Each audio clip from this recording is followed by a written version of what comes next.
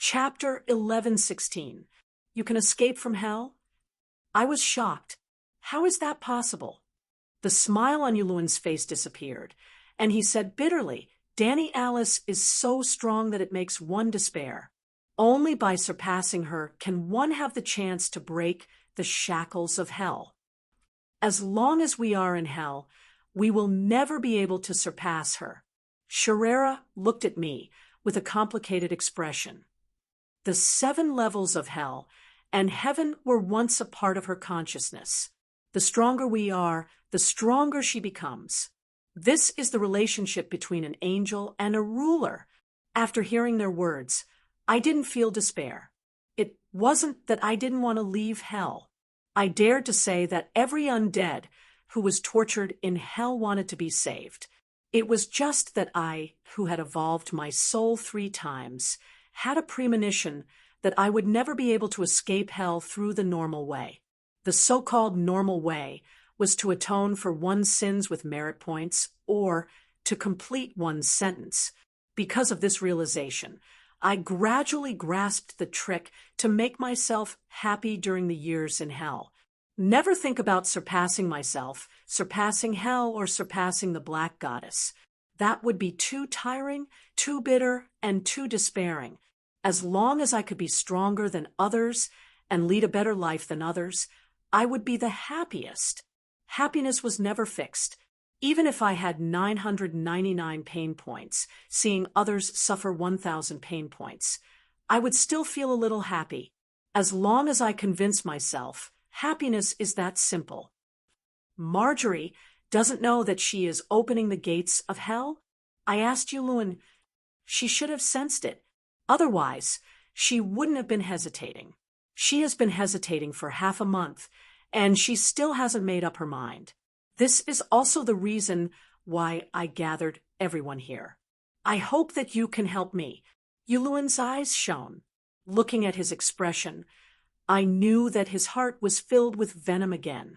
However, I was happy to see Marjorie in trouble. How do we help? Marjorie is hesitating and experimenting. Every time she tries, she is exposing her spatial coordinates. As for me, you have seen it too. The spatial barrier around my thoughts will also ripple. The next time she tests it, give me a hand and push me with all your might. Break the ripples and create a splash. My thoughts will be able to break through the water surface and enter the soul core of the sea monster in the modern world. Then, we have no reason to refuse. After all, Yuluan is the one taking the risk. When the space around Yuluan's thought began to ripple again, I was the first to transfer the little bit of God power I had to him. Space rippled like water. Finally, with a pop sound, Yuluan disappeared. An hour later, he reappeared. An endless sea of blood covered the sky. Thousands of undead floated in the sea of blood. Their expressions were twisted as they wailed and struggled. Demon Yuluan stood on the sea of blood and laughed maniacally. At that moment, even I was intimidated by his arrogance and dominance. At that moment, he looked more like the Demon King of Hell than I did. Maybe I should learn from him. Demon King Yuluan, you are a man of your word. He called out to us. There is endless power of blood sacrifice here. Everyone has a share. This is the first time I've tasted blood, so I'm still hesitant about where to start. But once I enter the blood sea, I will sink. For the first time in decades, I found something more comfortable and addictive than having an affair with Jamie. Who are you? What do you want? I am a priest of the 7 gods. Seeing Marjorie's soul trembling like a quail, I was even happier. I stretched out my 30-meter-long tongue that I trained in the tongue-pulling division and pulled the pitiful little girl to my side. I laughed and said, My poor Marjorie, we meet again. Demon Circe. Marjorie was shocked. I am Demon King Circe, the ruler of hell. Even though my main body was still on the Mountain of Swords, I wouldn't back down. As expected, Marjorie was frightened. We are all demon kings of hell. The bunch of mental projections started to get high. Getting high was the same as getting high. It was a pity that we didn't get to get high for long. The black goddess brought the ugly girl Arya and descended. All the souls were saved, and the demon kings who participated in the revelry were punished. This isn't fair. Marjorie was the one who provoked me. Yulun cried out pitifully. Due to his transfiguration talent, the black goddess fused him with a human flesh fungus in the dark hell. He was first eaten by a bunch of dark demons. When he was pulled out, the fungus roots absorbed his feces and grew back into his human form, Yuluan. Then he was eaten by the demons again. It was disgusting and terrifying. However, in less than 2 years, Yuluan returned to his original form. The additional punishment that was imposed on us was also removed. The black goddess even signed a hell contract with us. Everything in hell belongs to hell. Hell is our home. When humans provoke the demons of hell, the demons' actions are not considered a crime. Humans and angels can take revenge, but there is no punishment from hell. The final interpretation of the contract and the right to amend it all belongs to the stranger. We looked at each other in disbelief. We couldn't believe that there was such a good thing. It wasn't until Lalo's arrival that our doubts were cleared. Speaking of Lalo, it was another story. After the Great Judgment, he was molded into a wick by Dany Rise to illuminate her palace in Slave Bay forever. Every courtier, commoner, and soldier patrolling the palace could see the crystal lamp hanging under the plaque Grand Hall of Divine Wind at the entrance. The King of Light's dignity was trampled into the mud. According to him, Dragon Queen split him into two based on his characteristics. They were the Wick of Shadow and the Wick of Fire. The two wicks were intertwined to form a magical pull lamp that would never be extinguished and couldn't illuminate the shadow. One day, a year after the tragedy of the High Court, Dragon Queen's eldest grandson, who was later known as Scar Yimont, mischievously shot down the crystal lamp with a slingshot. It fell and broke. The Wick of Shadow took the opportunity to escape and prepared to escape from this world through the 4 extreme passages. However, it accidentally fell into the 7 levels of hell at the entrance of the world. It would be trapped in the 7 levels of hell forever. Later, when I was fighting with him over the great demon king of hell, he once threatened me in anger. Do you really think that it was an accident that I came to hell? As long as Dany Rise doesn't agree, even 100 strong men with dragon-slaying crossbows won't be able to destroy that crystal lamp. To tell you the truth, it was her, the 7 gods, who let me leave. Because you little devils are reckless and don't have any skills, you can't even be a proper demon. And I am the great demon king that the 7 gods have chosen, the ruler of hell that will rule over you. With my intelligence, how could I be scared by him? I have seen through everything about you. You just want to trick me into submitting to you. I mocked. At that moment, Lalo the Shadow felt as if he was struck by lightning. Smoke came out of his 7 orifices, his eyes rolled back, and he almost fainted from shame. That's right, you are really smart. Dragon Queen isn't the mastermind. She doesn't know anything. Lalo stammered. As he spoke, he looked around in fear, as if he was afraid that his predicament would be seen by the other demons. I digress. Although Lalo loved to brag, I had to admit that he was knowledgeable. Yuluan's act of sacrificing High Court City was a heinous crime to humans, but it was a great merit to the heavens and earth. That was because he truly balanced the heavens and hell, good and evil, light and darkness. At first, I scoffed at his bullshit theory. Although I am Cersei, I fully acknowledge the correctness of the teachings of the 7 gods. Only by following and promoting the teachings of the 7 gods can one obtain merit. The other demons also expressed their agreement. The merit of heaven and earth is different from the merit of the seven gods. You have all heard of the Heavenly Father's judgment of the souls of the dead in the judicial department. Many of the so-called merit is because the undead did things to promote the teachings of the seven gods. For example, that bastard Stannis is guarding Storm's End Castle. Simply guarding Storm's End Castle isn't beneficial to the seven kingdoms. To a certain extent, it is considered a rebellion against Targaryen. It isn't beneficial to heaven and earth at all.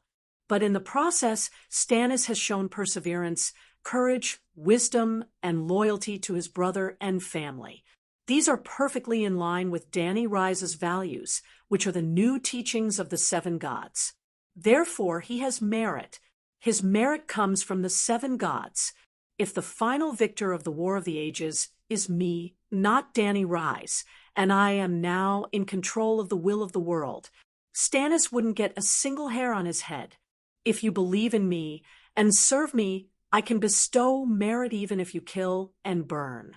Heaven and earth merit, however, is doing something beneficial to the world itself and gaining the recognition of the will of the world. Do you understand the difference between the two? Lalo's words were easy to understand and reasonable. We all understood and accepted his reasoning. He continued, many times the merit of the seven gods and heaven and earth coincide. Most of the teachings of the seven gods are beneficial to the country, people, and heaven and earth. For example, the long night's end is in line with the teachings of the seven gods and is also beneficial to heaven and earth. Therefore, you will subconsciously ignore one thing. Dany Rise is a human. Who doesn't know that she is a human? I asked in confusion. With your intelligence, you want to be the great demon king? The cow-headed, snake-bodied, scorpion-tailed shadow devil mocked me. He didn't give me a chance to argue and immediately said, she is a human. Her way of thinking is based on people. If she is only the human sovereign or even the seven gods who represent kindness and order, then there is no problem. But she is the human sovereign, the seven gods, the divine king, and the ruler of the world. There is a big problem. We were all confused. Why? The shadow devil's sense of superiority became more obvious. All right, you were all humans once. You can't escape the limitations of your thinking. Let me put it another way. Cersei, you are now the queen of the seven kingdoms, but you are always thinking from Lannister's perspective. Can you do it? Why not? I have always ruled the seven kingdoms like this. I said righteously. Lalo seemed to choke. He sighed and said, the ruler of the seven kingdoms should put the interests of the Westeros as a whole first. Otherwise, how can the nobles and people of the seven kingdoms obey you? You don't even understand this principle. No wonder you are the worst queen in history. You are a demon who has never been a king. How can you teach me how to do things? If you have something to say, just say it. I was annoyed. Follow me. Lalo brought us to a canyon in the seventh layer of hell. The sky there was covered in root-like black lines. It was also there that the sense of emptiness was strongest. We had always avoided it. This is the border of hell. At this moment, hell is like a plant that has come alive. It has taken root in the void outside the star world and is slowly growing. He pointed at the sky. It is growing? The other demons were doubtful, but I kept quiet. Lalo looked proud. He glanced at me and asked with a smile, your soul has evolved 3 times. Your connection with hell is the closest. Has your magic power grown faster in the past year? I nodded silently. As the kingdom's territory expands, the king's power grows. Similarly, as hell grows, the demon king in hell grows as well. Why is that? I was beginning to have some respect for Lawler. Because you Luwin answered Marjorie's summons and bathed the high court in blood. Only then did hell truly grow into an independent entity. You could even say that it is an independent life. A new life is born and then slowly grows. Isn't that natural? Why does Yuluin's evil deeds have such an effect? Bonello asked. Lalo looked coldly at his former believer and said calmly, I thought that you would be smarter than Circe. Shiera Yangshin smiled and said, His Majesty Lalo explained it clearly just now. The king of a country cannot only care about his own family's interests. The ruler of the world cannot use the good and evil of humans to determine the rules of the world. Danny and Rise are humans, but hell isn't. If hell had a nature, its nature would be the opposite of heaven. It would be the abyss of all negative energy. Mother Danny's mercy would never be able to nurture the beautiful flowers of hell. On the contrary, when demons grow through blood sacrifice, hell grows as well. Growth is the instinct of all life. In order to grow, hell will grant legitimacy to any actions that are beneficial to the growth of demons. Danny and Rise can disagree and even destroy hell, but they can't change hell's nature. If hell's nature is really changed, then hell will no longer be hell, but a part of heaven, a prison used to imprison criminals. If there is only heaven and no hell, what would the world become? She looked around and concluded, based on the good and evil of humans, sacrificing the lives of an entire city is a heinous crime. To hell, consuming souls and the power of blood sacrifice is like breathing. Looking at the entire world, heaven and hell are two pillars of the world. That is why they don't walk with a limp. Not bad, not bad. Shiera, I admire you. Lalo nodded in satisfaction. Shiera gave him a flirtatious look. I have admired your majesty for a long time, too. Shiera, remember your identity. You are a succubus, and I am the king of succubi. I reminded her coldly. Shouldn't succubi flirt with males regardless of the occasion? Shiera said disapprovingly. I was speechless. Looking at Lalo's strong waist, my mouth felt dry. If I could push Lalo under me, my dad would be proud of me, right? After all, he used to be the king of light that everyone in the world worshipped. What do you want to do? The shadow demon retreated in fear. Yuluin rubbed his chin and suddenly laughed proudly. So, Danny and Rise suffered a great loss and lost the right to manage hell? She was even forced to sign a contract with us. Shiera said excitedly. I was a little disappointed. Wasn't the Black Holy Mother that I believed in omnipotent? Sai, you are wrong. Not only did she not suffer any losses, she even improved. I'm afraid she is not far away from controlling the first flame, Lalo said dejectedly. I felt refreshed and energetic again. What happened to me? Why? She should be shocked. Yuluin was shocked and shouted unwillingly. Let me ask you, can a person who has never learned blacksmithing forge a peerless armor? Lalo said, Of course not. The first flame contains all known and unknown existences, good and evil, good and bad, heaven and hell, humans and non-humans. Can a complete human control the first flame that includes both humans and non-humans? But she has already controlled it, Shiera said. The past and the present are gone. The future is in her hands. She was once a complete human, and humans could never control the first flame. But now she is not a human. Lalo thought for a while and said, maybe she is still a human, but she is slowly gaining the knowledge and awareness of the Creator.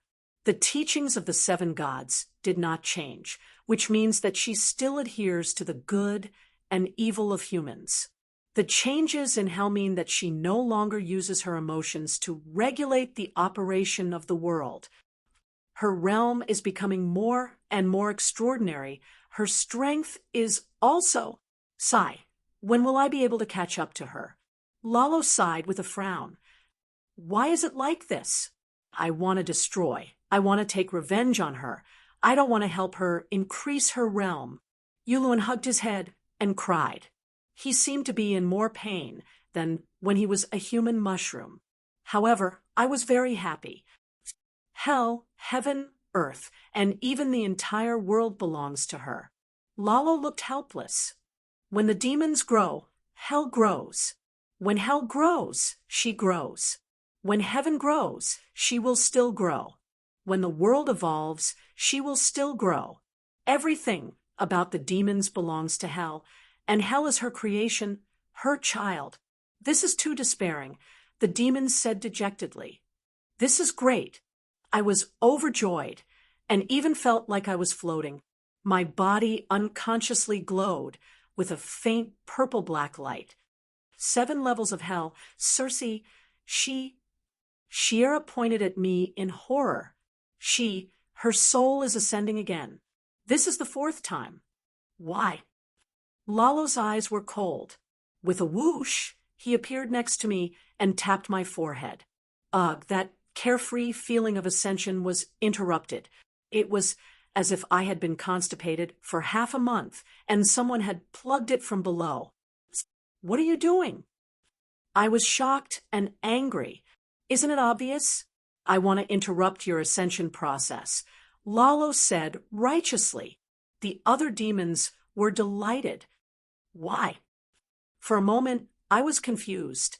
Is there something wrong with the soul ascension process? I have just arrived in hell and haven't had the time to comprehend the Song of Shadows, but you are already ascending 4 times. Are you trying to steal my position as the Lord of Hell? You can't compete with me, so you resorted to such despicable means? I was so angry that I pounced on him and started fighting. My main body was still being fried in oil, and my mental projection wasn't a match for our healer at all. The other demons were still trying to stop the fight, and even though they were trying to mediate, they were still trying to step on my body. At that moment, I suddenly understood that I was too outstanding. Everyone was jealous and fearful of me. I hugged my head and endured the hail of feet. I felt pain and pride. I needed help. You, Luon, was my enemy, and I couldn't rely on you. Sherera recognized me as an angel the first time she saw me. She had evil intentions and couldn't be trusted.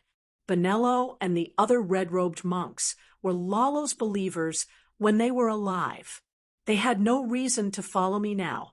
The other superhumans couldn't even use their mental projections. I didn't like them.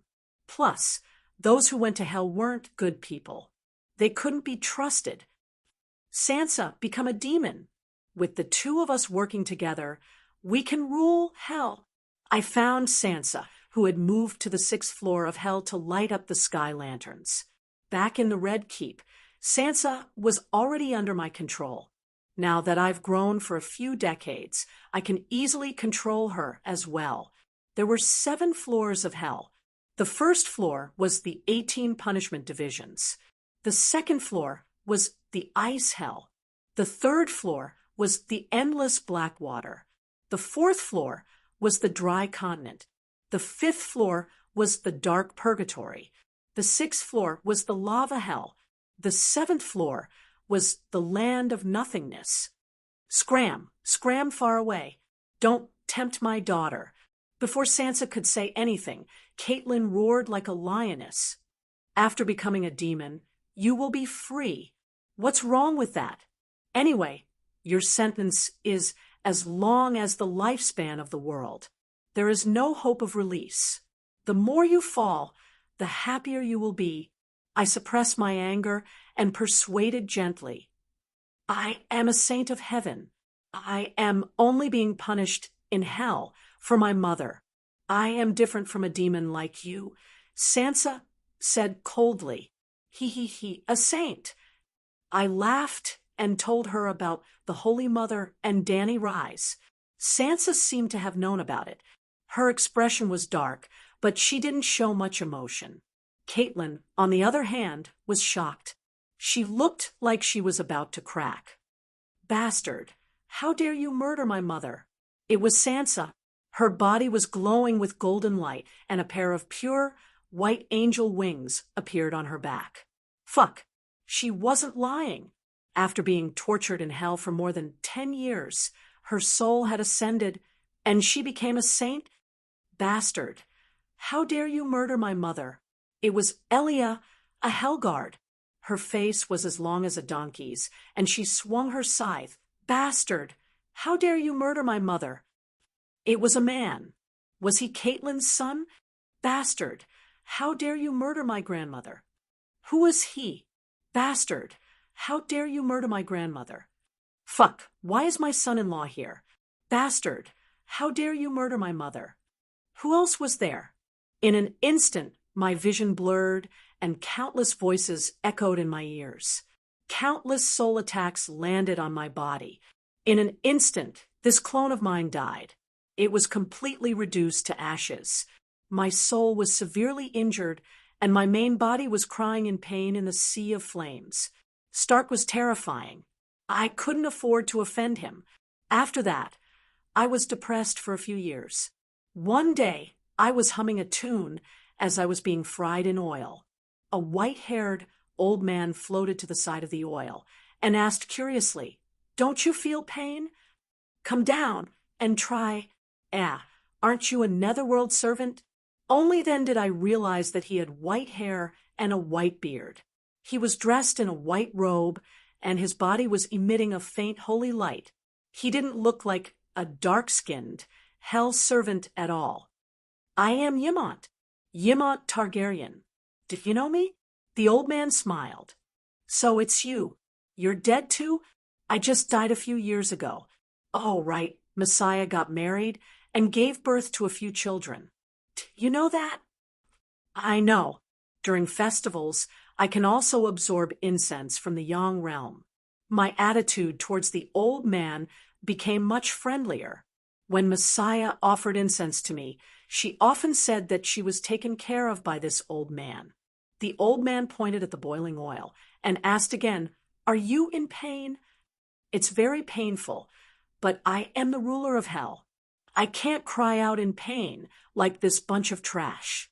"Ruler?" The old man's cheeks twitched.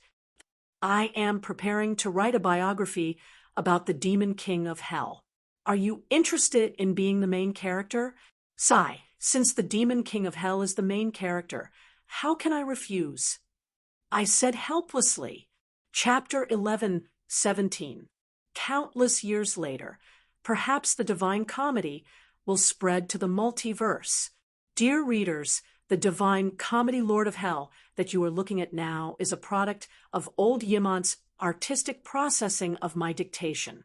After reading it, please remember to praise my name, Lord of the Seven Hells, Supreme Saint, second only to the seven gods, beautiful succubus, Queen Circe. Long live, Lord of Hell, Queen Circe, this shameless attitude. It is indeed my whore of a sister. Ha ha ha. 3 years after old Ymont left, I heard a familiar laughter while I was being burnt to a crisp on a volcano. It was so familiar that I woke up abruptly. Little devil, I saw a skinny old monk smiling at me under the bleak rain and desolate mountain. Ah, you can see me? The little devil dressed as an old monk was shocked. I couldn't let the dwarf see my predicament. I split my thoughts and projected my soul into bat-winged fallen angel form. The powerful pressure of 3.5 soul ascension was fully unleashed. Little devil, why did you awaken the demon lord of hell? My voice was low as I tried my best to imitate the cold and monotonous tone of the black goddess. Semi-god. The dwarf under the banana tree was so frightened that he collapsed on the muddy waterway. Seeing this, I was extremely pleased and happy. I couldn't even feel the pain of being burned by the volcano anymore. Semi-god. Humph. I pretended to snort in disdain. Beneath the seven gods, I am number one. In hell, I am the demon, emperor of hell.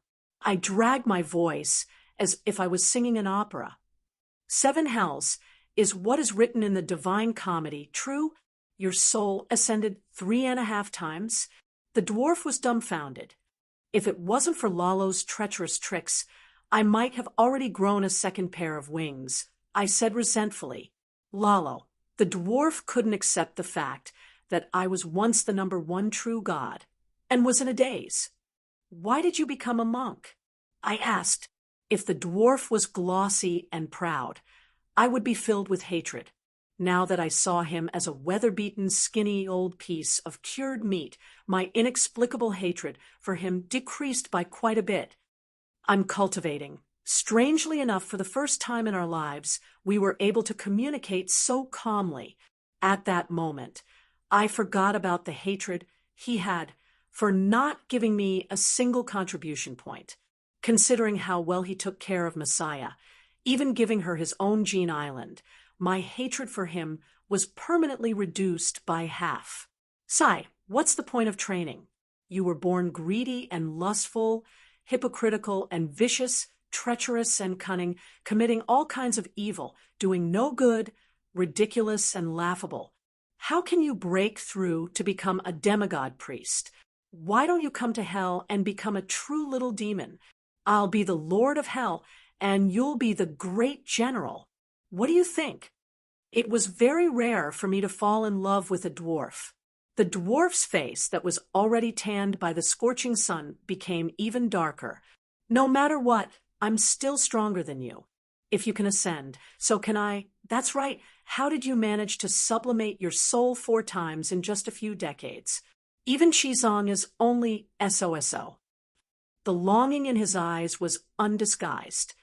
Ha ha ha, are you jealous? This is talent. I laughed proudly. What's the trick? I'm only 1 step away from breaking through to become a demigod priest. The anticipation in the dwarf's eyes grew even stronger. As long as your faith is pious enough, it's easy to sublimate your soul. To be honest, I've always been studying the witchcraft of beauty and desire, but I've never purposely pursued the sublimation of my soul. Do you know the background of the 7 gods? The dwarf asked hesitantly. Dani Rise is one of the 7 gods, but the 7 gods aren't her. You actually know? The dwarf was shocked. If you know, why are you still so pious? It's because I know her identity that I can't get over that barrier in my heart. As long as I know that she's the strongest in the world, no matter what identity she has, what creed she preaches, I will believe in her sincerely. The stronger she is, the more pious I will be. It's that simple. The dwarf's expression twisted. So your faith is in strength, and not the 7 gods? If Lalo, that villain's strength, is the strongest in the world, I might believe in him, but it's impossible for me to sublimate my soul. I also acknowledge the creed of the 7 gods from the bottom of my heart. But have you ever practiced the creed of the 7 gods? What does it have to do with whether I follow the creed of the 7 gods or not? And I sincerely acknowledge the creed. Your way of thinking isn't rare. Almost all shallow believers are like you. They acknowledge the creed, but due to their desires and benefits, they are unable to fully practice the creed. But it's impossible for them to sublimate their souls. Maybe you really are a weirdo with a special talent. The dwarf sighed. In the next few years, Tyrion often chatted with me. He even used the Divine Comedy to project his consciousness into hell, and also briefly summoned my consciousness into the real world. Know the enemy and know yourself, and you will never be defeated. Since you want to compete with Lalo for hegemony in hell, you can't purposely avoid it. You have to understand it, find its fatal flaw, learn from it, and use its strengths. Doesn't it have a lot of experience? You can curry favor with it, try to get information from it, and make up for your shortcomings in transcendence. The little devil gave me advice, and so I entered the 7th layer of hell again to find the group of friends I had abandoned. Thanks to the dwarf's reminder, Lalo had indeed achieved great things in the few years I had been separated from him. First, he subdued all of the red-robed monk demons and formed a systematic leadership. Then, the red god demons ran around and helped him recruit troops in the fifth layer of hell, gathering tens of thousands of demons from the world of darkness. Finally, he compiled the great devil scripture as the scripture of hell demon Lord Lala's creed, and spread it widely to every evil spirit, demon, ghost servant, and even living people in the mortal world. Sand accumulates into a tower. With the support of many believers, Lalo's strength became even stronger. I was also envious of his majesty. There were guards of honor at every entrance and exit. At the front, the demon poet played and sang. In the middle, 8 strong demon generals carried the palanquin. At the back, for succubi scattered red spider lilies, and there were hundreds and thousands of minions shouting slogans. Damn it, my tribesmen betrayed me too. Succubi, will all women who cultivate the goddess of desire meditation technique evolve into succubi? Tyrion asked with a frown. Not in the beginning. When I was the first to evolve into a fallen angel with bat wings, purple skin with magic patterns, sexy little horns, black hair, and purple eyes, the images of those female evil spirits who cultivate the goddess of desire meditation technique slowly moved closer to me. Thus, there was the saying of the succubi tribe. Why do you say that you are the king of succubi? Tyrion asked again. As long as I release my aura, almost no succubi can straighten their backs in front of me, including that lowly servant Sheila Yangshin. Isn't that a king? Tyrion nodded his head lightly and asked again, can you control those little succubi? Of course not. Our main bodies are being tortured in hell, and we can't control them, let alone control others. Looks like Dragon Queen didn't completely release the authority of hell. The little demon pondered for a moment and asked again, have you cultivated the Song of Laws? There is only divinity. There is no law. Mentioning this, I was also very troubled. I originally didn't have the talent for cultivation and relied on the sublimation of my soul to increase the sensitivity of my spiritual power to the sea of laws to become a succubi. Speaking of which, my talent shouldn't be considered top-notch. The law is the foundation, and it is much more useful than the titles of succubi queen and demon king of hell.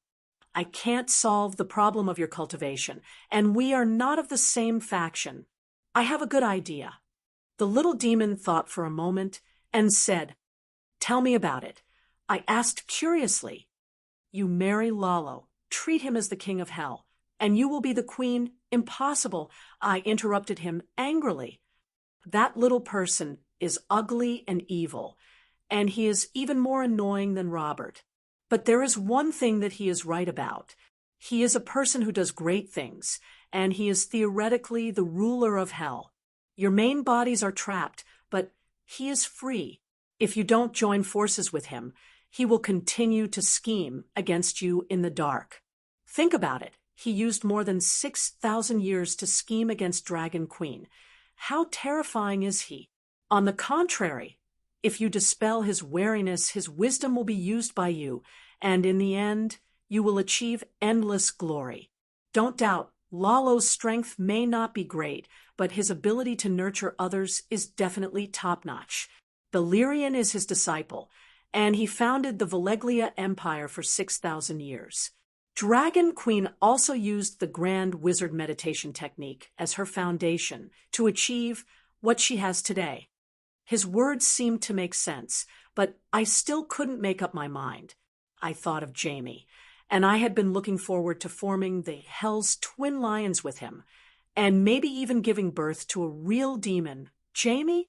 Now, that Jaime was not young anymore, and he had committed many sins. Perhaps he could accompany me in hell? Even if he could ascend to heaven with his merits, he would definitely be willing to swim in boiling oil, climb a mountain of blades, jump into a sea of fire with me. If Jaime had been there that day, Lalo wouldn't have been able to plot against me so easily. I told Tyrion my thoughts. He seemed to be anxious. Beleriand betrayed him and took away his song of fire. Dragon Queen is even more ruthless, but I believe that you can surpass the two of them. After all, you are an expert. Think about Robert. Circe, I believe in your abilities, he said sincerely. After I married him, I have been with him for a long time. If my soul is enhanced again, will he feel threatened and interrupt my advancement again? I began to hesitate. Tyrion thought about it and sighed. Definitely, but don't worry, I will help you consult an expert. Who? 7 Treasures. I was filled with anticipation when I heard that it was Saint Matthew. After the long night ended, Saint Matthew came to hell with long-faced Arya. Arya was a soul reaper, and she was in charge of dealing with the evil spirits who couldn't go to hell after they died. Saint Matthew didn't hold any position, but walked barefoot in the 7 levels of hell. He made a sacred vow that he would never ascend to heaven before he cleansed all the demons in hell. He was a ruthless person. Mountains of swords, seas of fire, pots of oil, glaciers. He had appeared in all the 18 punishment divisions. He had endured the same pain as the evil spirits. If I don't feel your pain, how can I persuade you to be kind and merciful? Those were his original words. When the evil spirits wailed on the execution ground, he would recite the 7 God scripture and use mercy to resolve the evil spirits' resentment and hatred. I had been recited by him a few times, and his merciful voice almost made my head explode. 7 Treasures didn't have any secret arts to enhance one's soul, but he had taught me a little trick. When a person is idle, their thoughts tend to wander. If you can keep your thoughts in check and recite the 7 God scripture in your subconscious mind, you can resist any form of soul attack. Although I couldn't do it now, I believed in 7 Treasures. The process of marriage was easier than I had imagined, but there were also unexpected difficulties. When he heard that I was willing to serve him as the king and be the queen, Lalo ignored Sherera Yangshin's dissuasion and happily agreed. I didn't know that Sherera had always been scheming to become the queen of the Shadow Demon Kings. Originally, I was still reluctant, but when I saw someone else fighting with me, especially a woman, I immediately became spirited and my desire to compete increased. I chose you to be the queen because you have the mandate of heaven. When I wrapped around Lalo's muscular waist like a vine, he pushed me away. What was even more unbearable than forcing me to do it was rejecting my passion. I was already furious, and I was about to throw a tantrum out of habit. Suddenly, the word mandate of heaven reminded me of Tyrion's advice. Lalo's knowledge is second only to the Holy Mother, who controls fate. You have to listen more, ask more, and be less angry. You are the most foolish when you are angry. What mandate of heaven? You are the first evil spirit of hell. Back then, in order to settle you down, Dany Rise created a virtual hell, which is the prototype of the current 7 layers of hell. Really? I was a little flattered. As Dany Rise's lifelong enemy, I naturally had to pay attention to her every move. In fact, back then, I was even prepared to launch a sneak attack on her dimension of faith. The birth, separation, independence, and growth of heaven and hell were all witnessed by me. Why didn't you launch a sneak attack? I was waiting for her to move the dimension of faith out of the Westeros. Unfortunately, she didn't. Isn't heaven a worldwide place? Foreigners can also go to heaven and hell? I asked curiously. Lalo seemed to be looking at me with disdain. The dimension of faith doesn't belong to any of the 7 countries, but it is still within the range of the Westeros world will. Do you know the Green Prophet? With the 3-eyed crow around, I was unable to launch a sneak attack. If I didn't launch a sneak attack, I wouldn't be able to defeat Dany Rise, who had 5 dragons as her helpers. The 3-eyed crow might even try to pull me aside.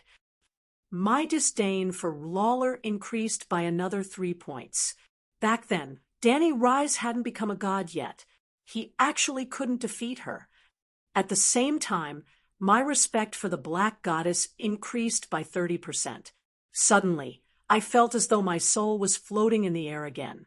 Is my soul going to ascend again? I quickly restrained myself.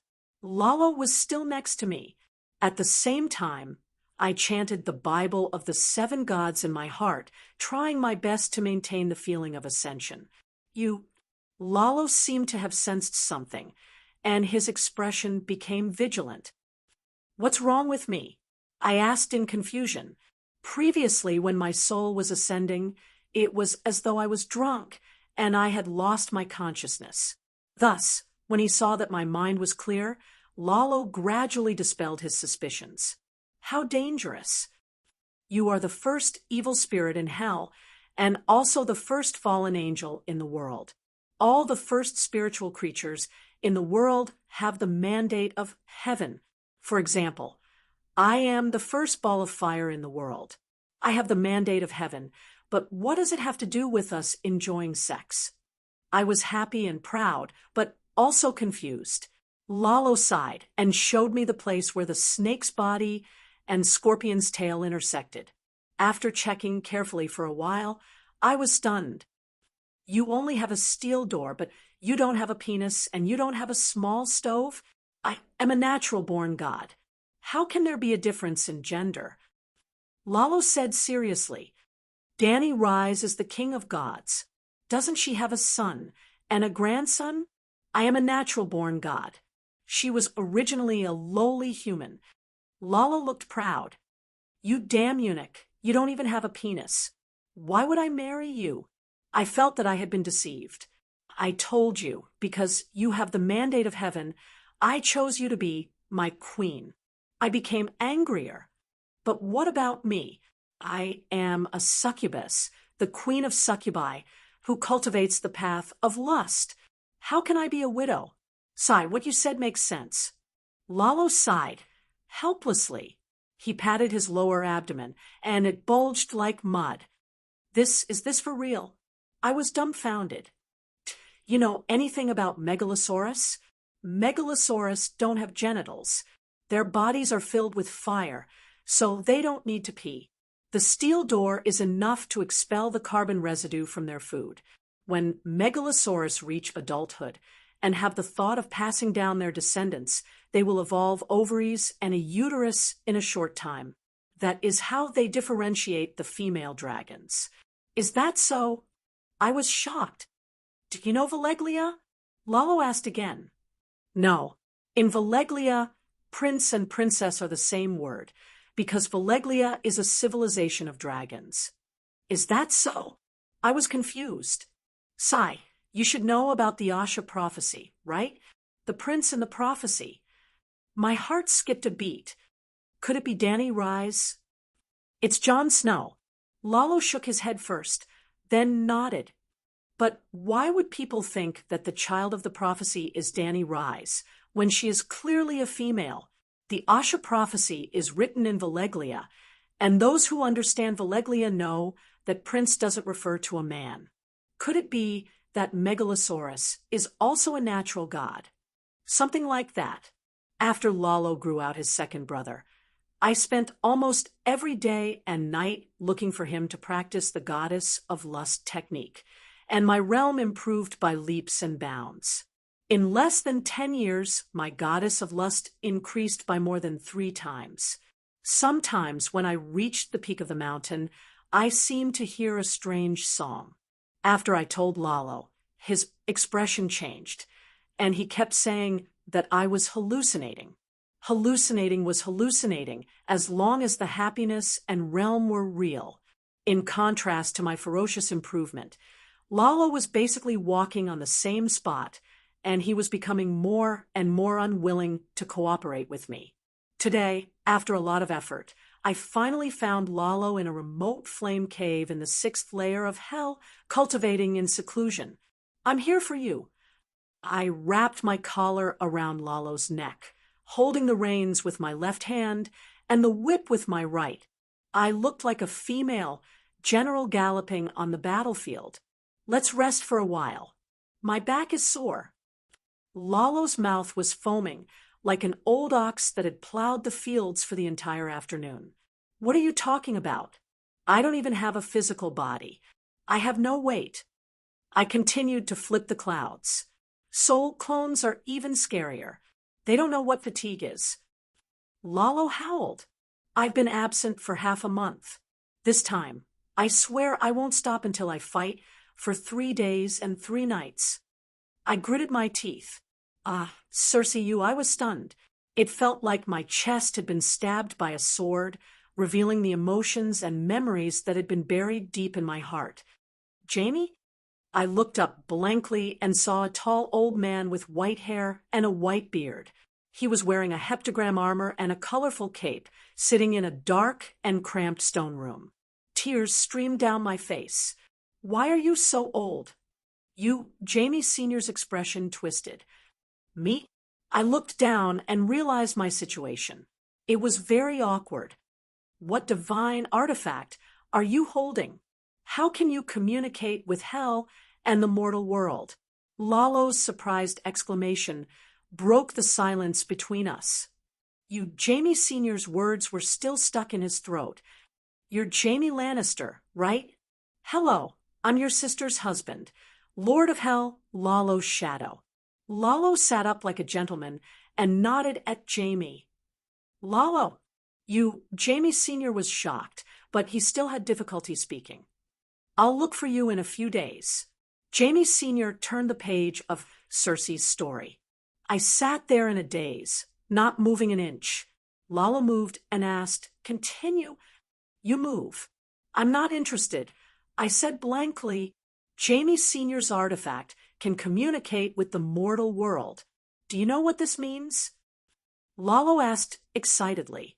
Jamie Sr.'s old face, miserable eyes, and white hair flashed in my mind. I had no interest in talking to Lalo. Do you want to show your divinity in the mortal world? Would you be happy if tens of thousands of people sang your name? You'll have believers, and your believers will build a church for you. The church will operate according to your will. You can even send down an oracle and interfere with the politics of the 7 kingdoms. My interest was piqued. Really? Do I have to lie to you? Lalo's eyes flashed. I hope you can trick Jamie Sr. into giving us the divine artifact. With it, we can dominate both hell and the mortal world. It's a volume of poetry. I hesitated, then told Lalo the secret of the Divine Comedy. I didn't fool around with Lalo for the next few days. I combed my hair, changed it, and chose clothes. I disguised myself as an innocent 13-year-old. I hoped Jamie could see my best side. Unfortunately, I couldn't hide my devil horns and the magic tattoos on my skin. I couldn't hide my identity as a devil. Jamie really came. We talked about many things. After knowing what he had been through in the past few decades, I suddenly felt heartbroken and guilty. Jamie, after a long time, I gathered my courage. We have no future. Jamie was stunned. At first, I was dreaming that I would kill Lalo like I did Robert. Then, when you died, you would go to hell to accompany me. Now, I suddenly understood that the moment I died, the fate between the two of us ended. You should go to heaven, and I should go to hell. If you go to hell to accompany me, you won't be able to accept my behavior. But it's also impossible for me to change myself for you. Instead of torturing each other in the future, it's better to preserve the beauty of the past and give each other blessings. That doesn't sound like something you would say. Jamie wasn't in a hurry to argue. Instead, he seemed relieved, but his expression was a little strange. You're old, and I've changed quite a lot. As I said that, I gave him a flirtatious look. You feel it? I can go over and accompany you. You can try. I'm the warrior's son now, and this is the great Cathedral of Baylor. Jamie smiled. To be honest, if he really summoned me outside the great cathedral, I would have made him happy and stolen his divine comedy. Unfortunately, He never came to find me again. I was a little disappointed, but also relieved. At the same time, I was happy for Jamie. Even if we were no longer lovers, I still loved him. Maybe on the day the world was destroyed, I would still have the image of the handsome blonde boy in my heart. But within a few years, I began to hate Jamie again. My heart was full of resentment. If he died and went to heaven, I would bless him. But he shouldn't have hooked up with that ugly woman, Brittany. Not only did they live together, but they also got married. The little devil hosted their wedding, and it was a holy marriage blessed by the 7 gods. Littlefinger smiled. Chapter 11:18. Littlefinger wasn't in hell. He wasn't even dead yet. Lalo had always wanted to break through hell and spread his fame and power to the main world so that he could gain the favor of hell's will. Then he would be blessed by heaven, and his power would increase by leaps and bounds. He would then become the true ruler of hell. In the end, he fixed his gaze on Littlefinger. He told me that Asha's prophecy, Dragon Queen's dragon hatching, Jon Snow's birth, Stannis' conversion to the Red God, and even the resurrection of the Lightning King and Catelyn had a special meaning. He had already foreseen everything in the prophecy, and he had even pushed for it to become reality.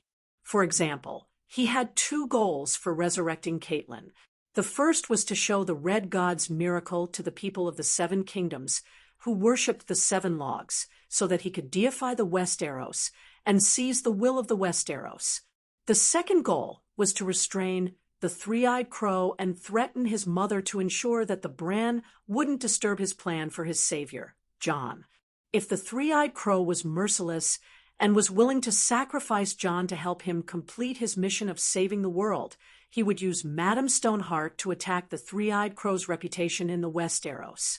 The 3-eyed crow was the greatest obstacle to the Red God Church's march into the 7 kingdoms. It could be said that Lalo's actions were all carefully thought out, and he had his own goals. Only Littlefinger's resurrection wasn't part of his plan, and it couldn't even be considered as a casual move. But now, all of his previous plans had failed, and only the heartless Willow had grown into his most important helper.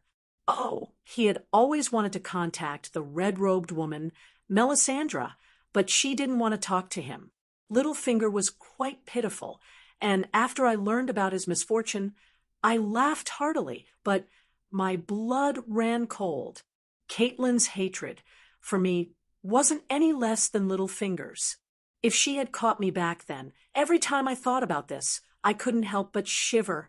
However, the Duchess of Casterly Rock City wasn't like Littlefinger, who had a weak foundation. The guards of the Red Fort were all warriors of the Western Territory, and they might be stupid and be deceived by Yulun, but they definitely wouldn't be bought over by Madame Stoneheart. When Pinky was found by Lalo, I was already married to it, so I knew the whole process. At that time, Lalo finally broke through the seal of hell and contacted Littlefinger. However, he found that Littlefinger was in the wilderness, being ridden by a large wolf dog. Littlefinger was howling in pleasure. Fuck, it's so disgusting. It's Madame Stoneheart, that demon. I followed her for more than 10 years. She made me pull the sleigh during the day and let the male dog ride me at night. At first, I resisted, but I was just a dog. I couldn't resist. Since I can't resist, I'll just enjoy it. As I ride, I gradually get the feeling. Sigh, I guess I'm just going for broke. He was already in such a state, so what was the point of caring about dignity and human relations? Only the pleasures of the flesh can relieve me for a short while from all this pain. Lamented Fingerhound. He contacted us through the bonfire. Before that, he followed the method taught by Lalo and bit off the eggs of the male wolves and sacrificed them to us in hell. Then Lalo and I responded with God power. Just like that, the connection between us was established. I have to say, without Lalo's teachings, I wouldn't have known this technique. Lalo was much more useful than Robert and more honest than Yuluen. Thinking about it, he was the best match among my 3 marriages. Caitlin has already gone to hell. Why are you still in the human world? I asked curiously. What do you mean by going to hell? Asked Fingerhound. Madame Stoneheart killed herself and burned herself to ashes. Her soul returned to the embrace of the 7 gods, and she became Caitlin again. To a certain extent, she was redeemed because Lala was captured by Danny and Rise. Caitlin's missing soul returned. Fingerhound was stunned. He muttered, Caitlin was the one who let me go. That day, she pulled Dali away from me. Dali was a male sled dog. Caitlin untied me and said that she wanted to set me free. Then, she threw me off the wall behind the Red Castle. Fingerhound thought for a while and understood the whole story. He said with hatred, I see. That demon didn't want me to be free. She wanted me to live in the human world with a human head and a dog's body forever. So cruel. I shuddered again. Lalo said disapprovingly, I took away Caitlin's best character. Of course, she was cruel and evil. Your Majesty, did I lose my most precious thing? Fingerhound asked with tears in his eyes. Of course, everyone who is revived by me will lose their most important humanity. Don't blame me for being greedy. This is the rule of the world's balance. Since you have to pay the price, you might as well give it to me, said Lalo. But Big Sparrow and John didn't lose anything after they were revived. I asked in confusion. You can't imagine the price I paid for that, ingrate John. As for Danny Alice, Lalo began to sigh. The Holy Mother's revival has a flaw. What flaw? Immortality. Her body's stamina, endurance, and resistance far surpass that of ordinary people. What? Danny Alice only revived 3 people. I'm not sure about Big Sparrow, but Song, Gu, and Richard could live until the end of time if they weren't killed. My revival can extend their lifespan, but as time passes, the souls of the revived will slowly dry up and eventually vanish. Danny Alice used a special method to solidify the total number of souls of the deceased. So, after the long night, the Holy Mother was no longer willing to revive the dead. Is this a blessing? Fingerhound murmured. It may be a blessing to an individual, but to the world's rules, it's a major flaw. Perhaps she can develop a more perfect revival technique in the future. After all, the first flame represents everything. What is the precious humanity that I lost? Is it my honor as a human? Fingerhound asked. What honor do you have? Lalo glanced at him. Wisdom? Lalo shook his head again. It's a glib tongue. Fingerhound was silent. A moment later, he asked hesitantly, Can I kill myself and return to hell? We all want to go out, but you want to come back. I told Fingerhound about the horrible state of the evil spirits in hell. With your sins, you'll definitely be sentenced to 10 billion. With your muggle talents, you won't be able to become a little devil. When you're lonely, it's hard to find a male dog. You might as well ride a horse and live a carefree life. Lalo played the good cop right after I finished playing the bad cop. He comforted him and said, Be my high priest of the shadow demons, and you'll be blessed by God. There's hope for you to transcend in the future. You once controlled the most prostitutes in the Monarch's Descends, and now you've become a bitch. You're extremely lewd.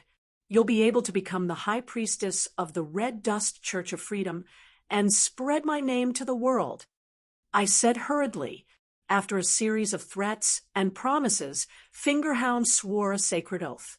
He would be loyal to the Demon King and Demon Queen, never betray, and never give up on his mission to spread the church. Of course, Lalo and I also swore that we would not delay payment, God's blessing. That night, Fingerhound and dozens of male wolves practiced the teachings of the Red Dust Church. Although the power of faith I received was so weak that it was barely noticeable, I was still very excited. I've become a god. I have a church and believers. I waved my hand and rewarded Fingerhound with his first divine spell, Pink Beauty, back when Chizong and Goddess Love Jade fought. Just the aftermath of the lust god's power had caused more than 100,000 people in the city to have sex. Of course, I couldn't compare to a goddess who had comprehended the laws, but I had no problem seducing ordinary people, as expected, with the divine spell I bestowed upon him. Fingerhound was like a tiger that had grown wings, a fish in water. As long as he was interested in a male, it was almost impossible for him to escape from his demonic clutches. When I discovered that humans could contribute more power of sacrifice, the men in the villages of the Seven Kingdoms were in for a bad time. However, if you walk by the river often, how can your shoes not get wet? A veteran who had participated in the final battle returned to his village to work as a farmer with countless medals. His simple and unadorned appearance concealed his valiant will. Pink Beauty didn't manage to seduce him.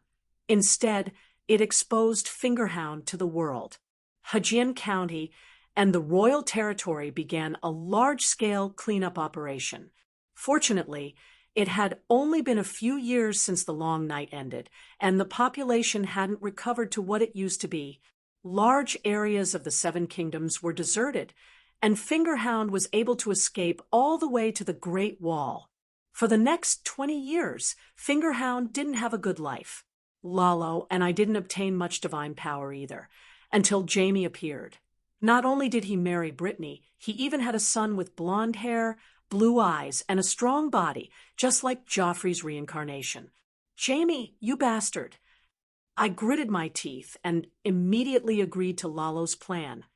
Ambush Jamie's family of 3 and steal the original copy of Divine Comedy.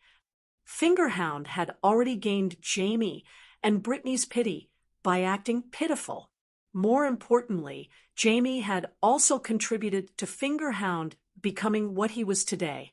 When he begged Jamie to set him free, Jamie didn't have his guard up and even felt guilty. Thus, with the help of Lalo and I, Fingerhound kidnapped Arthur Tass, Jamie, and Brittany's bastard son. At that time, I really wanted to possess Fingerhound's body and bite off that bastard's slender neck.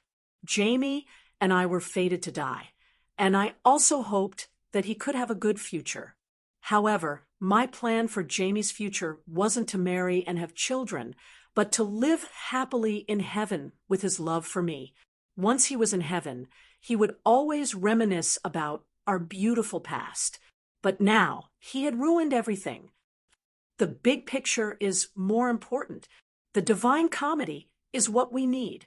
Lalo persuaded me. We forced Jamie and Brittany to swear 2 sacred oaths. First, to not harm Fingerhound in any way.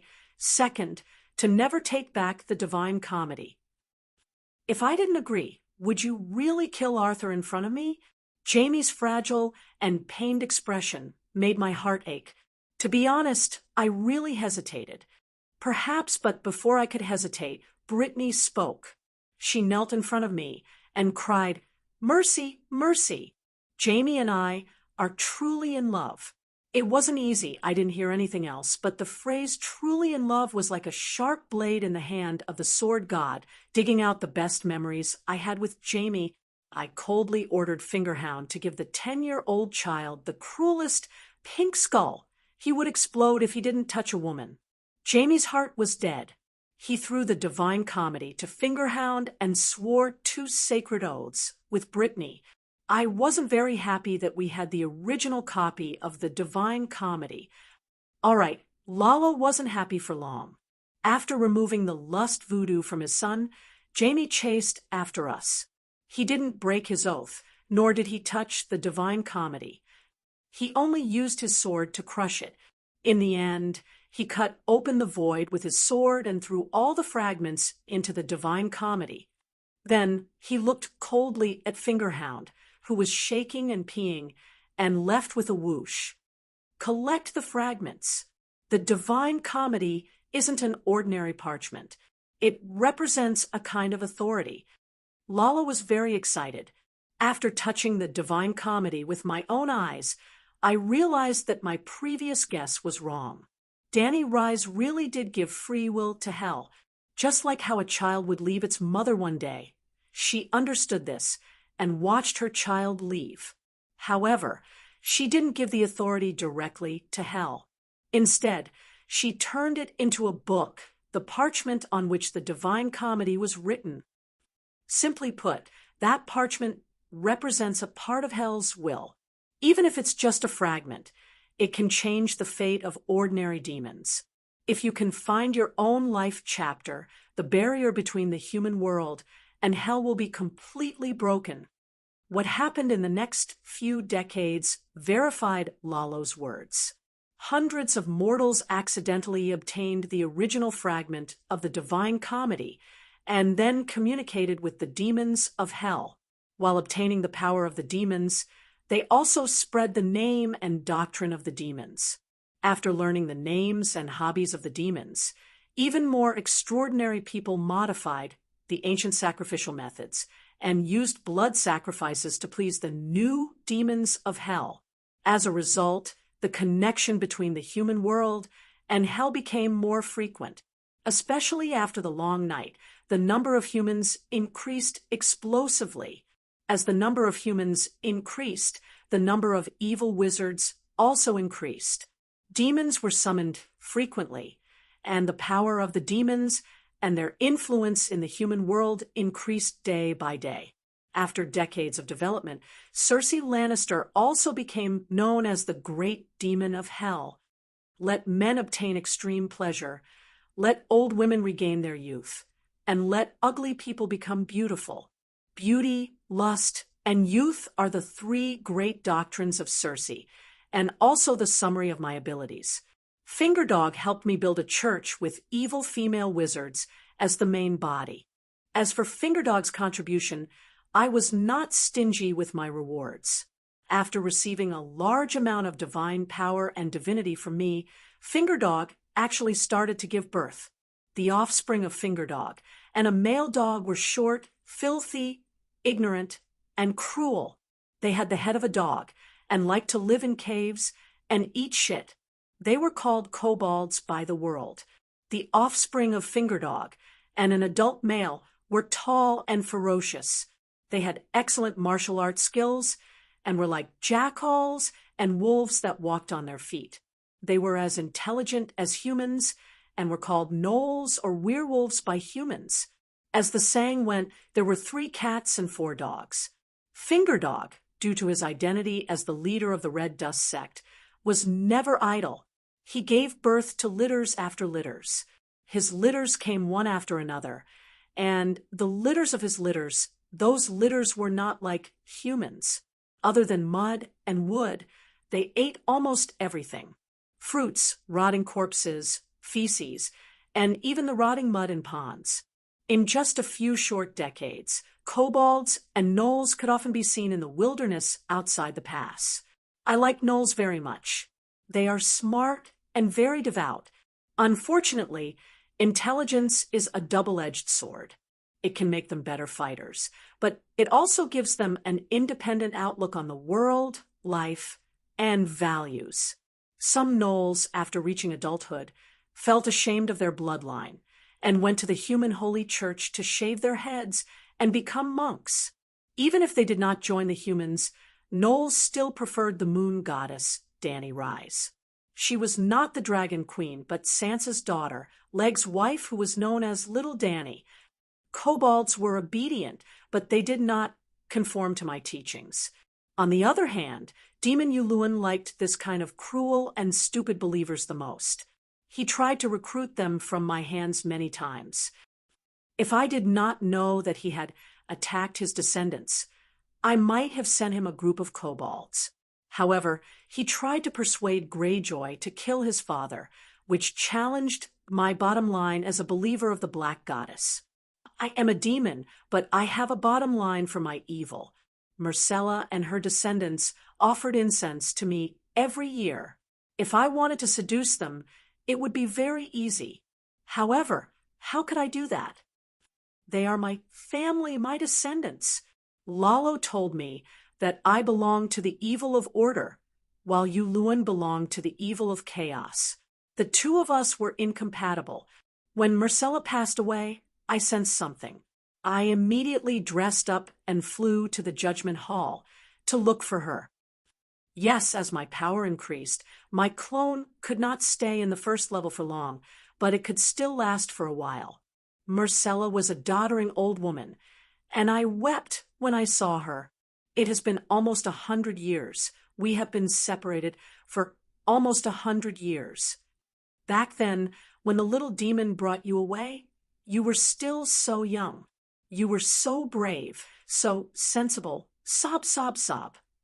I threw myself into her embrace and cried. Her eyes were also filled with tears, but she had a smile on her face, like a kind grandmother hugging her granddaughter. Mother, I miss you so much. Her expression was calm, but her voice was trembling. After the death of Danny Rise's subordinates and maids, they would at least receive the treatment of hell's ghosts. For example, the whip god, Hattar, who was famous for his whip skills, was in charge of suppressing the rebellious ghosts in hell. Missandei, who had been the prime minister of the empire for decades, had passed away more than 10 years before Marcella. Currently, she was the prime minister of hell. She represented the black goddess to deal with the undead crying for justice, and also received the undead of the noble. Marcella was a noble. Not only were the two of them colleagues, they were also in-laws. Thus, they opened the door for us, mother and daughter, to have a lot of time to talk. Marcella rambled on like an old woman. She told me about her children, grandchildren, great-grandchildren, great-great-grandchildren, one by one. Even if she didn't tell me, I already knew. She would always tell me about them when she offered incense during festivals. Although I already knew everything she said, I still listened with great interest. Marcella had 9 children with the Martel family's little brat. Even now, the number of grandchildren she had was not inferior to Danny Rise's. The Lannister of Jean Island was even more prosperous than Casterly Rock City in the past. They were all of my bloodline. In the ancestral hall, I was their first-generation ancestor. Thinking about that, I felt very happy. Marcella had a very happy life. When she was alive, she was a devout believer of the 7 gods. She practically did not commit any sins. Instead, she served the Dragon Queen and even became the Prime Minister of the Empire for 15 years. Her merit was boundless. When the results of the trial came out, I was wild with joy. I was also very proud. Marcella became the island master of New Paradise Island. Mother, I still have 3,000 merit points. I'll give them all to you. Before leaving, she even pulled my hand and wanted to transfer her merit points to me. See, this is the difference between a daughter and a brother. Jaime and Tyrion, those 2 bastards, they never gave me any merit points. I was very touched, but I also rejected them. Mother has become the ruler of hell. I don't need any merit points. You can stay in heaven and live a good life. Marcella was unwilling, but still insisted on giving me her merit points. Before leaving, she even advised me to do more good deeds and less evil. Looking at her disappear in the sacred light and sacred music, I suddenly felt very grateful to the Black Goddess. Today was different from the past. I knew that Marcella's fate had changed.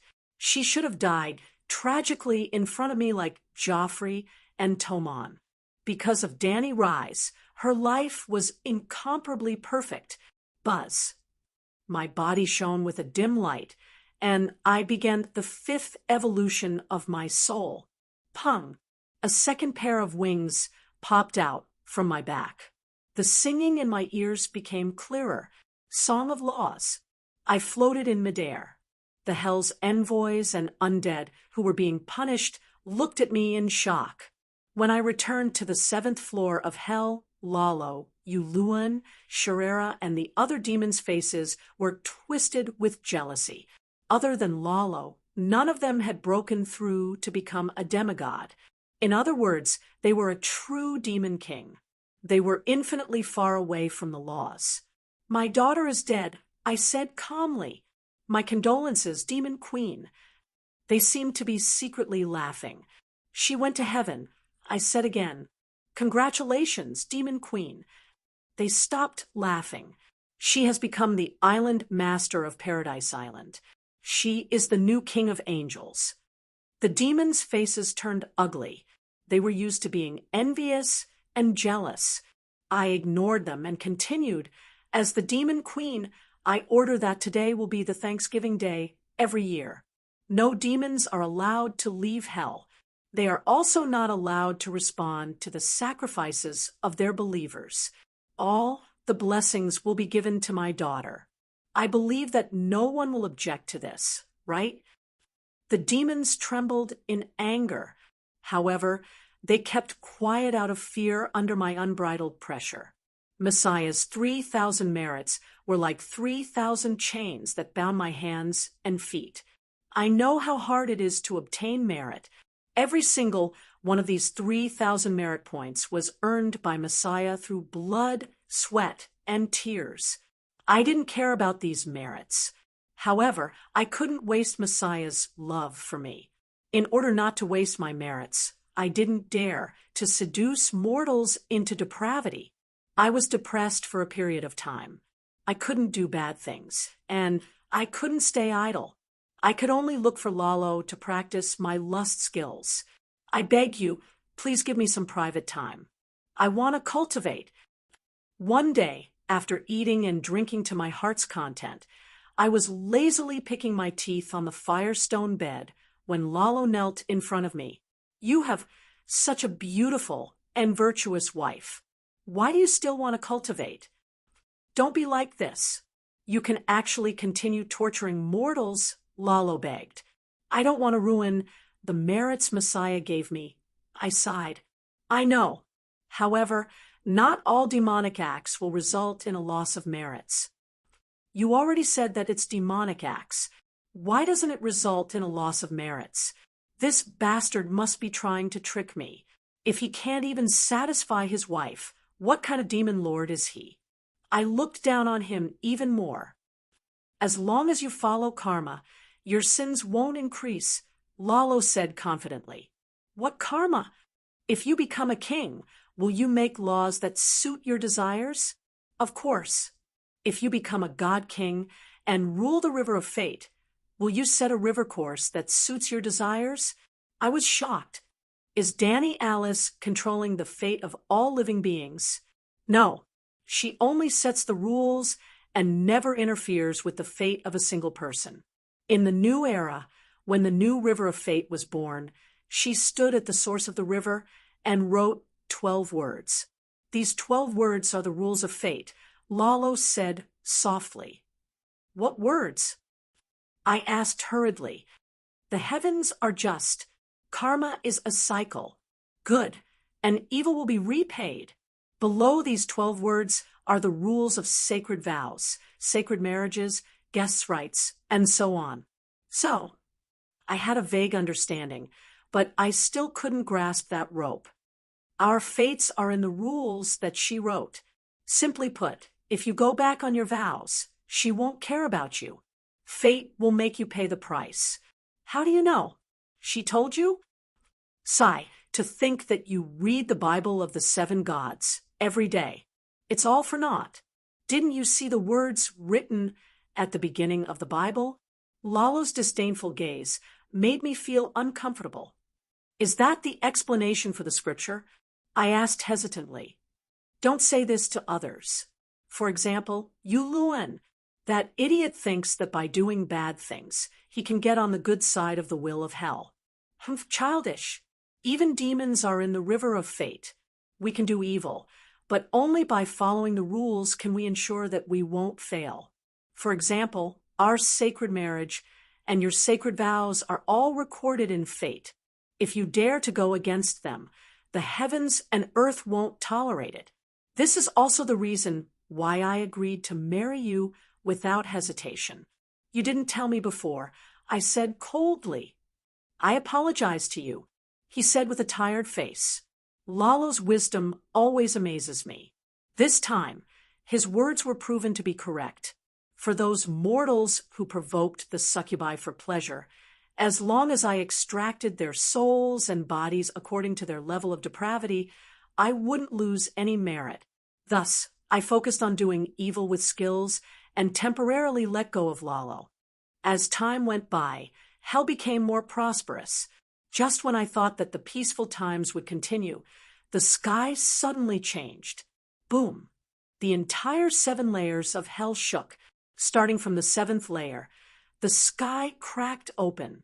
Meteorites, lava, and waterfalls from the 9 heavens seeped out from the cracks. The ground snapped like biscuits. Even the continental plates folded in half.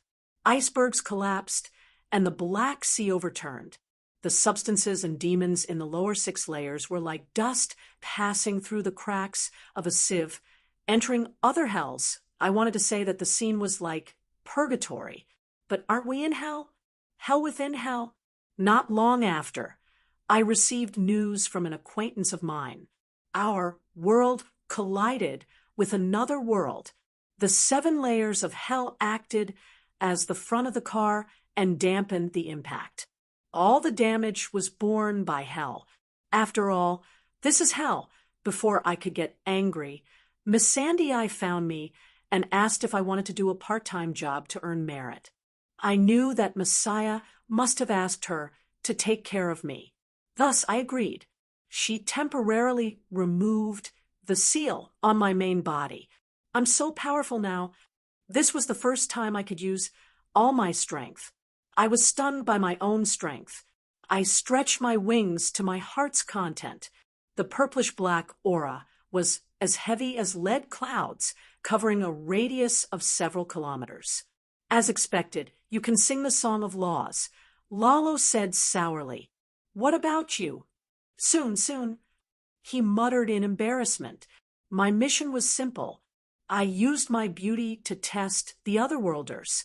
Some Otherworlder adventurers had just arrived in Lonroy town. They didn't even see me before they habitually killed and robbed. I didn't have to do anything. The townspeople disguised as ghost envoys brought their souls to hell. Even more Otherworlders, after seeing me or gold, began to reveal the despicable nature of human nature. There were also Otherworlders who calmed down and restrained themselves. In the end, they didn't do anything immoral. Other than humans, there were many evil beings who came to our world. For example, ghouls, gargoyles, and even vampires. There was a very powerful vampire called Dilav. My realm should be higher than his, but in terms of pure strength, I wasn't his match at all. My wings were torn apart in a few moves. He pressed me against the wall and sucked my blood. Fortunately, this was our home ground. From the moment they crossed the boundary stone, they entered the 7 layers of hell. I once killed Goddess Lovejade with one palm, despite being several levels above me.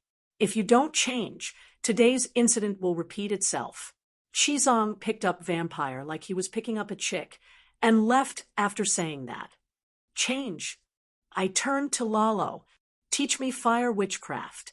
Maybe I can use Holy Mother Palm in the future. Chapter 11:19. Asha thought that she would be joining Brandon Targaryen's team, but she later found out that she was wrong. Even Brandon knew to travel to other worlds to increase his knowledge. How could other students and organizations of the 7 kingdoms not know? The King's Landing branch of the Imperial University alone had formed more than 20 exploration teams in just a week.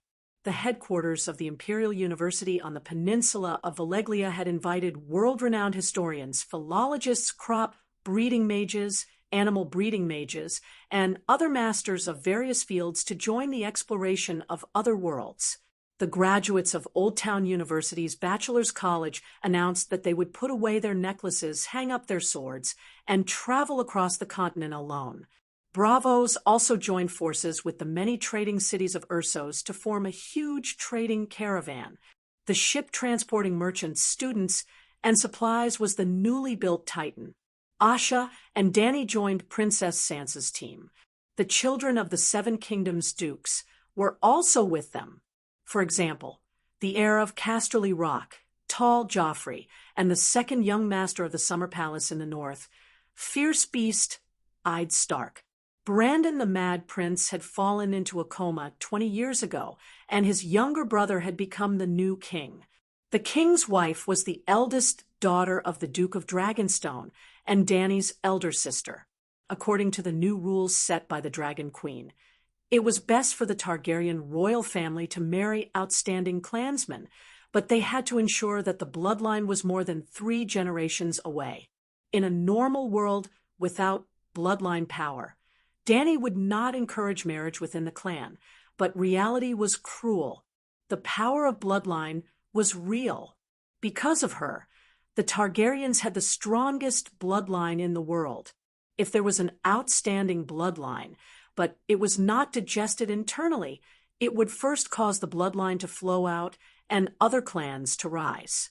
Secondly, marriage between the royal family and other clans would cause the true dragon bloodline of the royal family to become impure, and the royal family would gradually decline. Strong on the outside, but weak on the inside, the Targaryen royal power was not so stable. Once upon a time, the Lannister development model of Casterly Rock City was what Dany admired the most. Before the long night, there was a saying in the western region: Lannister Harbor is full of Lannister. This was the truth. When they arrived at Lannister Harbor, as far as the eye could see, they were all yellow-haired. They were all Lannister's collateral relatives. If a Lannister wanted to get married, he could totally find his other half in the clan. Not only would there be no genetic diseases brought about by marriage within 3 generations, but it could also ensure the purity of the bloodline and even strengthen the cohesion of the Lannister clan. Of course, Lannister himself did not have a powerful, transcendent bloodline. Such a family system limited the possibility of him absorbing excellent transcendent genes from outside. The Targaryens were different. They had powerful genes to begin with, and were only afraid of the outflow of excellent genes. They did not have to worry about losing the possibility of high-quality foreign genes flowing in. No matter how high quality it was, could it be better than the bloodline of the Celestial Emperor? We've arrived at Dairué City. Get ready to get off. Seeing the scenery outside the window, Dany suddenly stood up. So fast? Let's finish this round first. Asha was playing tractor with Princess Sansa and the others. She just happened to have a good hand of cards and was ready to go all out. The train will only stop at Dairué City for 15 minutes. Princess Sansa, who was playing against Asha, put down the cards in her hand. This journey to the other world was not an ordinary one. Not only did the Imperial University students not bring servants, maids, and even guards along, they wore armor, carried great swords and staffs, and in the small rattan box there were only undergarments for washing and life-saving potions. Why isn't there a direct train to Winterfell? Oh, it's the Summer Palace. Why isn't there a direct train to the Summer Palace? Asha complained while carrying her rucksack. From the Trident River to the Neck Marsh to the Summer Palace, it's thousands of kilometers. The road is too long. Besides, Asha, you haven't been to the Neck Marsh. You don't know that the terrain there has changed greatly. It's very troublesome to build a railway, the big-eyed Stark mumbled. Dorne also doesn't have a direct train to the King's Landing. The terrain at the border is too complicated. The second Prince of Dorne, Oberyn Martell, sighed. He wore light armor and held a long spear in his hand. The ancestor once said that the construction of railroad tracks alone could become a specialized field of knowledge. The The knowledge of railway engineers now can no longer meet the needs of complicated road conditions, Princess Sansa said. When they alighted, Asha and the others met Brandon and the others. The expedition team got off the train at Diruway City. Hey, Sansa, where are you going next? Do you want to take the airship with us? Brandon took the initiative to greet his niece, who was the same age. Has arranged for a team of unicorns to be outside Diruway City. Sansa's expression was also indifferent when she faced her uncle. Not only her, but the princesses of the Duke's family were also cold and distant, and Asha was no exception. In fact, the behavior of cheating on a female classmate was too bad. Brandon seemed to know that he was not welcome, so he smiled and nodded before leaving with his companions. As soon as they left the train, the eldest young master of the Diruway family came to greet them. The Diruway family had many children, so Brandon and the other distinguished guests had their own people to receive them. Your Highness, the farmer's castle has been emptied in advance. Do you want to play in Diruway City for a few days? William Diruway invited them warmly. It's still early. We hope to leave early. Princess Sansa smiled very kindly. I understand. Sir William was very capable. He immediately led them to the carriage and drove straight to the North City. Seeing the clean black stone streets and neat brick buildings in the city, as well as the teams of knights in bright armor and showing off on the streets, Asha could not help but ask in surprise, Diruway City has changed so much. Did your family become rich? Sir William was stunned and hesitated. Our family has always been like this. We haven't become rich. Asha is talking about Diruway City 100 years ago. Danny said, oh, compared to 100 years ago, Diruway City has changed a lot. It's all thanks to His Majesty the Sky Emperor's grace. Then, Sir William began to talk nonstop about the Dragon Queen's care for their family. First, the territory was redivided, because the King's Landing and 100 miles of land around it belonged to the royal family. The Penishade Dragon Targaryen received a large piece of land in the Three Rivers Basin. Diruway City, which used to belong to Hajian County, was also divided into the Duke of Dragonstone Island, and the Diruway family's fief more than doubled. Secondly, the Dragon Queen paid for a bridge to be built for them. The Blackstone Bridge, which would never decay, was 2 kilometers long and crossed the Trident River, which was hundreds of meters wide. Before the appearance of the train, the Dragon Queen had planned a high and a short carriage, as well as a 2-tiered passage for the train. Finally, 30 years after the long night, the Dragon Queen gave them a pair of pterosaurs. When the carriage stopped at the Black Bridge Inn in the north of Diruway City, Sir William's face was still flushed, and he looked as if he had not had enough. After the Diruway family's carriage left, Danny whispered in Asha's ear, if we go to the farmer's castle with him, we'll see colorful dragon flags and portraits of our ancestors hanging on the walls of the hall. Is Fry the one who inherited Diruway City? Back in the Fairy City, I met Maria and Marissa, mother and daughter. Asha said, Dania was not too clear about the history of 100 years ago. Princess Sansa pondered for a moment and gave the answer. Originally, Marissa Fry was supposed to inherit Derry City. However, during the first period of the 8-year war against the other ghosts, Lady Maria had been staying in Hellenberg and spent all her time with the commander-in-chief, Sir Clinton. It was mainly due to the matchmaking of the ancestors that the two of them got married and had 2 sons.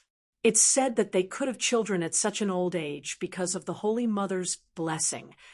At this point, Princess Sansa looked at the blond boy who was helping the unicorn saddle at the side of the stable. The boy, who was about 18 or 19 years old, had blond hair and blue eyes. He was handsome and tall, and his armor had the emblem of the sun and moon shining together.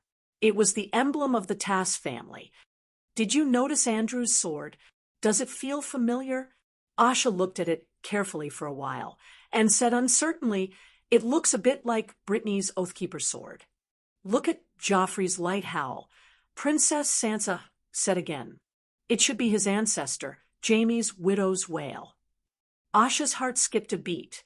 She whispered, "Is Andrew also the bloodline of Lannister, Jaime, and Brittany? Holy Mother, they must have been in their 70s or 80s at that time, right?" "They were also blessed by the Holy Mother like Maria and Clinton," Sansa said with a smile. "Sigh, different people have different lives. They were also blessed by the Holy Mother. Jaime and Brittany became the legendary sword couple, but Maria and Clinton, after the long night, Sir Clinton left his wife and children and went to the great cathedral to become a monk." Dany shook her head and sighed. Asha had a strange expression. "I know Sir Clinton's hobby. It's already hard for him to have 2 sons." The girls chattered on one side. On the other side of the stable, the boys had already saddled the 10 unicorns. "Let's go. I hope we can reach the border of the next swamp tomorrow night," I'd shouted. "This unicorn seems different from the one I saw before. It's taller and more muscular, but it doesn't have the long mane that covered its body." Asha carefully climbed onto the unicorn's back, but it didn't get the tantrum she expected. It's much more obedient. In the early years, the unicorns didn't allow knights other than their masters to touch them. They were even fiercer than wolves, she added. "We can still see a long-haired unicorn in the Northern Ice Kingdom. It's too hot in the north now." I'd laughed. They rode along the train for 30 kilometers north and arrived at the Trident River. Wow, what a majestic bridge. If long-legged Lomas was still alive, he would have listed it as one of the 10 wonders of the world. Asha exclaimed. Even if the 10 unicorns rode side by side, there was still room for 2 carriages. Below the stone bridge, there was still a train rumbling past. After the train crossed the bridge, it didn't go north. Instead, it turned and entered the Bright Moon Mountains Valley. The railway is like the blood vessels of the kingdom. It transports resources from the 7 kingdoms to the King's Landing, the heart of the kingdom. The heart also provides the necessary nutrients for each kingdom according to their needs. In this way, the 7 kingdoms are full of vitality and vitality, Princess Sansa exclaimed. "It's indeed much more convenient than when we were in the past." Asha agreed. The railway between the King's Landing and the valley isn't completely open yet. The winding Bloodgate Canyon is the nightmare of almost all railway experts. Joey Royce said, "The position of Duke of the Valley eventually fell on the heads of the people of the valley." The grandson of Bronze Royce became the first Duke of the Valley in the new era. This is the crossroads inn. After crossing the Trident River Bridge, Asha saw a familiar building. It was surrounded by walls made of white rocks. The inn inside was a small 3-story building. "Young ladies and young masters, are you going to stay in the inn?" At the entrance of the inn, there was an old woman sitting against the wall, basking in the sun. The old woman was very old. Her body was slightly bent, like a dried shrimp's tail. Her hay-like hair was completely white, and it was very sparse. Her scalp was as red as a baby's skin. Her old eyes were cloudy, and there was only one yellow tooth left in her mouth. Chapter 11:20. The black-haired girl wearing Hellenberg University's uniform in the courtyard heard that there were guests and immediately came out to welcome them. When she saw the emblem on the Unicorn Knight's armor and cape, she immediately exclaimed, "It's Targaryen." "Who?" The old woman at the door stood up shakily and rubbed her eyes to look. "Grandmother, the Targaryen of the Red Dragon Black Sword, is the kingdom's eldest princess." The pretty girl quickly wiped the wet stains on her hands with the scarf around her waist and helped her grandmother to bow to the Unicorn Knight. "The kingdom's princess?" The old woman squinted at the knights and sighed. Is it Queen Sansa's child? When Dany and Princess Sansa heard this, they quickly jumped off the unicorn and supported the old woman who was kneeling with difficulty. The Sky Emperor has a rule that people over 75 years old don't have to kneel even if they see her. Who is the Sky Emperor? The old woman was puzzled. Dragon Queen. Older people are probably more familiar with this name. Asha smiled. Oh, Dragon Queen. How is Dragon Queen's health? How many bowls of rice can she eat in one meal? The old woman asked eagerly. Good, very good. 2 or 3 bowls. Princess Sansa was a little embarrassed. Old lady, have you seen her before? In the early years, the 7 kingdoms had formed a consensus. When meeting old people, it was best to be respectful. Because many of the old people who had lived through the long night were heroes, or the heroes' family members, or even old friends of the Dragon Queen. There had been too many incidents. A noble young man would act arrogantly in front of an old farmer, but the old farmer would take out a stack of medals and say, I am a brave soldier of the Dragon Queen. The Queen once said to look for her when we have trouble or take the medals to the king. Who do you think we should look for? Any noble would have to back down, and their parents would have to apologize to the old farmer personally. It was too easy to complain to the Dragon Queen. Go to any holy church, kneel in front of the Holy Mother and cry, and it would attract the Queen's attention. This was not a legend, but a fact. I've not only seen the Dragon Queen. This was yet another old acquaintance of the Dragon Queen.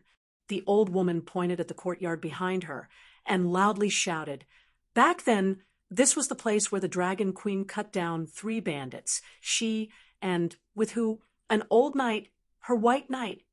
The old woman's memories were fading. Ser Barristan. Joffrey said, approaching. Yes, yes, yes, Sir Barristan. And Tartha's gray robe guard brain. The old woman grinned. It's the Roseless Iron Guards. The one in the gray robe is Sir Jaime Lannister. Sansa corrected. She was certain that this old woman was a participant in the incident back then. He could even vaguely guess the other party's identity. Would you 2 young Targaryens like to stay at the inn in the bedchamber of your ancestors? At that time, the Dragon Queen told me that her room would be very popular even if it was sold at a high price. Actually, after I took over the inn, I kept her room sealed. I only opened it when the Targaryens came.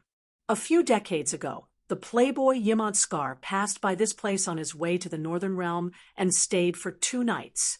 Even earlier, in the Targaryens before Robert, there were kings and queens who stayed here.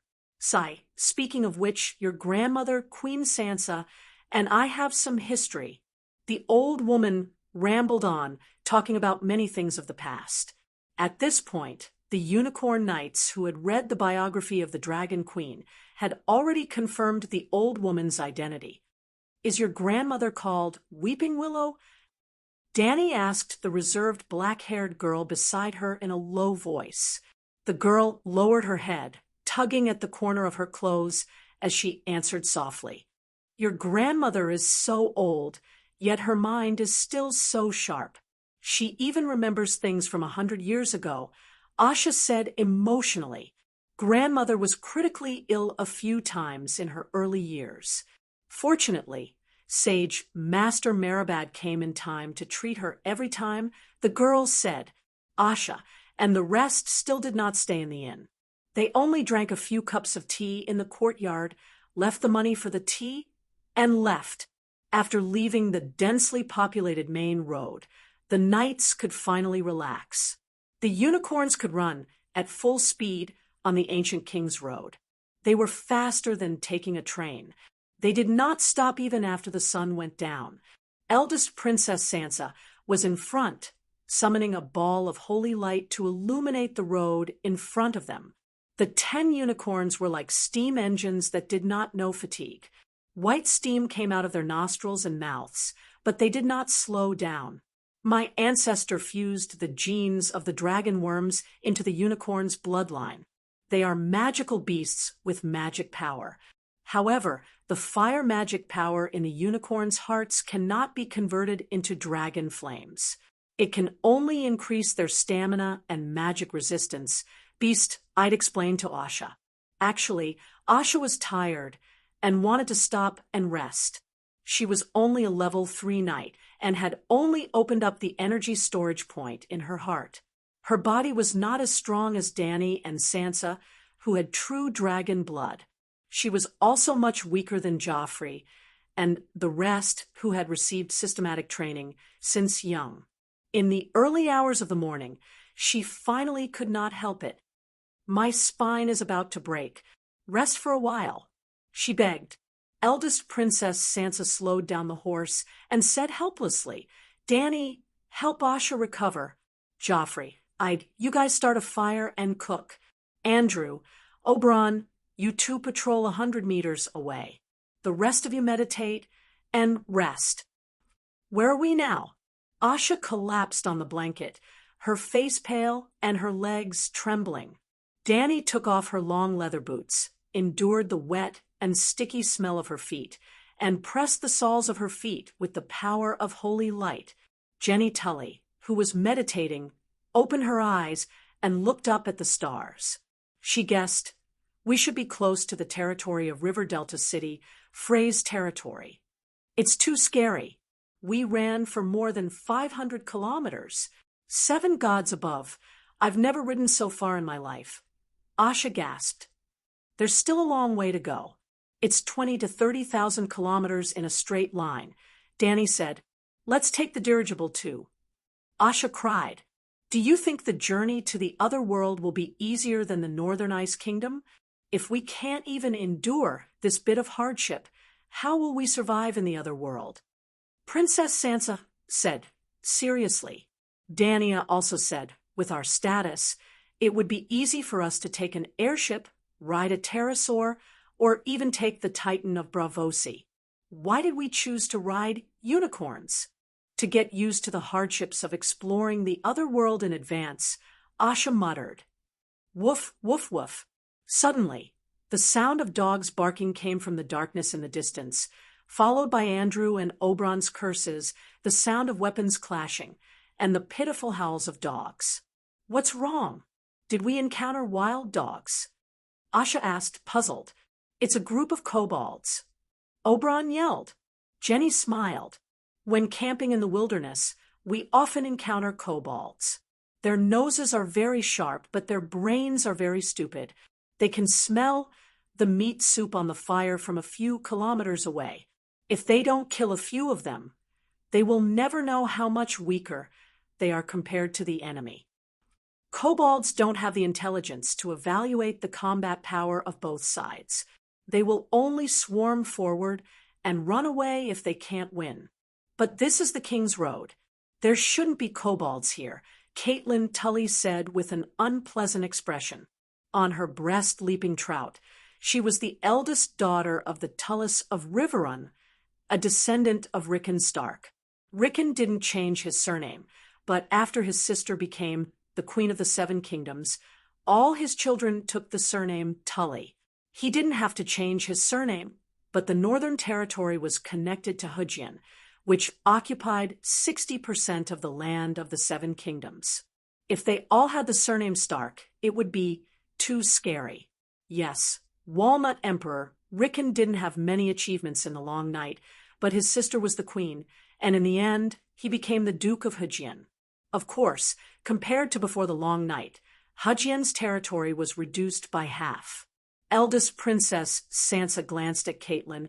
"Indeed, there are many villages near the King's Road. Kobolds shouldn't appear here.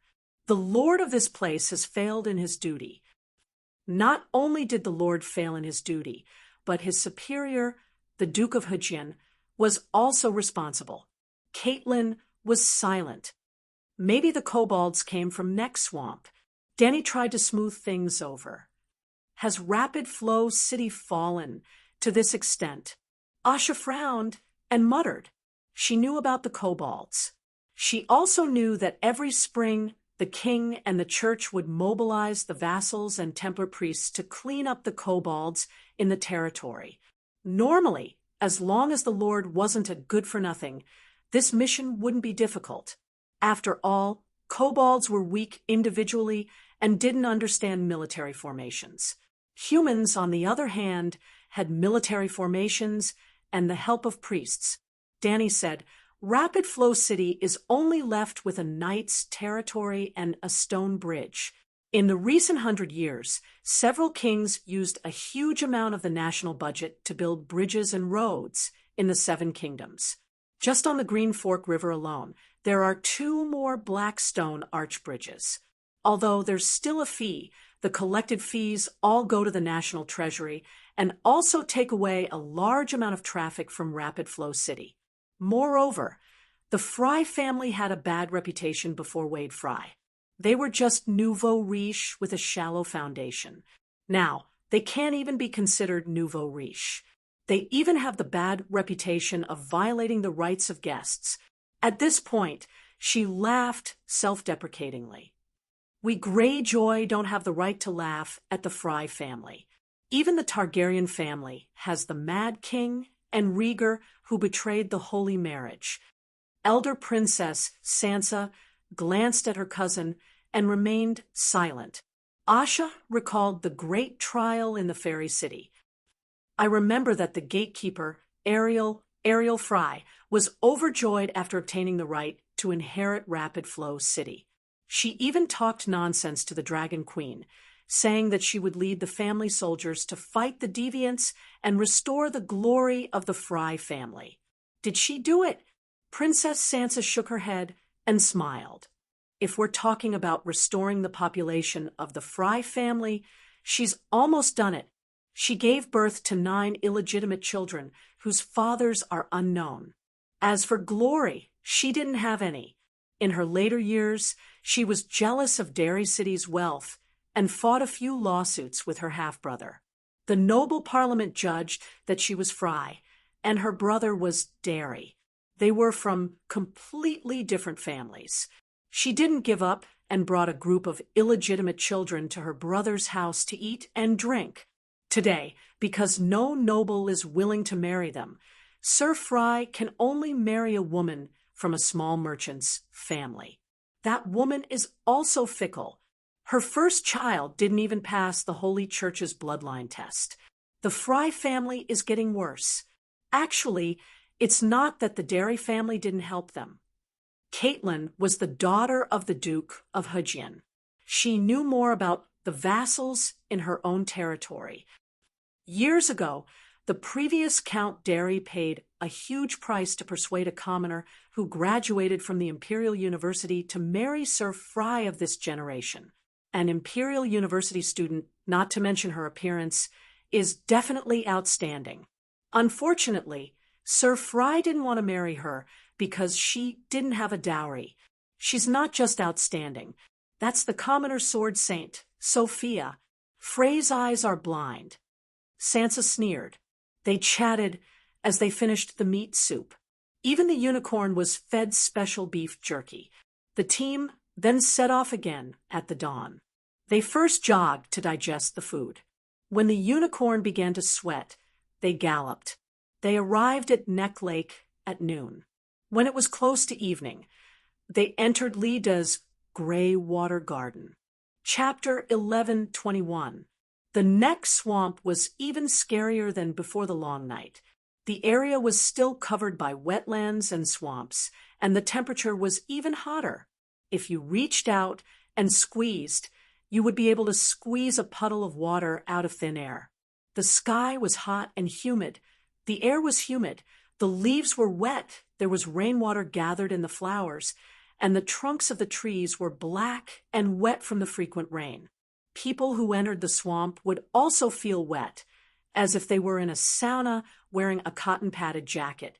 The thick bushes were soaked in the rotten swamp for many years, and gray mycelium and dark green vines hung down from the trunks like a curtain.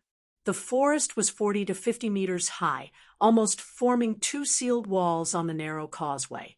Huge flowers bloomed in the bubbling swamp.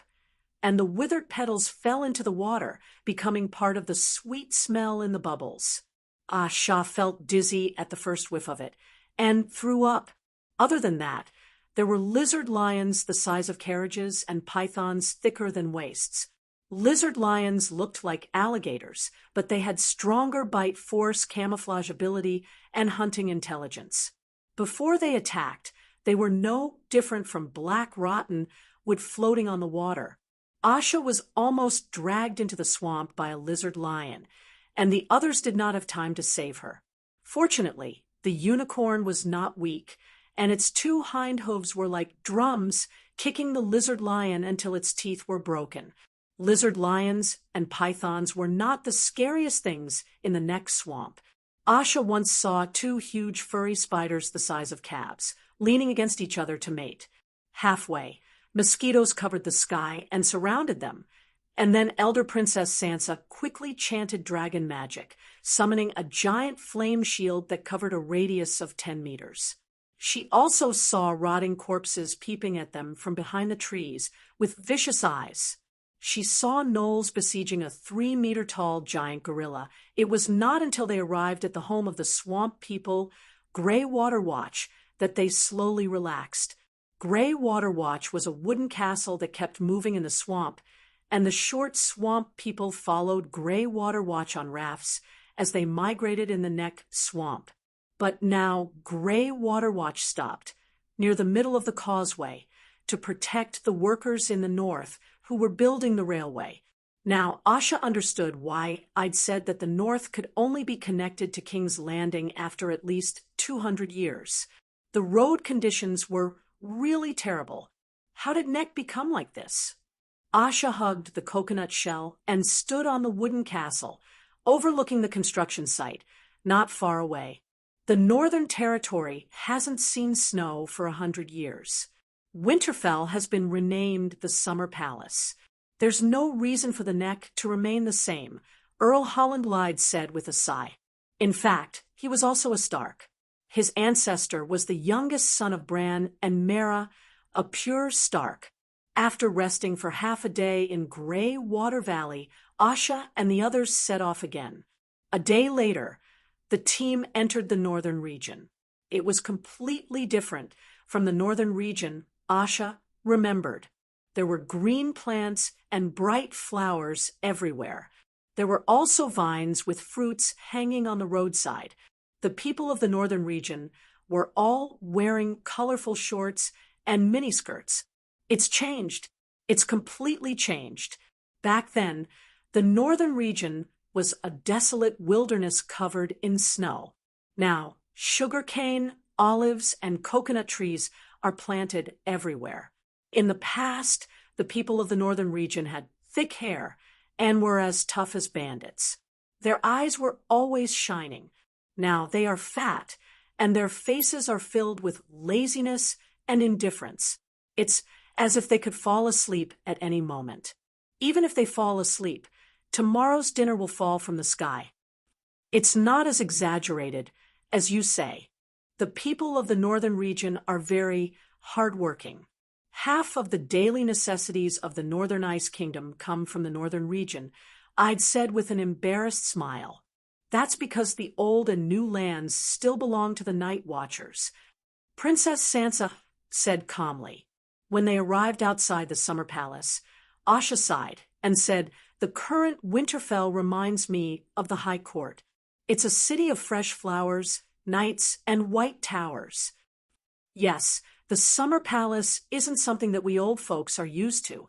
Asha turned her head and saw a white-haired old woman leading a few young men and women from the direction of the White Blade River Harbor. "You are." Asha was puzzled. She didn't recognize the roaring golden bear on the old woman's clothes. It's Granny Lyanna." Dany's eyes focused. She went over happily and supported the old woman's right arm. "Asha, don't you recognize me? 100 years ago, we were old rivals. Just half a year ago, we met at the Lord of Heaven's birthday banquet," the white-haired, blue-eyed old woman said with a smile. "Mormont of Slaver's Bay," Sansa said softly behind Asha. Are you Meiji's youngest daughter?" Asha was shocked and embarrassed.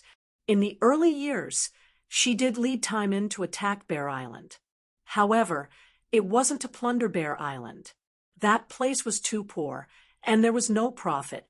Her main goal was to prevent Bear Island from assisting Deepwood Castle. Recalling the female pirate's past made her very embarrassed.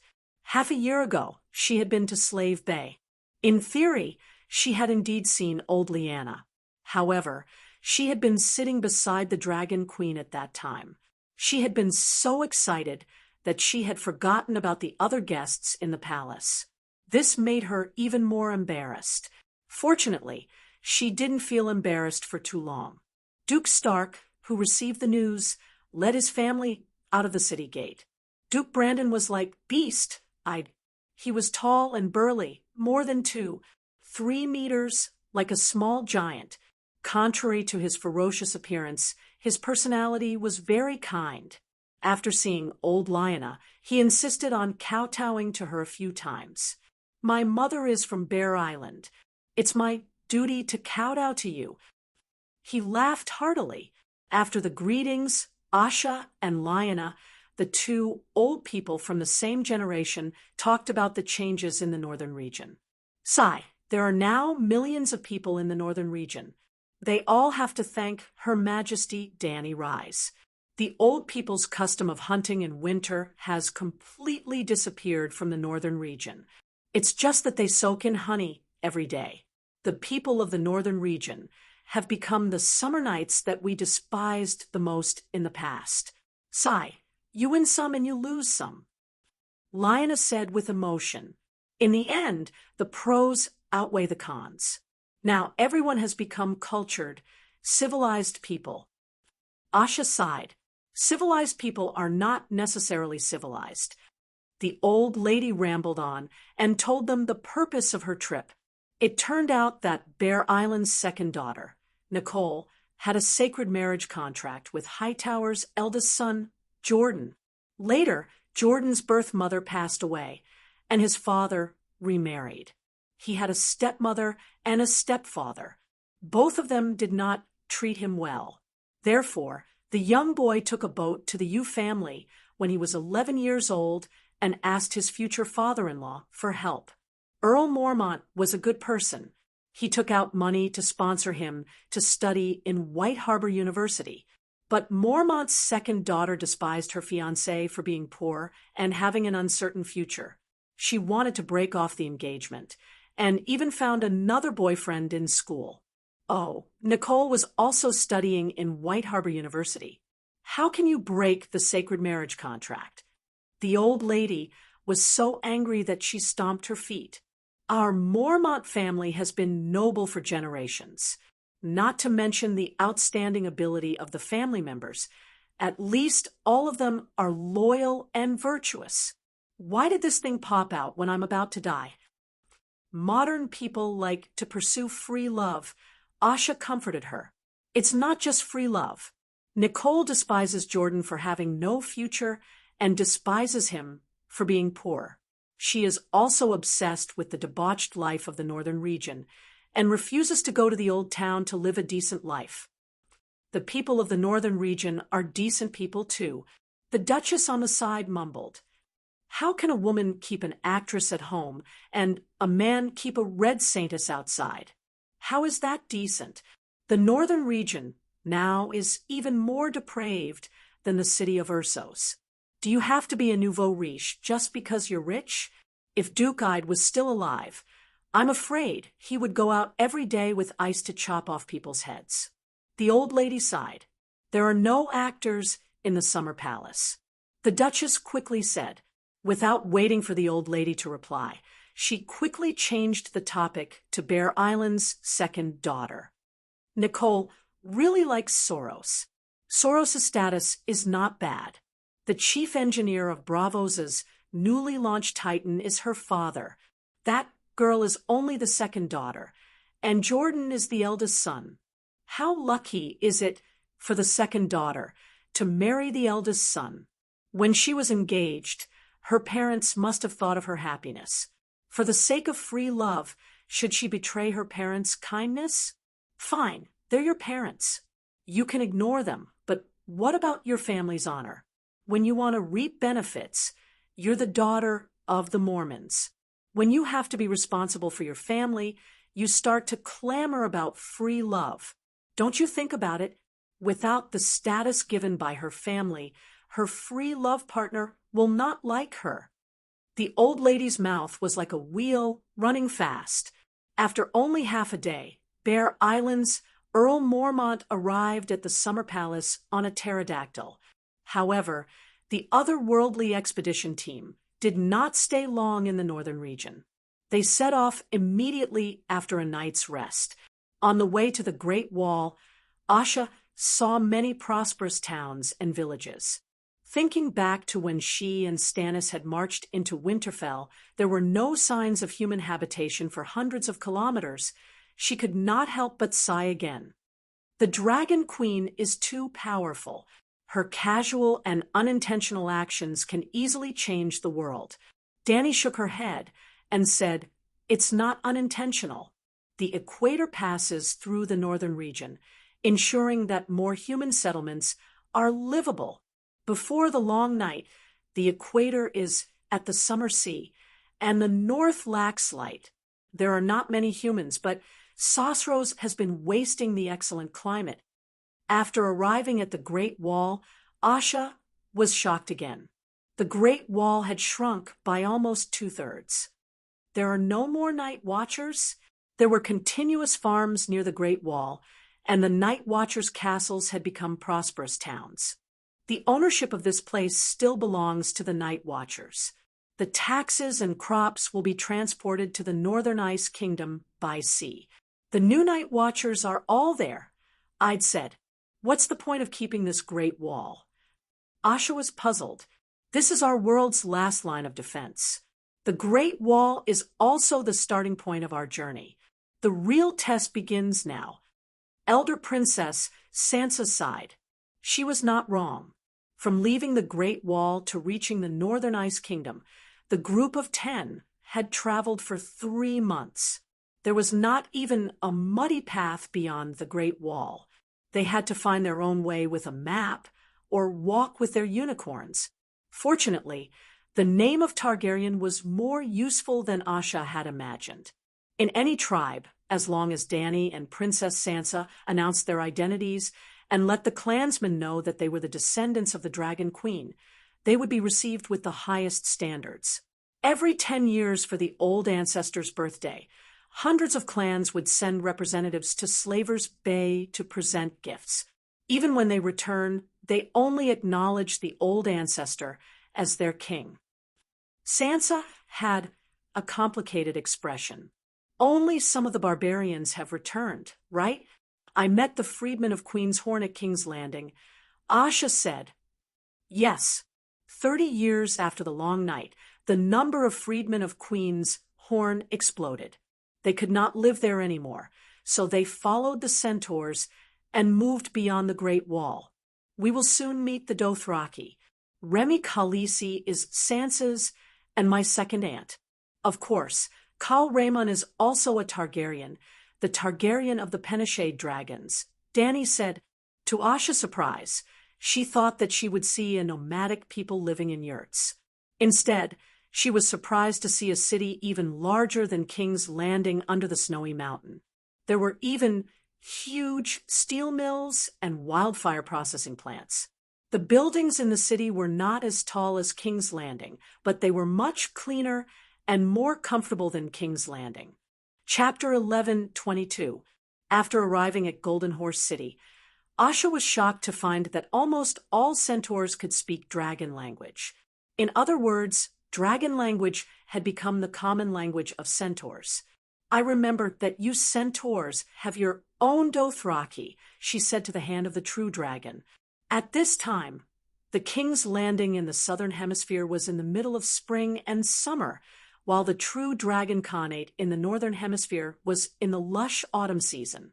Khal and Khaleesi led hundreds of thousands of people nomadic on the grasslands. The centaurs had manors and factories. The true Dragon Khanate had a population of 3 million, and 70% of the people lived in large farms, farming, or grazing in small areas. 10% of the city residents were mainly workers, while the remaining 2 were elite roaring warriors and their families. After Khaleesi and Khal left the capital, the prime minister assisted the crown prince in supervising the country. At this moment, Crown Prince Long Ao was surrounding Princess Sansa and trying to please her. Instead, the prime minister was introducing Golden Horse City to the distinguished guest. The old Dothraki language hasn't been completely abandoned. It's mainly spoken in the countryside. As a language, it only had sounds and no words. Its expression was also too simple and not very rigorous. At first, we planned to use Valeglia, or the common language of the 7 kingdoms, as the main language of the Khanate. Later, Crown Prince Leg found that for newborns, dragon language was not more difficult than the common language, but for adults, dragon language was 10 times more difficult.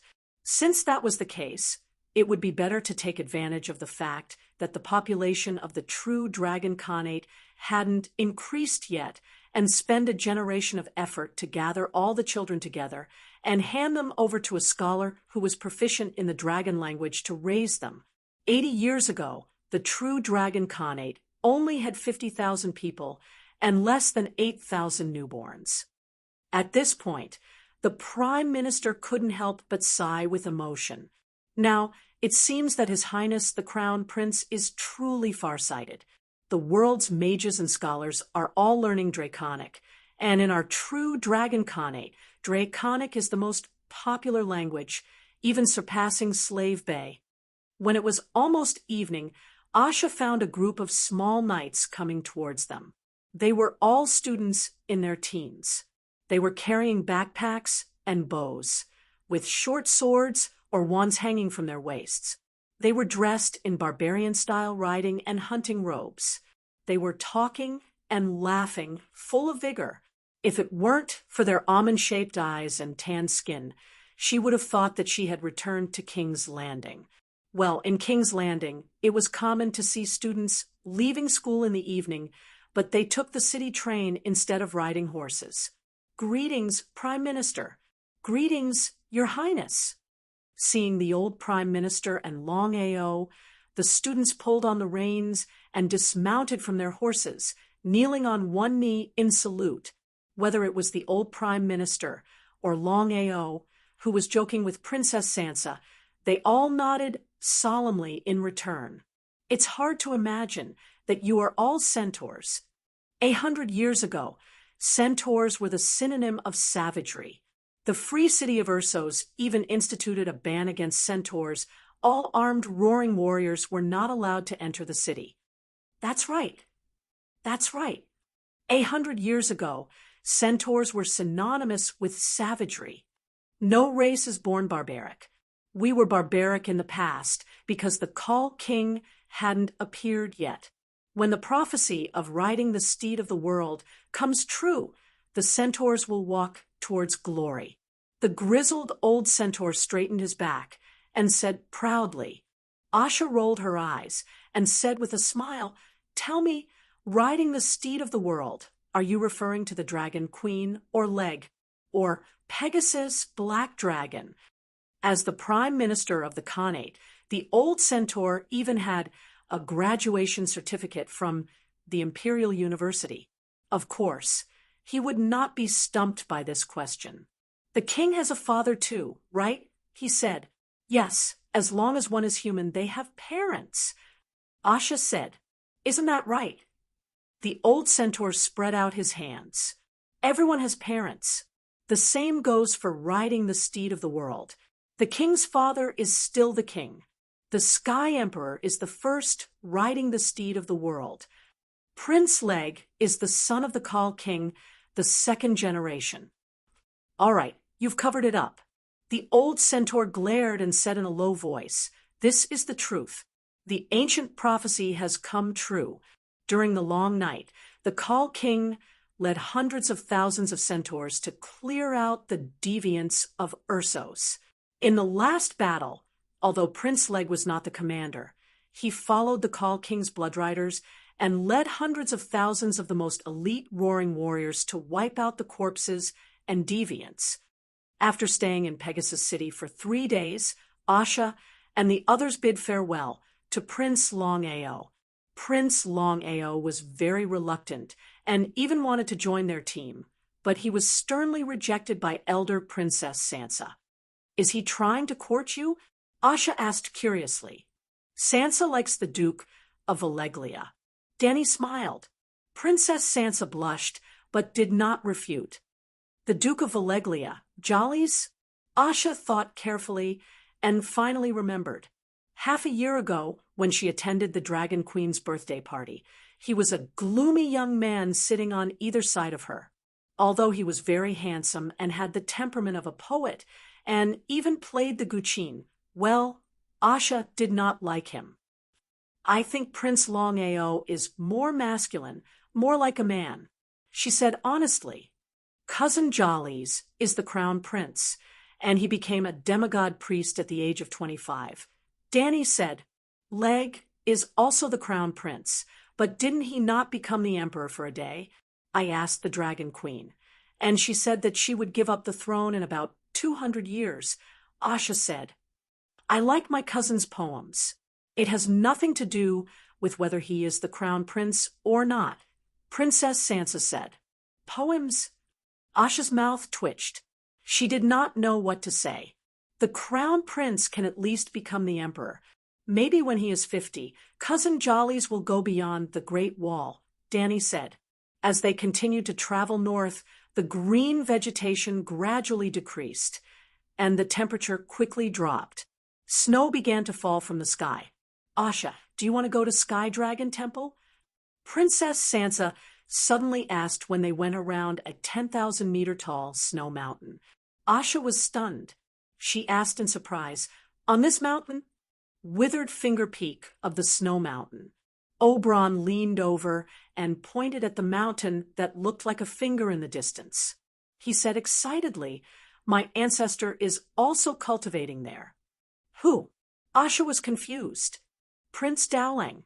Ah, he's older than my father. He's still alive? Asha was shocked. Princess Sansa's eyes flashed. She said in a low voice, Prince Dowling has become a demigod priest. Sigh, my ancestor failed to break through. He passed away 50 years ago. Joey Royce sighed. Jean Talley said, excitedly, My ancestor is also at Sky Dragon Temple. Why don't we go up and take a look? I've never seen the old master in my entire life.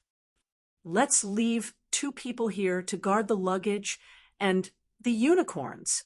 Those with relatives can go up together, Asha suggested. Bury the luggage in the snow. Don't worry about the unicorns. Joffrey patted Ide's shoulder and smiled. He's a shapeshifter. The unicorns won't be able to escape. I glanced at Caitlin. Leave it to me. It only took a day for the 10 youths to climb to the top of the mountain. Even Asha, who was the weakest among them, had reached the realm where she could lift something light as if it weighed heavy. After a few months of trekking, she had also activated 2 points of energy storage on the soles of her feet. Now, the sheer cliffs and precipitous cliffs were nothing to her. Sky Dragon Temple was larger than they had imagined. There were dozens of stone and wood houses, and the total area was more than 5,000 square meters. The top of the mountain was not a flat platform. The houses were built according to the terrain.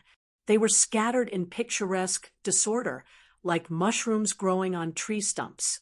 Before they reached the top of the mountain, they saw an airship with a fat belly hovering above the tower halfway up the mountain.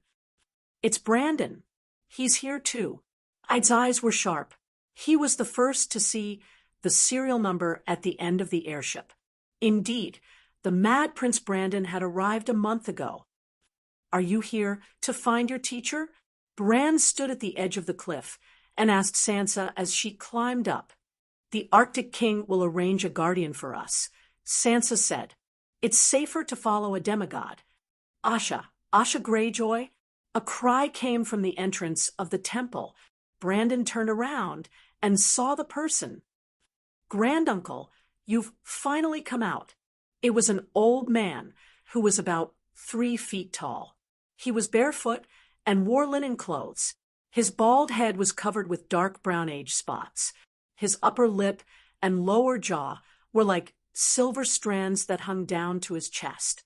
His cheeks were like sun-dried oranges, shriveled and wrinkled. He was not tall, and his back was a little hunched. His arms and legs were as slender as sticks, but he had a pair of bony hands and a pair of wide, dark feet. 7 hells. You're not Tyrion, are you? Asha cried. That's me. The dwarf looked down at himself and laughed. I'm almost 150 years old. This is normal. You were as handsome as a real Targaryen back then. Asha complained. People don't care about their appearance when they're old. Granduncle. Dany and Princess Sansa bowed respectfully. Granduncle. Casterly Rock City's Joffrey, Tarth Island's Andrew, and Dorne's Oberyn all called him the same. Well, the dwarf never divorced Ylien, and later, Yelyen's adopted nephew from her younger brother could also be considered his descendant. Greetings, Master Tyrion. Jenny, Caitlin, and Joey were not directly related to the dwarf. However, Tyrion was not the only one in Sky Dragon Temple. Soon, the demigod knight, Randall Tarley, the demigod priest, Dowling Martell, and the other old nobles of the 7 kingdoms who were looking for a breakthrough also came out. Jenny Tarley, who had been full of anticipation, suddenly felt a little scared when she saw the old ancestor's serious and cold face. We also want to travel to another world to cultivate, but we won't go with you. You and I have different experiences, and we focus on different things. Randall Tarley said directly, We're different from Brandon. We're just passing by and came to take a look. Jenny said, awkwardly, That's good. Randall's expression relaxed a little before he began to ask about the situation at home. I just came out of seclusion and don't have any new cultivation plans. I'll be your bodyguard. The dwarf smiled. That's great. Brandon said excitedly, I want to go with Sansa and Asha, not you. Tyrion rolled his eyes. Brandon was stunned and forced a smile. We can combine into a team. A team of 20 people isn't too big. Princess Sansa glanced at her granduncle. Seeing that he didn't object, she could only agree. After the old practitioners of the temple left, Asha approached Tyrion and asked curiously, What's so special about this place? Why are they all here? Chapter 11:23. This is just an ordinary mountain. The people who live here aren't ordinary, so this place isn't ordinary either. Tyrion said, Isn't there anything special about this place? I thought it would be easier to comprehend the path of the 7 gods here. Asha doubted. Tyrion shook his head with a bitter smile. At first, there was only me and Bronn here. Or rather, the original single-family house was built by me for my old friend Bronn. About 60 years ago, when he was about to reach the end of his life, I went to see him. At that time, he had many children and grandchildren, and it was very lively. I praised him for having a perfect life, but he complained to me that King's Landing was too prosperous, too rich. Now, I just want to read the 7 Stars Bible in peace. So, I carried him on my back and flew north that day. We casually found the highest mountain, which was here. The 2 of us cut wood with our own hands and built 2 wooden houses. The so-called Sky Dragon Temple was only because I had the world's largest pterosaur, Tessa. The food, daily necessities, and even firewood were all found by Tessa in the forest below the mountain. 10 years later, Bronn died, and I was the only one left here. Just as I was about to leave, Jaime and Brittany came again. So we lived next to each other, and continued to live here. Not long after, Count Randall Tarley's son died. Yes, Samwell Tarley died 50 years ago. When he heard that Jaime had broken through to the realm of Sword God, he resigned from the church and came here alone with his sword. In less than 5 years, he became the first semi-divine knight. When the news reached the great Cathedral of Bel, Prince Dowling couldn't sit still and asked his grandson to send him over on a pterosaur. In less than 2 years, he, who had been stuck at the peak of level 4 for decades, suddenly broke through to the realm of demigod. This was incredible. Everyone, like you, thought that this was a treasure land with strange magic. Maybe the Dragon Queen would secretly give us special treatment. More and more old people came, and more people broke through to the realm of demigod. So the previous legends seemed to be confirmed, and the legends became more and more ridiculous. Isn't there anything special about this place? Otherwise, why would there be so many demigods? Asha was a bit unwilling. She was hoping to find some fortuitous encounters here and break through to become a rank 4 Grand Knight. If you want to talk about something special, it's not that there aren't any. Tyrion pondered for a moment before saying, "It's very quiet here. Sitting on a steep cliff, your state of mind will be unprecedentedly peaceful. The effect of training will be far better than in the noisy mortal world.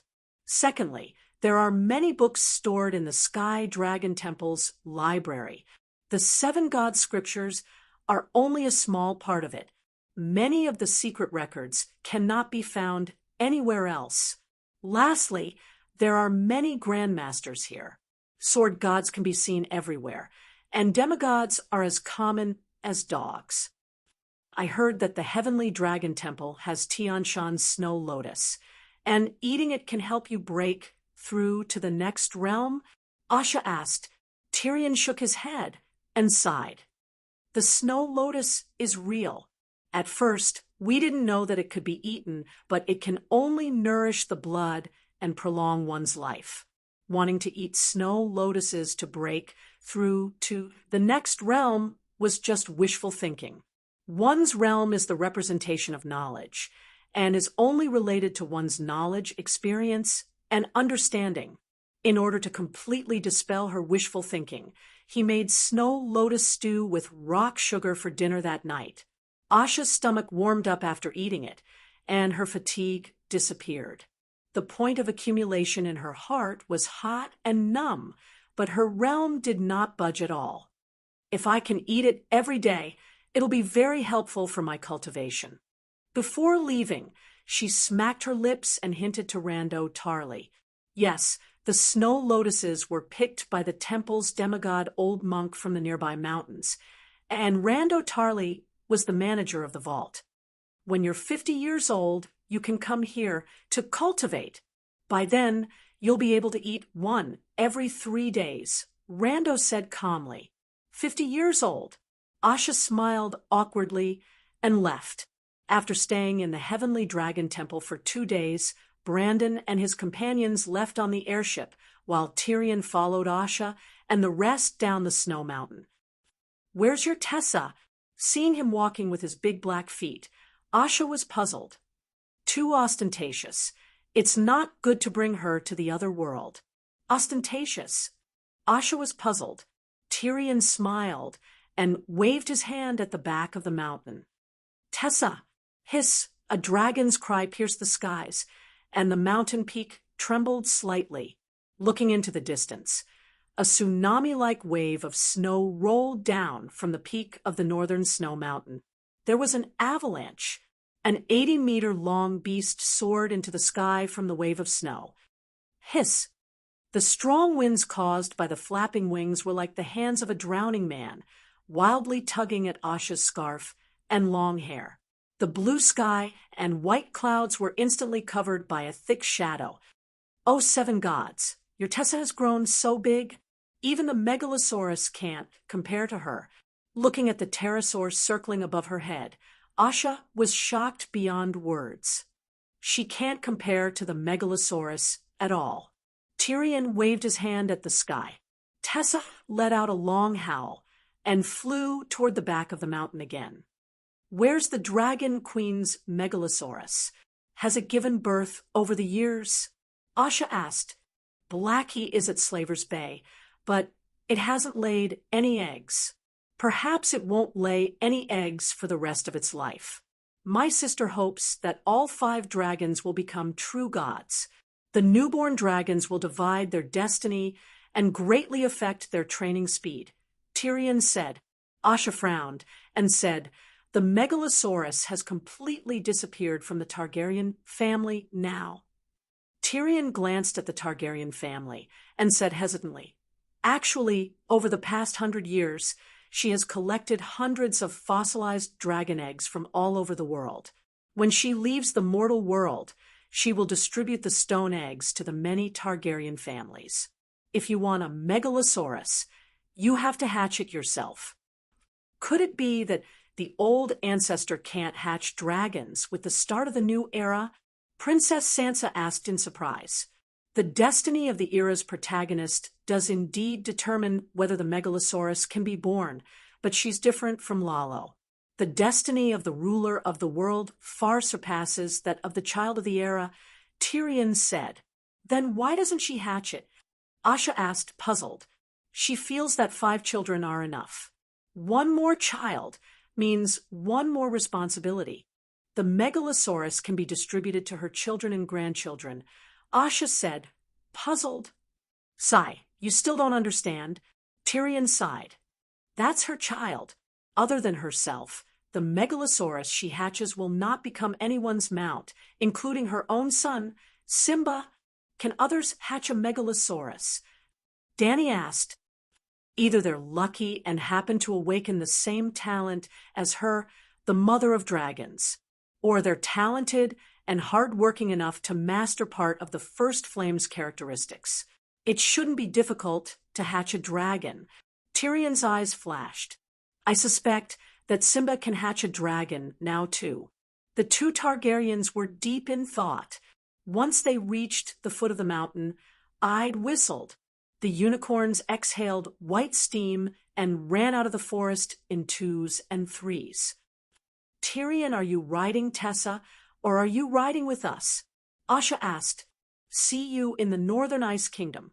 Tyrion smiled.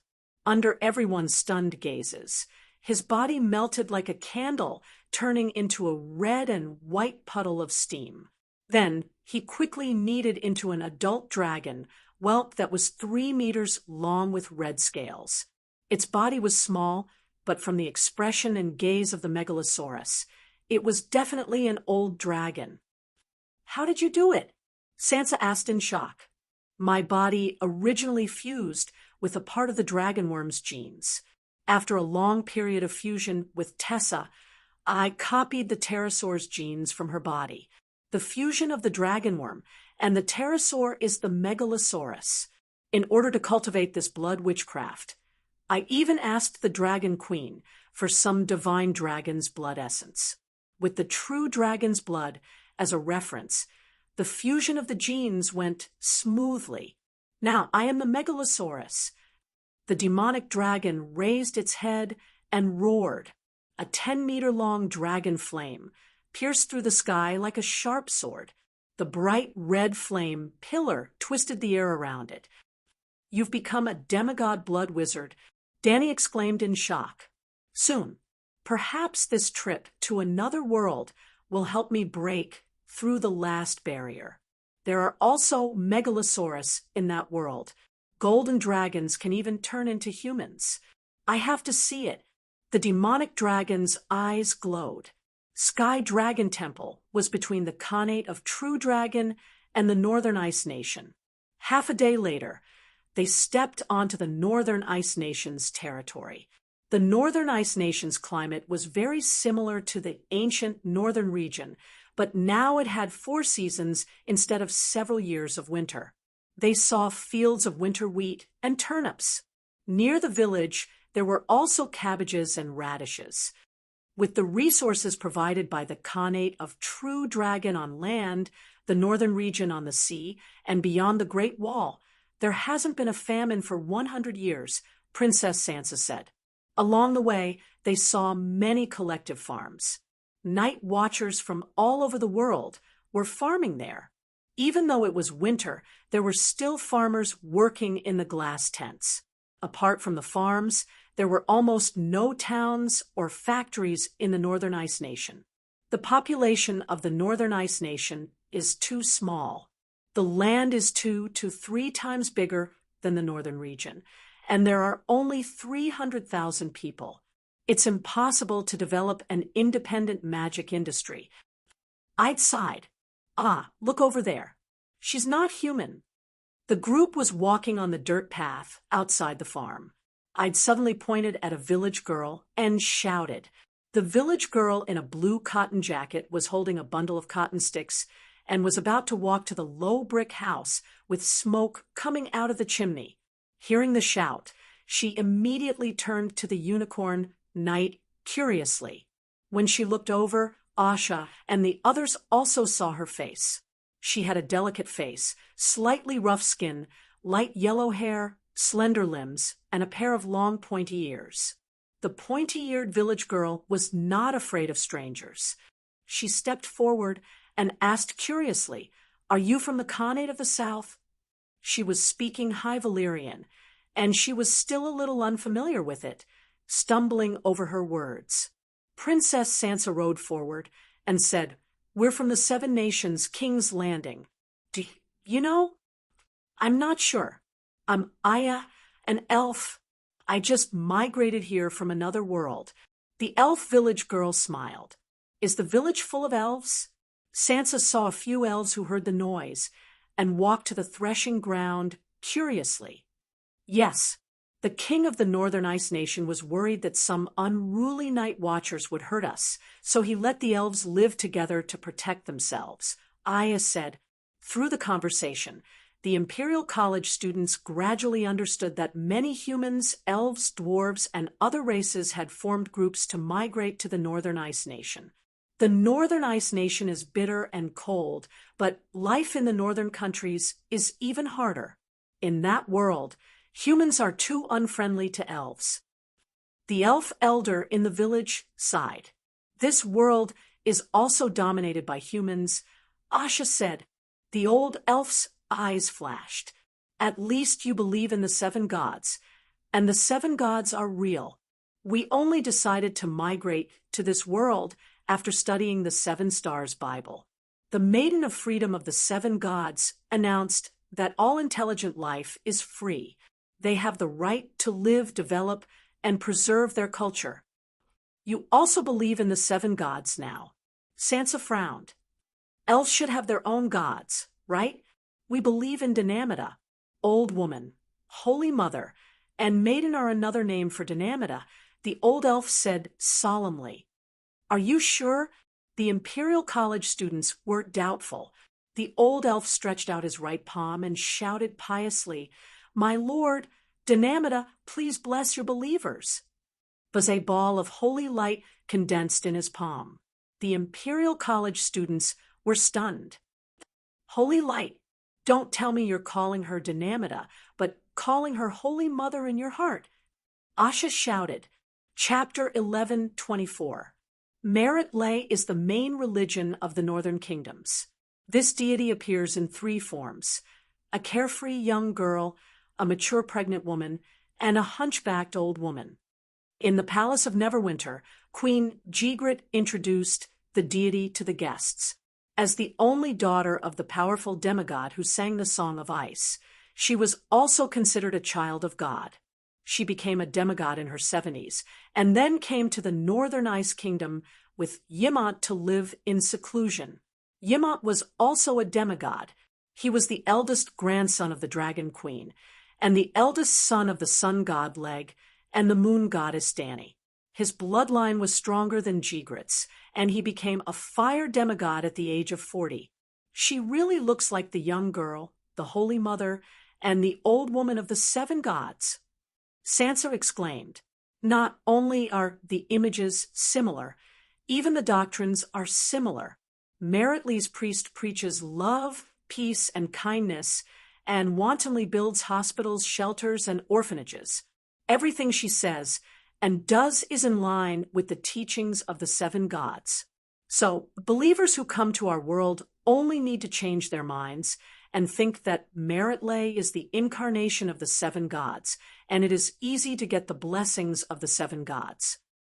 Is Meritlay the same deity as Dinamida? Asha asked. Yes, the humans in the northern kingdoms call her Meritlay, the elves call her Dinamida, and the dwarves have a different name. After that, Queen Ygritte told the younger generation about the history of the demon hunter world. Compared to the history of their world, it was very short. It was said that the goblins and dwarves were the natives of the demon hunter world. About 2,000 years ago, the elves came to the new world during the convergence of the stars. Compared to the natives, the elves had a rich culture, mature art, and advanced science. Their attainments in magic were unparalleled. The elves, with their more advanced civilization, naturally dominated the world. However, the elves also had two fatal flaws. First, although they lived long lives, their fertility rate was very low. Second, the elves had no enemies for a long time, causing the entire race to be arrogant. They valued the illusory and complex advanced culture, but neglected the development of their true power military and destructive magic. 700 years ago, another celestial body converged, and humans crossed the sea from another world. After 200 years of recuperation and learning the mysteries of magic from the elves, the expansion of the human race was unstoppable. It took another 100 years to develop the three great kingdoms. In the next 400 years, humans destroyed all the beautiful and magnificent cities of the elves. They either drove the elves out of the country, killed them all, or imprisoned them in some desolate area. In the world of demon hunters, elves are synonymous with the poor, robbers, and vagabonds, and female elves are specifically used to refer to prostitutes. Can you imagine? Just 500 years ago, they were still the overlords of the world, the masters of chaos magic. Queen Ygritte lamented. No wonder they wanted to migrate to our world. Asha muttered, when I go to the demon hunter world this time, I will marry the descendant of the female elf, Laura. She is a princess with elven bloodline. I heard that she is very beautiful and very cute.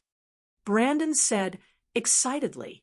Ygritte glanced at her great-grandson and said coldly, Bran, you only have the opportunity to go on a blind date with Pavetta.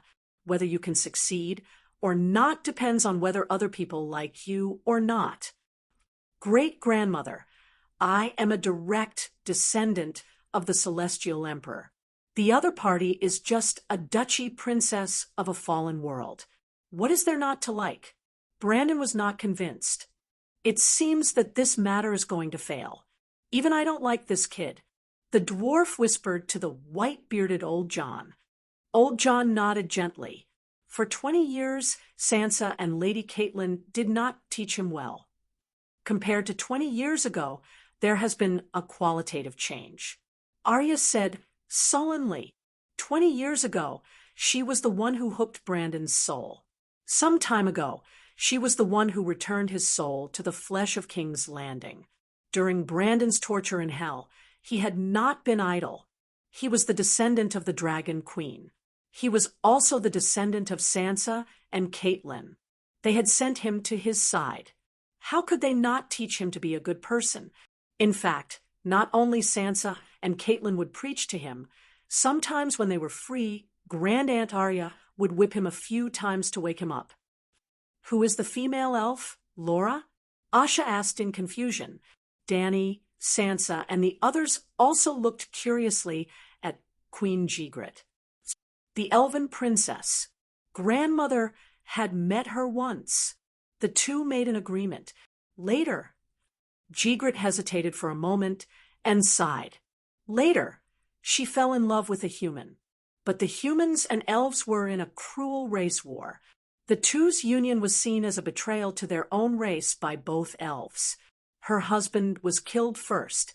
Then she was hunted down by the humans and elves. Before she died, she left behind a daughter.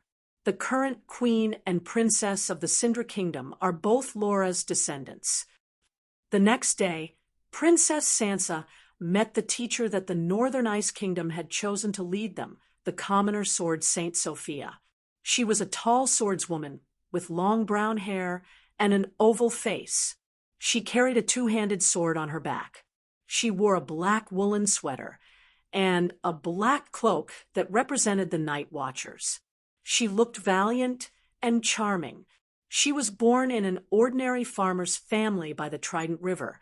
At the age of 5, she was the same as the other children in the village. The old priest in the small church activated the power storage point, and she followed the instructor of the poor to practice basic swordsmanship. Because her talent was visible to the naked eye, she was recommended to the great church in her territory at the age of 7.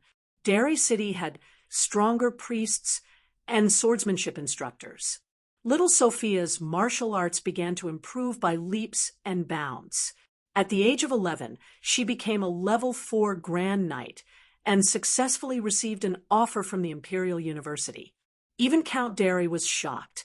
Because she was born in Derry City and received financial support from the Derry family since young, half of the budget of the church in each territory came from the local nobles. Sophia reluctantly agreed to Count Derry's request to date his cousin, Fry. At that time, she had not graduated from university and had not reached the realm of a sword saint. Fry despised her for being a commoner. Sophia, who was rejected, heaved a sigh of relief. In her last year of university, she directly applied to the Northern Ice Kingdom to guard the world's borders. She stayed for more than 10 years and did not return to the Seven Kingdoms. Well, a level 4 Grand Knight had mastered extraordinary swordsmanship skills. Only at level 9 could one be considered a demigod in pure swordsmanship. Level 5, 6, 7, and 8 were all sword saints. Sword saints did not have an essential improvement in their skills. In other words, extraordinary swordsmanship was already the peak of mortal swordsmanship. Sword saints comprehended more extraordinary skills of controlling the sword with their mind and wielding the sword with their willpower. For example, a normal shield could block the full strength of a level 4 Grand Knight sword. But in the face of a sword saint, the fine steel round shield would also be split open by the iron sword strengthened with willpower. It was not the physical strength of the sword saint's arm that became stronger, but the willpower that had infinite possibilities. Another example was that in the face of a magic attack, a normal knight could only dodge, but a sword saint could annihilate the spiritual power of the opponent's magic elements. The reason why the swordsmanship in this world developed so quickly was because of the divine position of the warrior of the 7 gods. Dany first absorbed the essence of the swordsmanship of the knight civilization for 10,000 years and broke through to the realm of the gods. Then she imparted her knowledge to all the knights in the world without reservation. The knights developed their own swordsmanship with the guidance of the sword god. Their swordsmanship was included in the Sword of the Warrior and was recorded by the Warrior Divine Position. Dany's swordsmanship sword.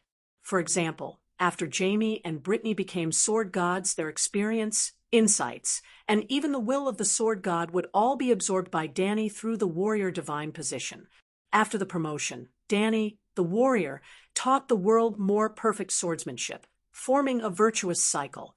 Almost every few years, the Celestial Emperor would open the swordsmanship experience and new body techniques to all the swordsmen and knights in the world for free.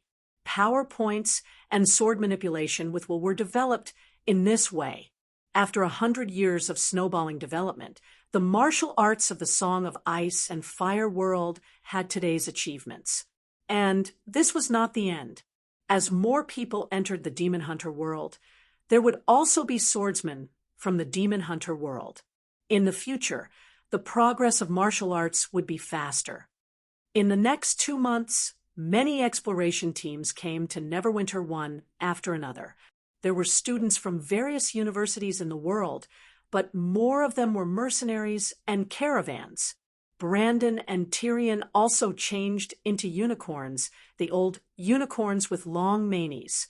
Together with Sword Saint Sophia, a group of 22 people set off with the Bravosi caravan.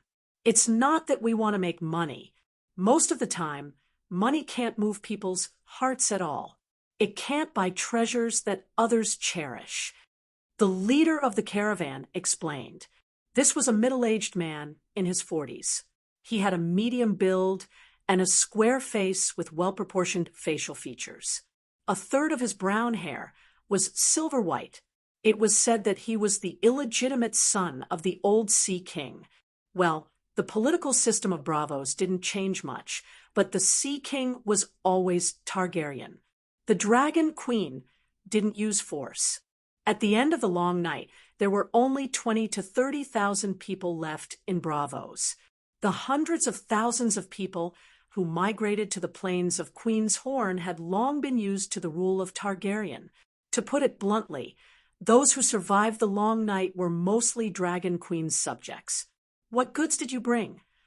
Tyrion asked curiously. Technology, history, literature books, as well as meditation techniques and night training techniques, steel weapons, perfume, spices, high-quality silk, dragon paper, thermometers, high-precision lenses. They are all good stuff. It's a little too good. The former crown Prince Brandon cursed. Do you have any brains? History will expose the secrets of the gods and the great families. Technology is the crystallization of 10,000 years of human civilization. It's fine to sell perfume and spices, but can you sell high-precision lenses? Are you going to betray the country? The middle-aged man's face turned red. Prince Brandon, I'm afraid you don't understand the world of demon hunters. The civilization of the elves is stronger than the ancient Valeglia. The extraordinary knowledge of the Warlock Brotherhood far exceeds that of the modern era under the grace of the Celestial Emperor. Perfume, spices, and silk can only please the nobles. The powerful organizations that truly control the power aren't idiots, and they won't be idiots. Nonsense. If that world is better, why do so many elves and wild warlocks want to come here? Brandon scoffed. Our world has the Holy Mother, and the future is brighter. Asha asked curiously, what if there are bandits from the other world who rob your goods? Or the king will arrange soldiers to pretend to be bandits to steal these precious books? We have already discussed with the Warlock Brotherhood over there. They will arrange for people to protect the caravan. The leader smiled. These things are pre-ordered by the extraordinaire organization in the other world. Princess Sansa was shocked. No one is an idiot. The middle-aged man sighed. The Celestial Emperor is such a powerful existence. Any extraordinaire who knows that she rose from an ordinary person to a divine king in just over 10 years will covet her secret. Chapter 11:25. The Seven Hells. Is this the Seven Hells?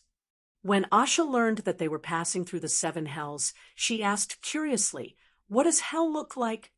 No one knew what Tyrion did, but there were no longer lead gray clouds above their heads. Instead, the scene of black smoke and dark red flames appeared in front of them, right above their heads. There was a giant sea of oil with a radius of more than 10 kilometers. The boiling oil bubbled, and thick smoke billowed. Hundreds of thousands of undead wailed inside. There was also a millstone that was even larger than the monarch's descent. Countless undead wailed as they ran, and behind them there was a stone roller that was even thicker than the Great Wall. It rumbled as it chased after them, crushing them like wheat into red juice. There was also a mountain taller than the Snow Mountain where the Sky Dragon Temple was located. It was made up of shining sharp blades. The undead climbed up from the foot of the mountain like ants. With each step, they would cut off dozens of pieces of flesh. Finally, there was only a white skeleton stuck with blood halfway up the mountain. This is the 18 punishment division of the 7 hells. The land of eternal winter we are in now is the gap between the second layer of the ice purgatory and the material world. The second layer is below the first, so we can see the projection of the first layer of hell. When we look up, Tyrion said, "It's too scary," Asha said with a pale face. Tyrion glanced at the students and said meaningfully, "So, when you are alive, you must restrain yourself and return to etiquette. Don't do bad things. We will remember Master's teachings." The students bowed solemnly to Master Tyrion. Asha had a strange expression and muttered, "It's so awkward to hear this from you."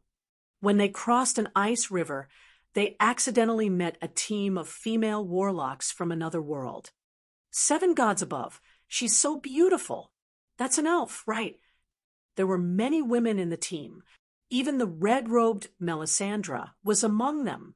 They were all stunning beauties, but the eyes of the Imperial University students fell on the dark, golden-haired female elf in the lead. She was a perfect woman without any flaws in terms of facial features, skin, figure, and temperament. Targaryen's appearance was also very delicate, but in comparison, it was too invasive. He did not have the tranquil temperament of a female elf that was harmonious with the world. Even Master Tyrion, whose mortal heart had long withered, could not help but thump. "Lady Yennefer, Lady Melisandre."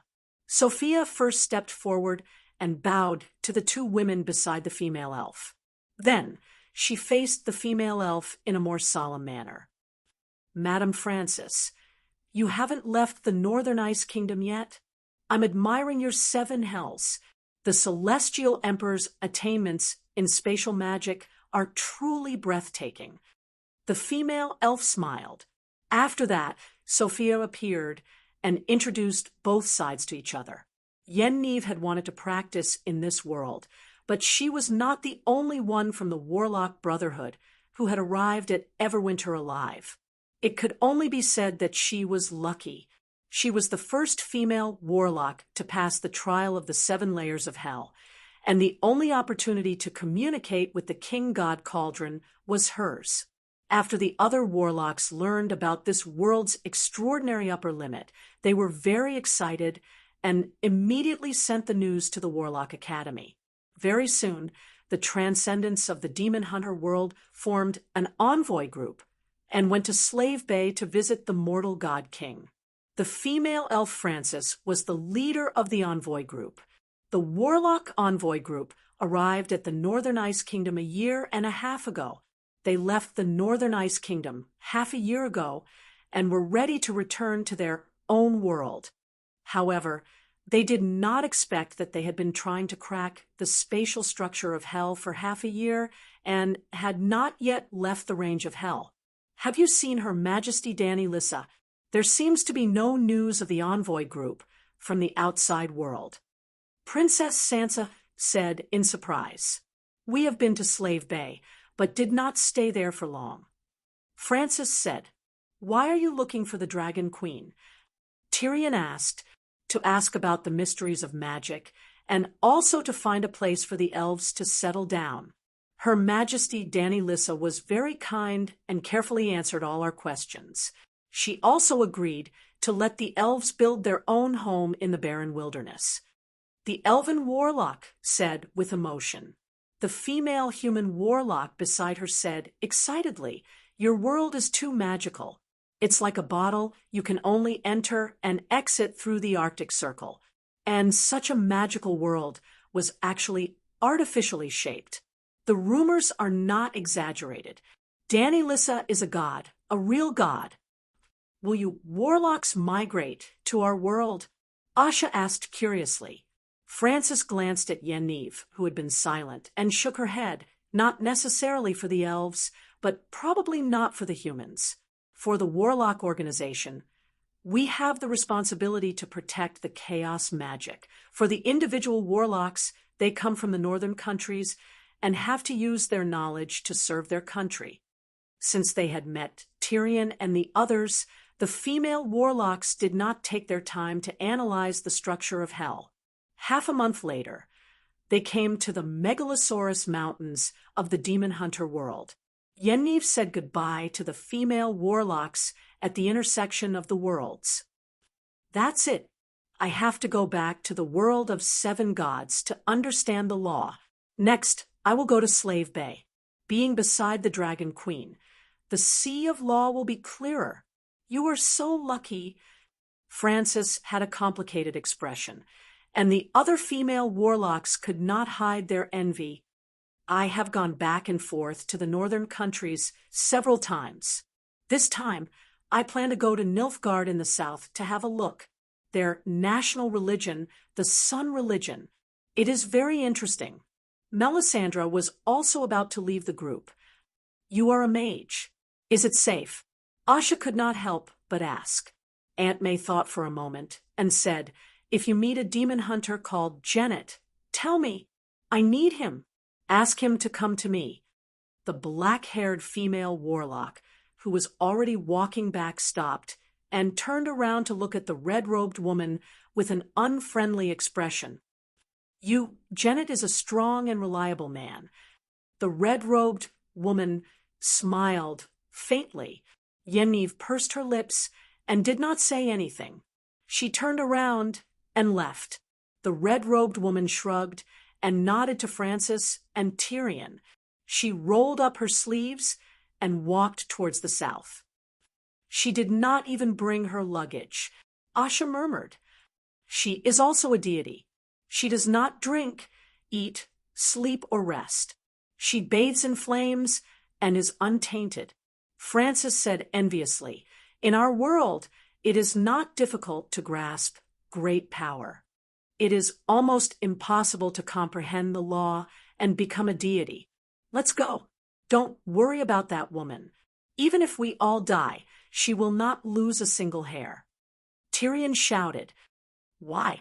The school teacher once said that demigods can also be exhausted and magic power exhausted. Then, they will be surrounded and killed by mortals. Jenny Tully was puzzled. That woman has a special technique to avoid danger. In front of outsiders, Tyrion did not reveal the red-robed woman's trump card. Francis was very enthusiastic and tried her best to persuade everyone to visit the Elven Kingdom. Other than Brandon, who was anxious that his fiancée was about to reach adulthood, the others came here with the intention of traveling to another world. Naturally, they would not refuse the invitation of the most beautiful female warlock in the world. When they arrived at the so-called Elven Kingdom, Tyrion and the rest finally realized how bad the situation of the elves was. The Elven Kingdom was just a valley full of flowers. It was called 100 Flowers Valley. The total population was less than 4,000. It was even less than a human town. And this small valley was the only legal settlement of the elves in the world. However, although 100 Flowers Valley was small, it concentrated some of the characteristics of the elven civilization and the way the elves lived and produced. The beautiful palaces and unique culture of the elves amazed the students of Imperial College. Are the humans of this world crazy? Even hiring elves as gardeners is better than driving them to the wilderness to be bandits. Stark especially liked the elven cities. Even though they are all humans, the personalities and customs of the humans of this world are different from ours. Princess Sansa sighed.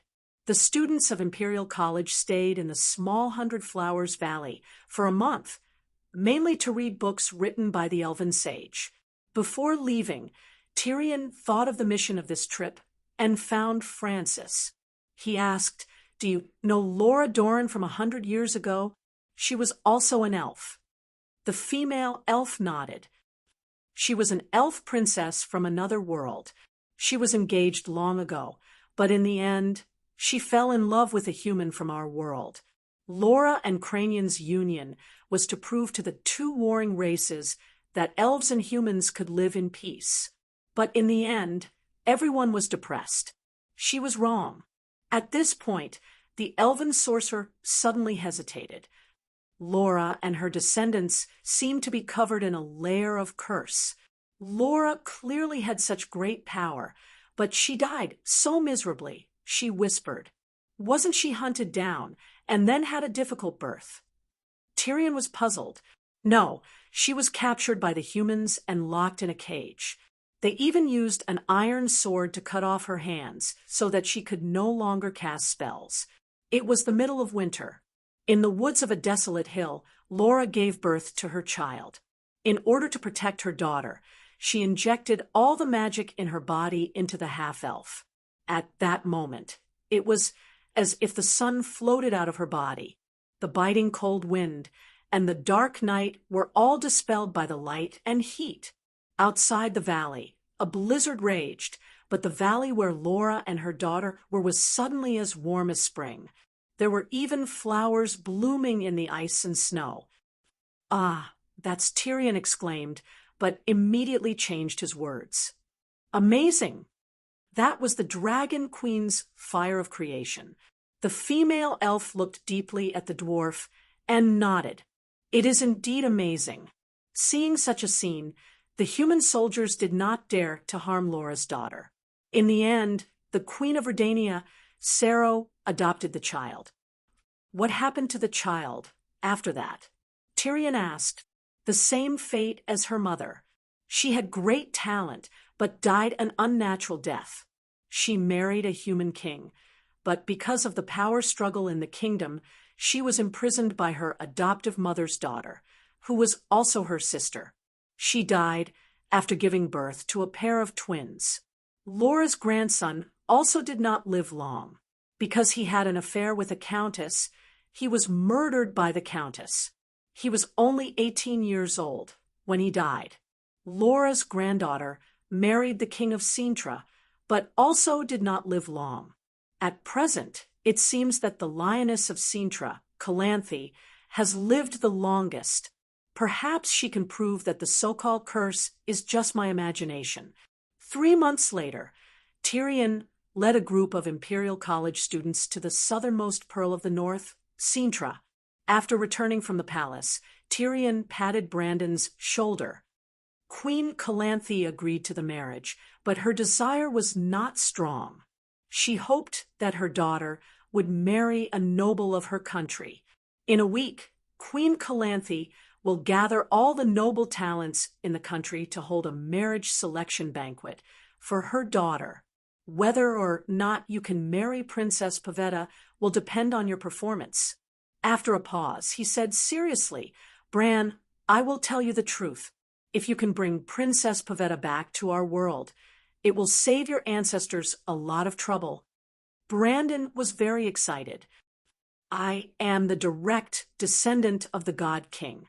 I received the best education since I was young, regardless of appearance or talent. I will not lose to the small nobles of the small Sintra duchy." Chapter 11:26. In the world of demon hunters, supernatural powers were common, so much so that every kingdom had a royal warlock who served the king. The royal warlock could be seen as a scholar who knew magic. Sintra also had a royal warlock. It was a plump old man with long brown hair, Druid Mossack. The druids of this world couldn't transform into animals. They were priests of nature and could understand nature through talking to plants and trees. They could control the powerful forces of nature to maintain the balance between ecosystems. The forces of nature included, but were not limited to, controlling the weather, stopping storms, summoning hailstorms, and sending down lightning. In some ways, they were very similar to the children of the forest in the Song of Ice and Fire world. Mossack was very powerful. If he didn't want to kill, he could stop hundreds of armored soldiers with just a lightning barrier. Today was Princess Pavetta's wedding banquet. Mossack received an important task from Queen Calanthe. "Don't let anyone ruin tonight's banquet." "Are you sure you want to do that in front of the otherworld emissary?" The old druid looked hesitant. "I am the Queen of Sintra." In my country, in my palace, do I need to care about other people's opinions? The queen said lightly. Mossack frowned. You have the right to do anything in the palace. But if things go in the worst direction, I'm afraid the marriage between Prince Brandon and Pavetta the convergence of planets will end. Sintra needs an heir, and I don't want to be separated from Pavetta. Also, I'm not sure what Dani Rise will do to Pavetta if she goes to the world of 7 gods. Calanthe said in a low voice. The agreement from back then, can I know about it? The old druid asked carefully. Queen Calanthe hesitated for a moment and whispered, I didn't lie to Melisandre. The ancestors didn't pass down accurate information, only that there would be powerful gods in the future. But our family is not ignorant of our own abilities, especially my mother, who was a powerful prophet. She told me that our family could awaken a powerful bloodline that even gods would covet. I guess the dragon queen also wants this talent. The druid remembered the rumors of the previous queen and asked, is it the ability to control fire and heal? Maybe not. Calanthe said uncertainly. Could it be that there are other talents? Calanthe nodded. There's another type of power that doesn't lose out to fire, but it's not as easy to control as the power of light and fire. That's why my mother was called the Sun Prophet by the warlocks and nothing else. The other party is a deity. How can you refuse? Furthermore, it would be unreasonable for you to go against the ancestors' agreement. The old man said worriedly. I'm not rejecting it completely, but I hope that the Dragon Queen can wait a few more years. Calanthe's face was full of helplessness. Right now, the royal family only has me and my daughter, Pavel. At my age, it's very difficult for me to have another child. With Pavel gone, the royal family's inheritance will be cut off. The old man suddenly understood.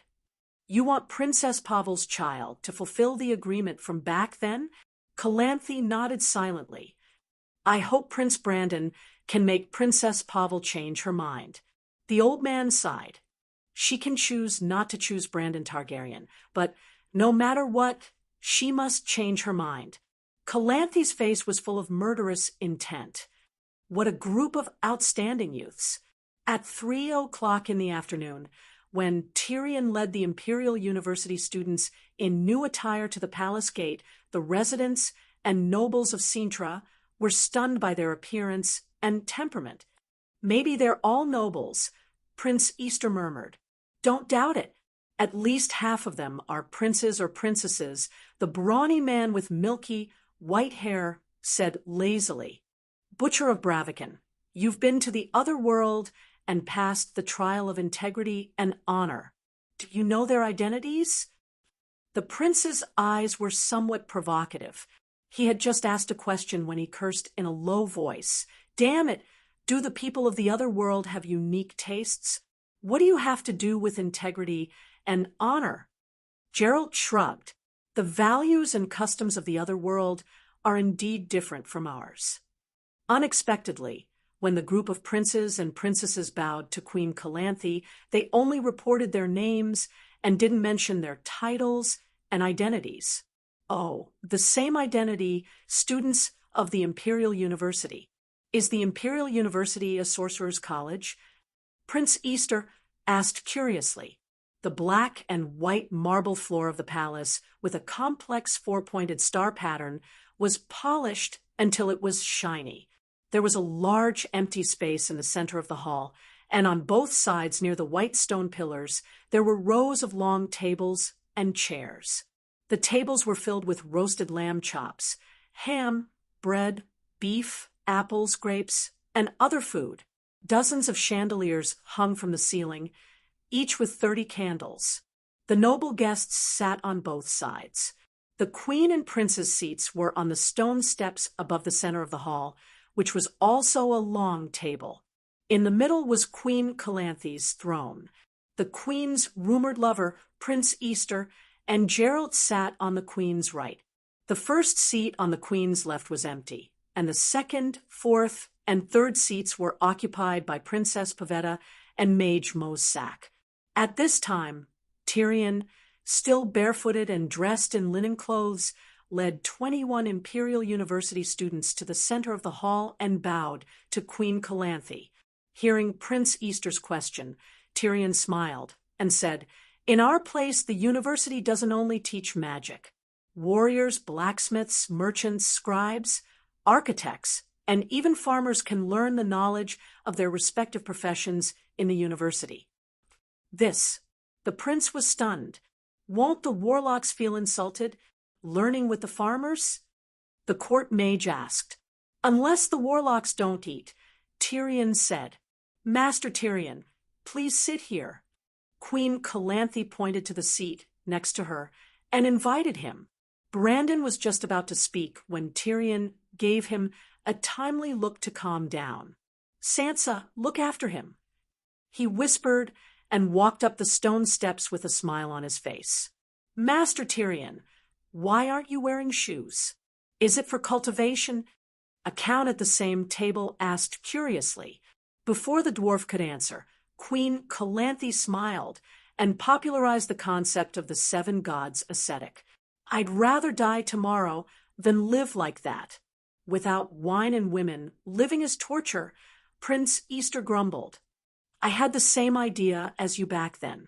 After seeing the prosperity of the world, I realized that wine and women are all clouds and smoke. The dwarf sighed. Master, aren't you exaggerating? Easter felt that the little old man was bragging. Hee, Prince, you're still too young. Tyrion smiled indulgently. Easter knew that Tyrion was the illegitimate brother of the Dragon Queen and had lived for more than 100 years, so he turned his gaze to the demon hunter beside him. Geralt of Livia, you've also lived for more than 100 years. Tell me, do you hate women and wine now?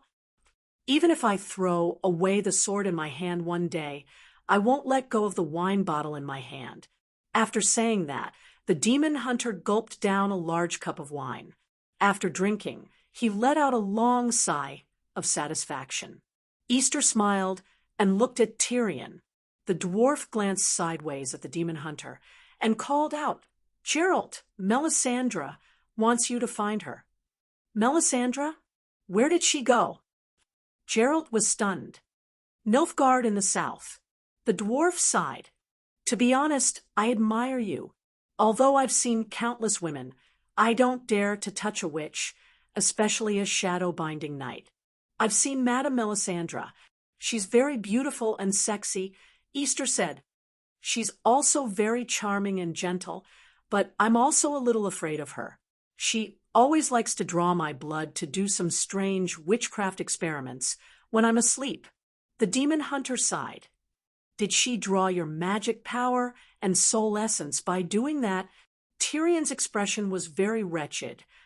Everyone, today is my daughter's wedding banquet.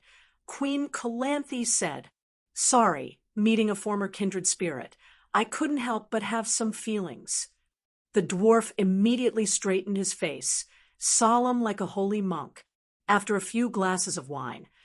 Almost all the guests had arrived. With a look from Queen Calanthe, the blue-robed palace honor guard who had been standing at the bottom of the stairs stepped forward, bowed to the queen and the guests on the stairs, then turned to face the palace gate and announced, Princess Pavetta's wedding banquet has officially begun. Please welcome the first suitor, His Highness Peregrine of Nilfgaard.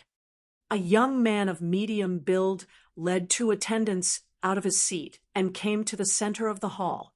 Just as he was about to speak after bowing, the laughter of the Cintrans came from both sides of the banquet. They cheered in a joking tone, Go His Highness Peregrine, while knocking on the table or playing strange music with the bagpipes. After coming to this world for more than half a year, Tyrion also knew about the conflict between the northern countries and the southern country of Nilfgaard. Queen Calanthe coldly scolded the nobleman youth who was making the most noise, and the hall returned to silence. The Prince of Nilfgaard said, Queen Calanthe, if I marry Princess Pavetta, Cintra, located at the southernmost part of the northern countries, will form an alliance with Nilfgaard and no country in the world will dare to go against our will. Speaking of this, the prince showed what he thought was a smug, but was actually a very wretched smile. I know that Sintra hasn't given birth to a prince for a long time, and my 5 brothers are all strong men, and I have a very powerful bloodline in my body. The seed I left in Pavetta's body will also bear the strongest male heir. This is the wedding banquet. The dwarf moaned softly. Just as he thought this was the custom of the demon hunter world, he caught a glimpse of Princess Pavetta's face full of shame and anger, and she looked to her mother for help. Queen Calanthe's expression was impatient, but her eyes were burning with anger. Tyrion was sure that this was not a tradition, but a strange thing in every world. Sintra is indeed the pearl of the northern countries, but what is Nilfgaard? A pile of dog shit. The lioness of Sintra was very rude and sneered in front of all the guests. The prince and his 2 attendants were shocked, but the surrounding Sintrans laughed loudly and applauded the queen. Boy, tell me, is it true that the barbaric Nilfgaardians drink urine, eat their own children, and mate with ewes? The dwarf was stunned. The prince of Nilfgaard recovered from the shock, and his face was full of disbelief and shame. The nobles of Sintra in the palace cheered even more excitedly, as if their queen had swept away thousands of troops on the battlefield with Nilfgaard. Queen Calanthe, are you humiliating me? You are insulting Nilfgaard. The prince's face was red as he stammered. Come on, who doesn't know that your father is just a usurper? The king of Nilfgaard can't stay for long. How long can your family stay on the throne? A year? A month? Boy, get out of here early and suffer less humiliation. Queen Calanthe said sarcastically and glanced at her daughter with a smile in her eyes. The prince of Nilfgaard did not say a word and turned to leave with his attendants. He left the palace directly and did not return to the banquet. The Sintrans cheered thunderously. Then the second suitor, the third, gradually, Tyrion and the other students of the Imperial College understood the right way to propose. Prince Brandon Targaryen of the world of the 7 gods. As the ceremonial officer sang, the silver-haired, purple-eyed Bran walked to the center of the hall with the encouragement of his classmates. Chapter 1127. Prince Brandon is so handsome. Targaryen's appearance was impeccable. As soon as Bran appeared, the noble women cheered. Because he practiced swordsmanship all year round, he wasn't as weak as the pretty boy poet. His tall stature and well-defined muscles made the knights in the hall feel good about him. This is the most handsome young man I've ever seen. If he had appeared 20 years earlier, your father would never have become the king of Sintra, Calanthe said to her daughter, tilting her head. Tyrion's cheek muscles twitched slightly. If you had married him 20 years ago, the name of the Mad King would have been known throughout the other world. Sintra succession laws were very harsh on women. Queen Calanthe was the only child of the late king, but she couldn't be the queen. Her husband was the new king. If the new king had legal reasons to divorce her, the throne would still belong to the divorced husband, and his new wife would become the queen. After Calanthe gave birth to Pavetta, she had 2 miscarriages. Her body was damaged, and she couldn't get pregnant again. So, the king thought that she couldn't give him a son and prepared to marry a new queen. Before the plan could be put into action, he fell ill and died. There were always rumors that it was Calanthe who did it. If Bran and Calanthe had married 20 years ago, and Bran wanted to be the Mad King, Calanthe might not have been able to stop him. I am a direct descendant of the God King, and the brother of the Westeros King. Of course, the one who wants to marry Princess Pavetta is me, not my grandmother or the king's brother. I say this only to prove to you and everyone here that my bloodline is absolutely worthy of Her Highness. As he spoke, he gracefully turned around and bowed to the nobles on both sides of the hall. What is the God King? What about the Westeros King? A handsome poet playing the accordion asked curiously, "The God King, as the name suggests, is the king of the gods," Bran said with a faint smile. "There really are gods? The king of the gods? Who gave him the title?" The poet was shocked. "Don't you believe in the existence of gods?" Bran asked. In any Western culture, not believing in gods was heresy and even a great sin. "Of course I believe in the gods. In fact, I'm also a believer of merit lay," the poet immediately replied. "My great-great-grandmother was a god, the king of the gods. My great-grandfather was the sun god, and my great-grandmother was the moon goddess. This is not a secret. In our world, anyone can find out. Sun god, moon god." Everyone in the hall was dumbfounded. Bran smiled proudly and continued, "There's no need for anyone to confer titles. The evil gods and demons that oppose the deity king have all been wiped out 100 years ago. On the other hand, my great-grandfather's sun god position was conferred by his mother. She created a sun for him and placed it in the sun god chariot. My great-grandfather was in charge of it. When I was 6 years old, my grandfather carried me to the Moon Palace to visit my great-grandmother. If I have the honor of marrying Pavetta, I think it won't be difficult to bring her to see the sun god chariot." A living legend had appeared beside her. Even the strong-willed Queen of Sintra was shocked speechless. She had long known that the Dragon Queen, who had an agreement with her ancestors, was a god, but this was not a god, but a god. And it was the sun god and the moon god, which sounded very high and mighty. The dwarf sighed and broke the silence. "Kid, don't brag. You don't have the right to get close to the sun god chariot.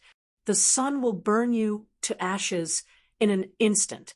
But his words not only did not expose Bran's bragging, but also indirectly proved that the deity king, the sun god, and the sun god chariot were all true. Everyone couldn't help but exclaim and whisper. In an instant, Prince Bran seemed to have an additional bright halo around him.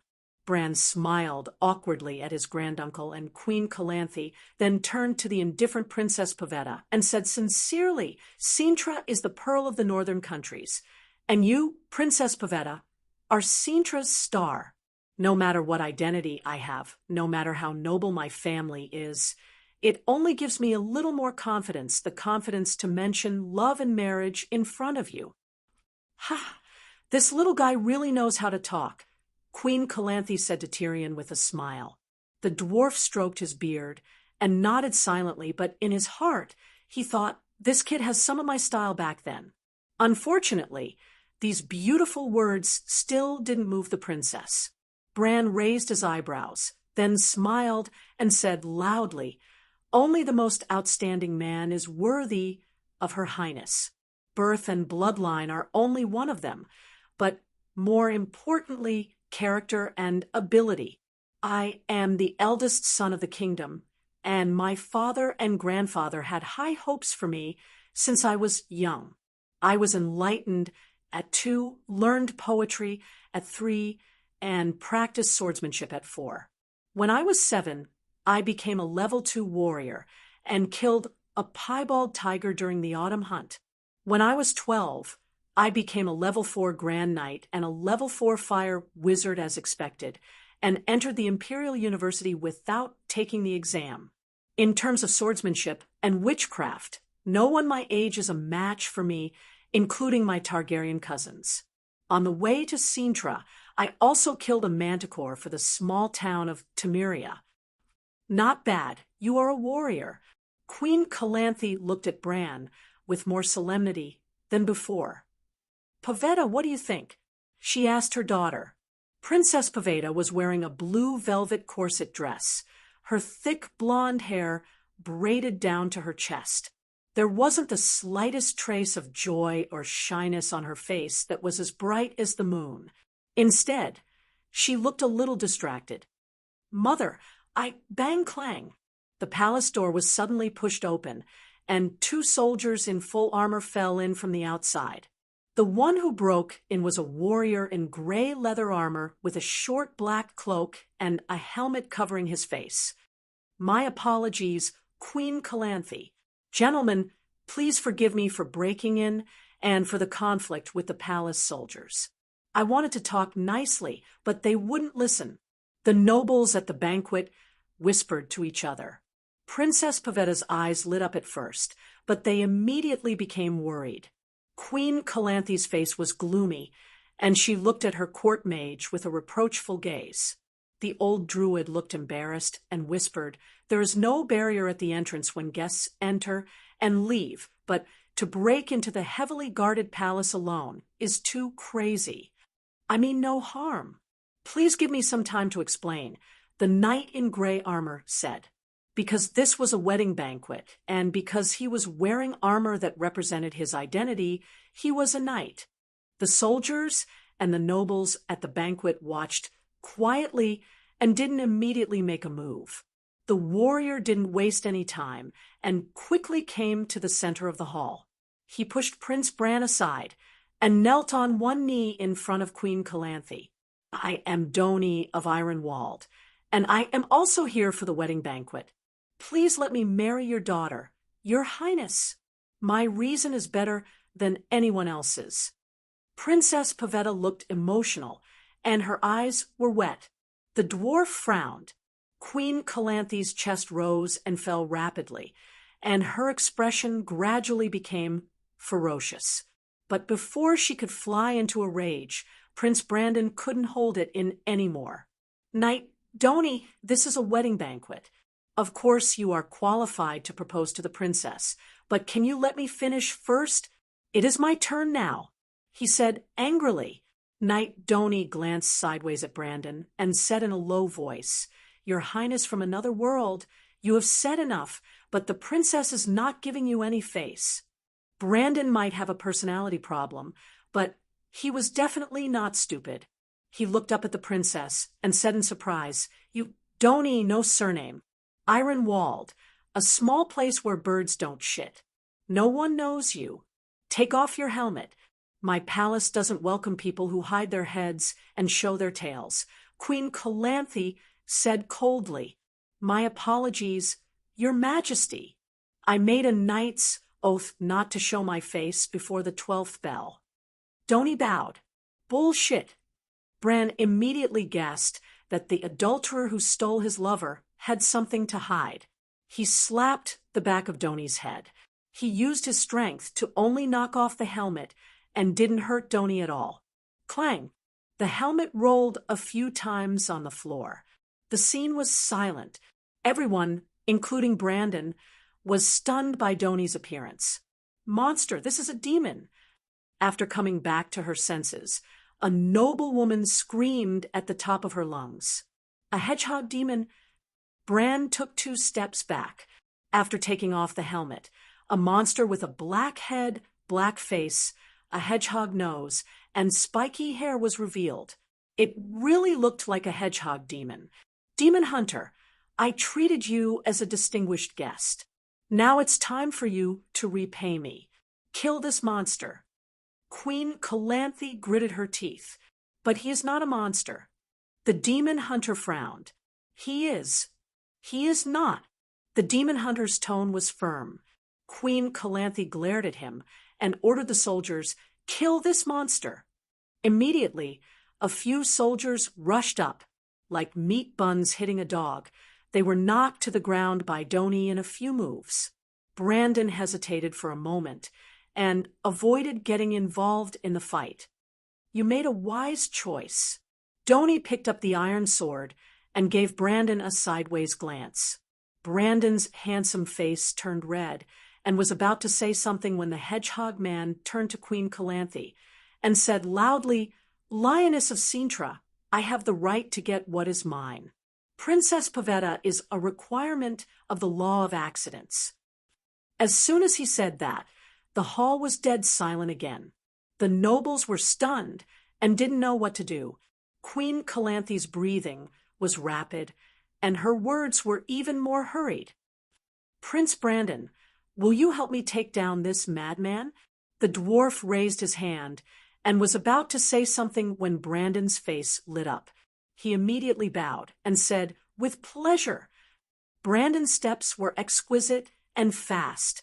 Everyone in the hall only saw a blur, and the Prince of Otherworld was already behind Donny the Hedgehog. With a flick of his finger, he hit the aorta on the side of Donny's neck. His movements were elegant and light, so slow that everyone could see what he did. But Donny didn't resist and fell to the ground with a grunt. So strong. The guards who rushed in from outside the palace were stunned. Not only the guards, but Queen Calanthe and her noble knights were also shocked. This kid wasn't lying. He wasn't an embroidered pillow. Prince Bran has touched the threshold of Sword Saint, Sophia said seriously at the banquet. Kid, you made an unwise choice. Brandon said proudly, Law of surprise. Tony the Hedgehog felt as if someone had hit him in the head with a stick. He stopped breathing and struggled on the floor. I saved King Ragnar, and in return, I will use the law of surprise. Pavetta is mine. Bran ignored him. Your Majesty, what should we do with this beast? Kill him, and Pavetta will be your wife. Queen Calanthe said coldly. The dwarf wanted to say something, but stopped. Bran was overjoyed. In order to please the ancestor, he didn't mind taking over. After all, he had already made countless men take over. Chapter 11:28. Wait. Prince Easter left his seat and looked around the hall, frowning. The law of surprise must be obeyed. No honorable person can sit by and watch the law of surprise be violated. Geralt nodded and said solemnly, Your Highness is right, and Tony is not a monster. He is a poor cursed knight. Bran looked at the dwarf hesitantly, hoping that his uncle could give him a hint. The dwarf was expressionless now. In fact, like Bran, he was at a loss. Before coming to this world, they had learned about the traditions and customs of this world. The sacredness of the law of surprise was equivalent to the rights of guests and the sacred marriage contract in the Song of Ice and Fire world. The person who saved others could ask the saved person for the first thing he saw when he returned home, or something that the saved person already had but didn't know at the time.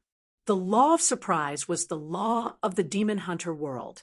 In addition to having the legal effect of a contract in customary law, it also involved fate.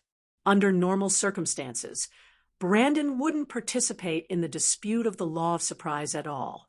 But just like Wade Fry, who knew the story of the rat chef, still did something against the rights of guests. Just because the benefits were too great, Tyrion hesitated at this time because of Pavetta's importance. Maybe the fate of this world couldn't affect the Dragon Queen at all. Maybe, for Pavetta, the Dragon Queen didn't care about the laws of this world. He pondered expressionlessly, and Bran took it as a silent agreement. He looked at the Lioness of Cintro again, because Prince Easter was her lover. Prince Brandon, this is my palace. You have my permission. Defeat anyone who stands in your way, and show Pavetta your superb swordsmanship. As you wish. Bran smiled. At this time, Easter and the Knights of Honor had already surrounded them. Well, this was Pavetta's wedding banquet. The guests were not only the nobles of Cintra, and foreigners might not be willing to give Queen Calanthe face. Prince of another world, this is not your world. Challenging our laws and traditions is equivalent to insulting us. They were either empty-handed, carrying heavy wooden chairs, or picking up the weapons of the soldiers Tony had knocked down, slowly approaching Brandon. I'm sorry, but this is Queen Calanthe's order. Bran used his right leg to hook Tony's sword into the air and stabbed out with his right hand. The knights who surrounded him only saw a silver light flash before their eyes. Their wrists hurt, and they couldn't hold their weapons. Damn it, how can this kid be so strong? In just a moment, 7 or 8 people were holding their dominant hand and wailing. The rest of the unarmed men rushed forward.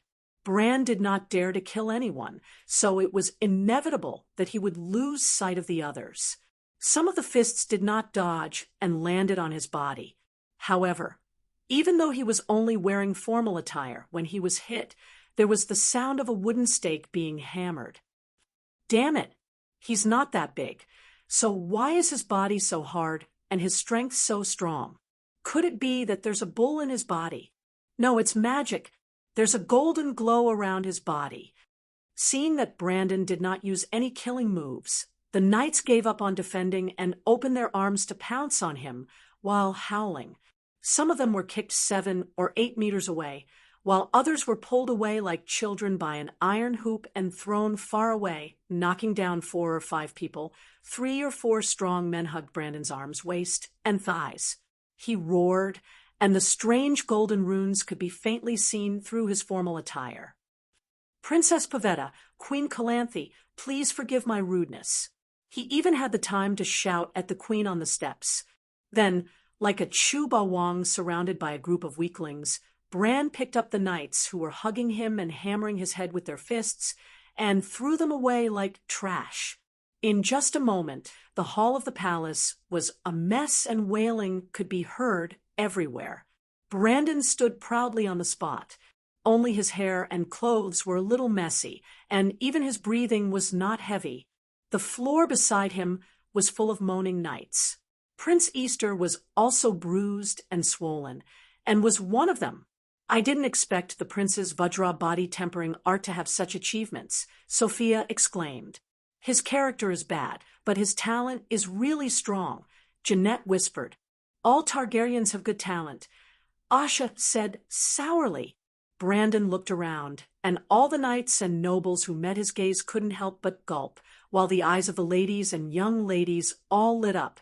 Powerful, handsome, noble, sweet-tongued, and good character. Prince Brandon was perfect. "Donnie the Hedgehog, you shouldn't have come." Brandon came to the Hedgehog Knight with his sword, but did not immediately attack. First, he used his eyes to ask Queen Calanthe. "No, don't." Princess Pavetta shook her head, with tears in her eyes. Queen Calanthe, who had hesitated, immediately shouted angrily, "Kill him! Kill this monster!" Brandon raised his sword to stab. "Stop!" Along with the shout came a silver glow.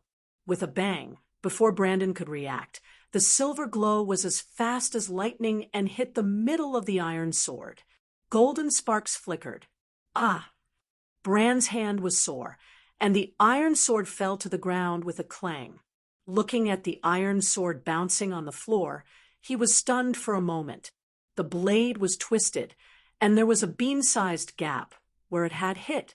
Beside the iron sword, there was a silver spoon that was intact. The soft silver spoon smashed a hole in the hard steel blade. Bran suddenly turned his head and looked at the demon hunter, who was slowly walking over. He said in shock, "You're a sword saint." "Prince Bran, you can step down. I'm a demon hunter, and I only know how to kill. My attacks are either crippling or injuring," Geralt said calmly. Bran first looked at his uncle, but Tyrion slowly shook his head. "You're a demon hunter. Why are you involved in this matter?" Bran said unwillingly, "I can't watch an innocent person get killed." Bran's expression changed a few times.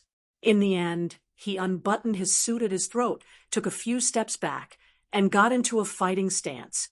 He said in a deep voice, "I'm a descendant of the King of Gods, and I won't back down without a fight." Geralt stared at him for a while, and his eyebrows gradually relaxed. He nodded and said, "I understand. I'll try my best to control my strength." "You're humiliating me." Bran was furious. "Today, I'll let you know that a sword saint isn't invincible." Dragon King's roar of fury. It was standard Chinese. As the last syllable fell, Bran's mouth seemed to have spat out an explosive missile. The flames rolled up a circle of milky white airwaves and covered the demon hunter's head. Roar. Everyone in the hall had a terrifying feeling, as if a volcano had erupted under Bran's feet. At the same time, a sacred and majestic dragon, roar rang in their ears. For a moment, their hair and beards were burnt, and they felt dizzy. This was a triple attack of soul, flame, and sound waves. The demon hunter, who bore the brunt of the attack, took half a step forward. Like a reef in a flood, he stood still under the pressure of the sound waves and soul. The flames that swept towards him seemed to have met an invisible shield, and countless sparks flew in front of him. Not enough. Gerald said, lightly. Crash! The chandelier behind him shook violently, and the plates on the table shattered. The glass window above the stone wall of the palace exploded with a bang. 18 fire dragons. Brandon's left hand hung over his right palm, and in the blink of an eye, a rapidly spinning fireball was filled between his two palms. The flames turned from bright red to blazing white. Hiss! A python-like 5-clawed fire dragon flew out from the fireball. It bared its fangs and brandished its claws and pounced on the demon hunter. Hiss the second, the third. It was like a Gatling gun. In just a short breath, 18 fire dragons that were 10 meters long and as thick as buckets occupied most of the space in the palace. The fire dragon's eyes shone with wisdom. It avoided obstacles such as the chandelier, tables and chairs and idlers, and attacked the demon hunter from all angles. The demon hunter also practiced both magic and martial arts. A transparent barrier with blue runes appeared around him. The fire dragon's claws were as sharp as real swords, and its teeth were even sharper than the blade of a metal sword. It scratched a crack on the barrier. Although the crack healed quickly, the barrier was visibly illusory. In a few blinks of an eye, with a bang, the barrier shattered into pieces of flickering runes that looked like fireflies, and then disappeared completely. Prince Brandon is too powerful. He practiced both magic and martial arts, and he has reached a level that mortals can't reach. Maybe the gods are real, and he is a descendant of the gods. The nobles of Sintra were pale, and they looked at Bran with awe. Clang! The sound of a sword being unsheathed suppressed the roar of the fire dragon. Gerald drew his own sword, and drew an 8 in front of Bran, who was smiling proudly 10 steps away. It was as if he had cut nothing, but he had cut nothing. Boom! Bran's expression stiffened. It was as if he had been hit in the chest by an invisible bomb. He was instantly thrown back more than 10 meters, smashed through the thick oak table, rolled to the corner, and slammed into the stone wall. Out of the 18 flying fire dragons, 3 of them were in the way of the sword aura and were directly crushed. The other 15 lost control, and their eyes lost the light. They crashed into the floor and the roof, leaving a large area of black and dark red molten state. The bronze chandelier melted into liquid, and the beams were burning. Everyone in the hall felt like they were in a furnace. At this moment, everyone could feel the power of Bran's fire dragons. Of course, the demon hunter was stronger. Fortunately, Master Tyrion was there to control the flames, and the old druid had set up a defensive barrier, so the fire didn't spread and didn't affect the innocent. You are not an ordinary sword master. Bran's chest was almost broken in half. From his left shoulder to the right side of his waist, his flesh and ribs were all cut open, and even his heart was cut open. However, he didn't die immediately. Instead, the wound automatically emitted a milky white holy light, and even his blood was slowly flowing back. The priest of the Imperial College didn't stay idle either. He immediately stopped the bleeding and healed him. You're about to become a sword master.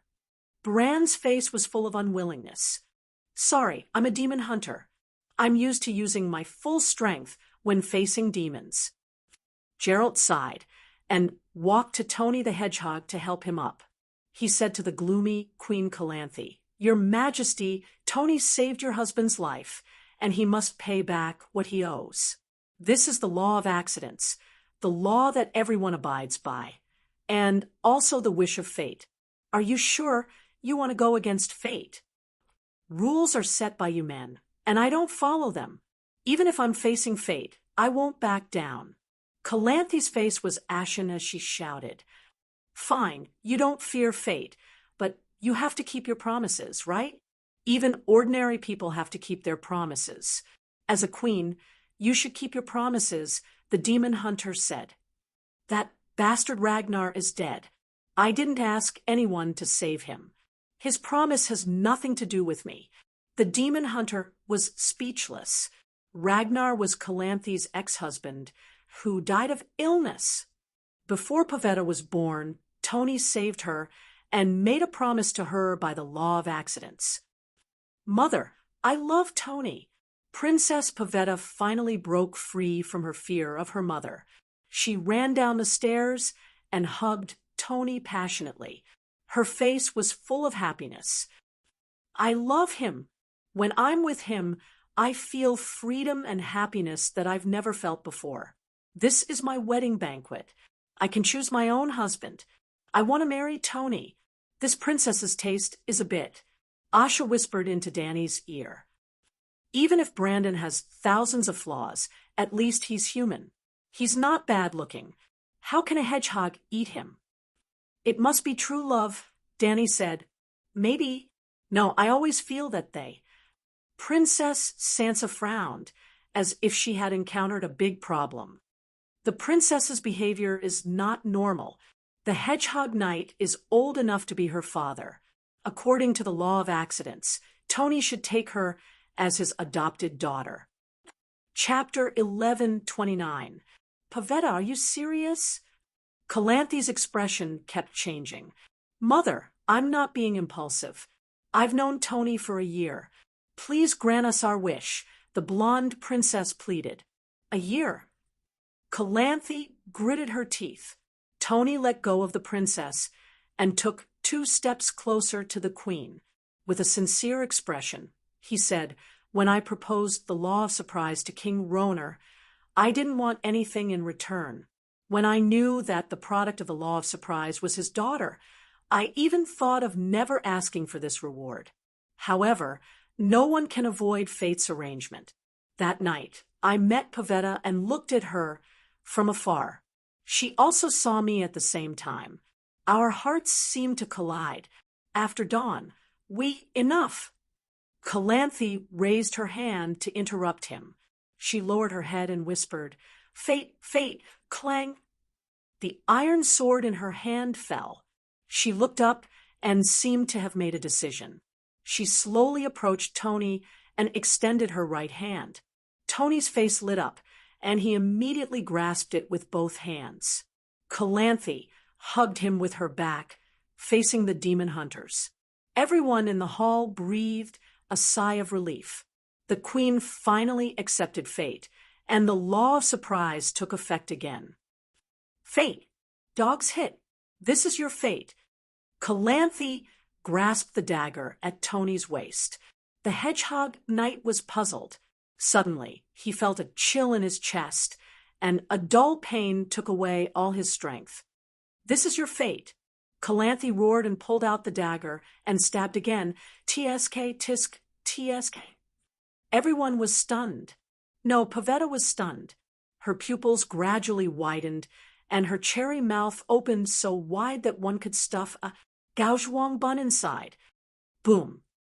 The next moment, a glaring white light accompanied by a scorching ring of fire spread out in all directions with her and Tony as the center.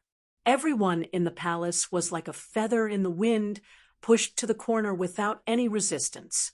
Even the dwarf, Sophia, Gerald, and the other strong people were forced back by the airwaves. Damn it, the inheritance has been activated again. The dwarf's expression was ugly. A huge shadow of a crow appeared above Pavetta's head. Every time it flapped its wings, the heat waves and strong light were like a tsunami pressing in all directions. When the crow landed on Pavel's body, the light instantly distorted and turned into a fireball emitting a blazing white light like a small sun. In the eyes of the citizens of the royal capital, a sun was about to break free from the palace. The light that escaped from the windows and the dome dispelled the darkness within a radius of dozens of miles. What inheritance! Gerald was pierced by the white light until tears streamed down his face, but he gradually steadied himself in the waves of fire. Pavel has awakened my mother's bloodline. This is the sun prophet. Strangely, the others almost melted in the light and heat. It was only because Tyrion and a few Targaryens used fire control to distort the direction of the blazing flames that they temporarily saved their lives. However, Calanthe was unharmed in the flames and was in good condition like the Targaryens. Tony, my love, Princess Pavetta seemed to be in a trance, oblivious to everything happening around her. She just squatted on the ground and hugged the hedgehog knight, whose aura was fading away. Donnie, she cried sadly. The sun that was emitting light and heat trembled. The strong light suddenly disappeared and was replaced by an illusory red fire mist like smoke. When the fire mist quickly filled the hall, everyone saw something invisible to the naked eye. Souls. Floating above Tony's corpse was a handsome middle-aged man who was anxiously shouting at the sobbing Pavetta below. In the corner of the hall, above the guests who had unexpectedly died, tragically, there were also dazed figures floating. Unlike Tony, their appearances were exactly the same as the corpses. Tyrion's face was filled with disbelief. My sister really put in a lot of effort. What did she see in them?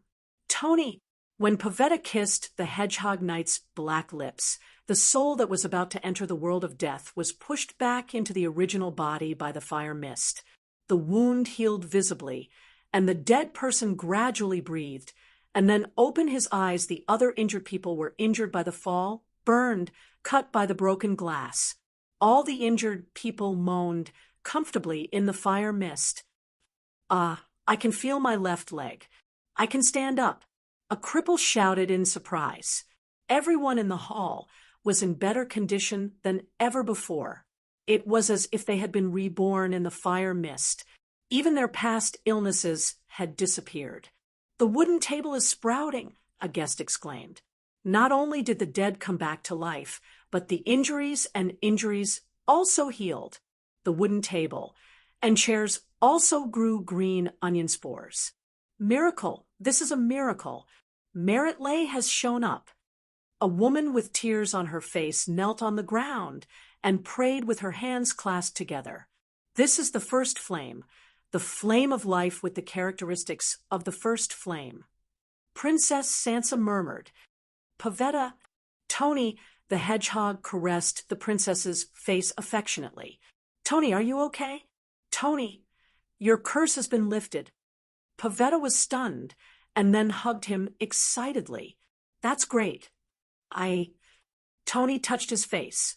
It was no longer the round nose of a hedgehog, and his hair was no longer the spikes of a hedgehog. Pavetta's emotions stabilized. The fire mist and the illusory sun disappeared, as if everything before was an illusion. That kind of power, level holy light, no curse can stop it. Tyrion sighed softly. What's going on? Prince Easter was confused.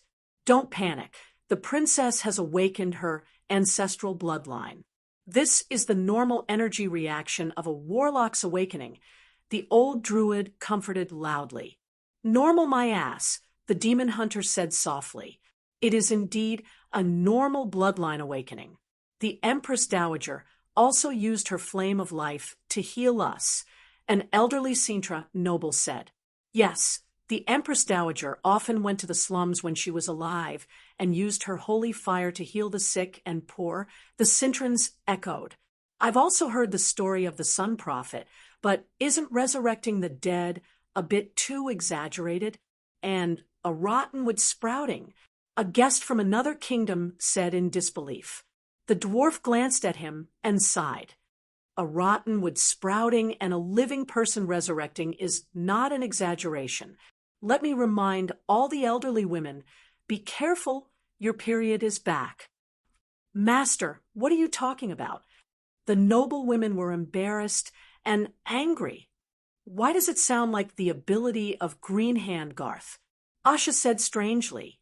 Seeing the puzzled expressions of the Imperial University students, Tyrion said in the common language that the otherworlders could not understand. "Garth is the angel of Mother Earth, and for 100 years, every 10 years, Dragon Queen has comprehended a song of law. 40 years ago, even the song of Mother Earth appeared after singing, and she was the new Mother Earth. In fact, all the life mastery and the laws were comprehended and then merged into the fire of creation. Otherwise, how could you be resurrected from the concept? Asha, in the fire of the smoke sea, even your life mark was burned away." Dragon Queen sang a lot of songs of law. Asha was stunned. Sophia's face was full of reverence. "I'm 32 years old this year, and I've seen the song of law resound throughout the world twice. The first time was the song of death, and the whole world fell into darkness. There seemed to be endless wailing of the dead in my ears. It was very scary. I was only 4 years old at that time, and I was so scared that I cried. The priest of the small church even stood at the entrance of the village with a tin trumpet and shouted, saying that it was a happy occasion and that we should not be afraid. The second time was the Song of Autumn.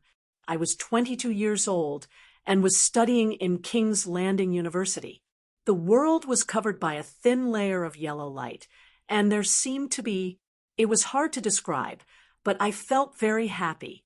The most direct manifestation was that the whole country had a great harvest that year. I haven't heard of the Song of Law yet." Asha was fascinated. "There will definitely be a chance. Since the Song of Autumn has appeared, the songs of 4 seasons will definitely be gathered. The more varied the songs of law, the more prosperous the world will be." Sophia smiled. As they talked, Queen Calanthe had already shakily walked to her daughter's side, and the mother and daughter hugged each other.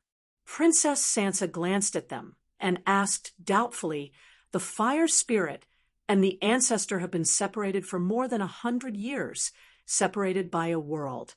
Can she still grow with them?" "As long as she can sense Little Fog. Little Fog can also evolve. Little Fog is the first fire spirit, the king of the fire spirits." Tyrion said, "What are you mumbling about?" Prince Easter looked at the guests from another world warily. "We are discussing the princess's bloodline. It involves secrets that are not suitable for others to hear." Tyrion said, "What does the secret of the Sintra royal family's bloodline have to do with you?" The dwarf sighed. "Let's talk about it in another place and another time."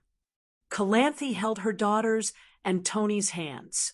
Facing the guests, she announced loudly, "Fate has spoken, and I have heard it.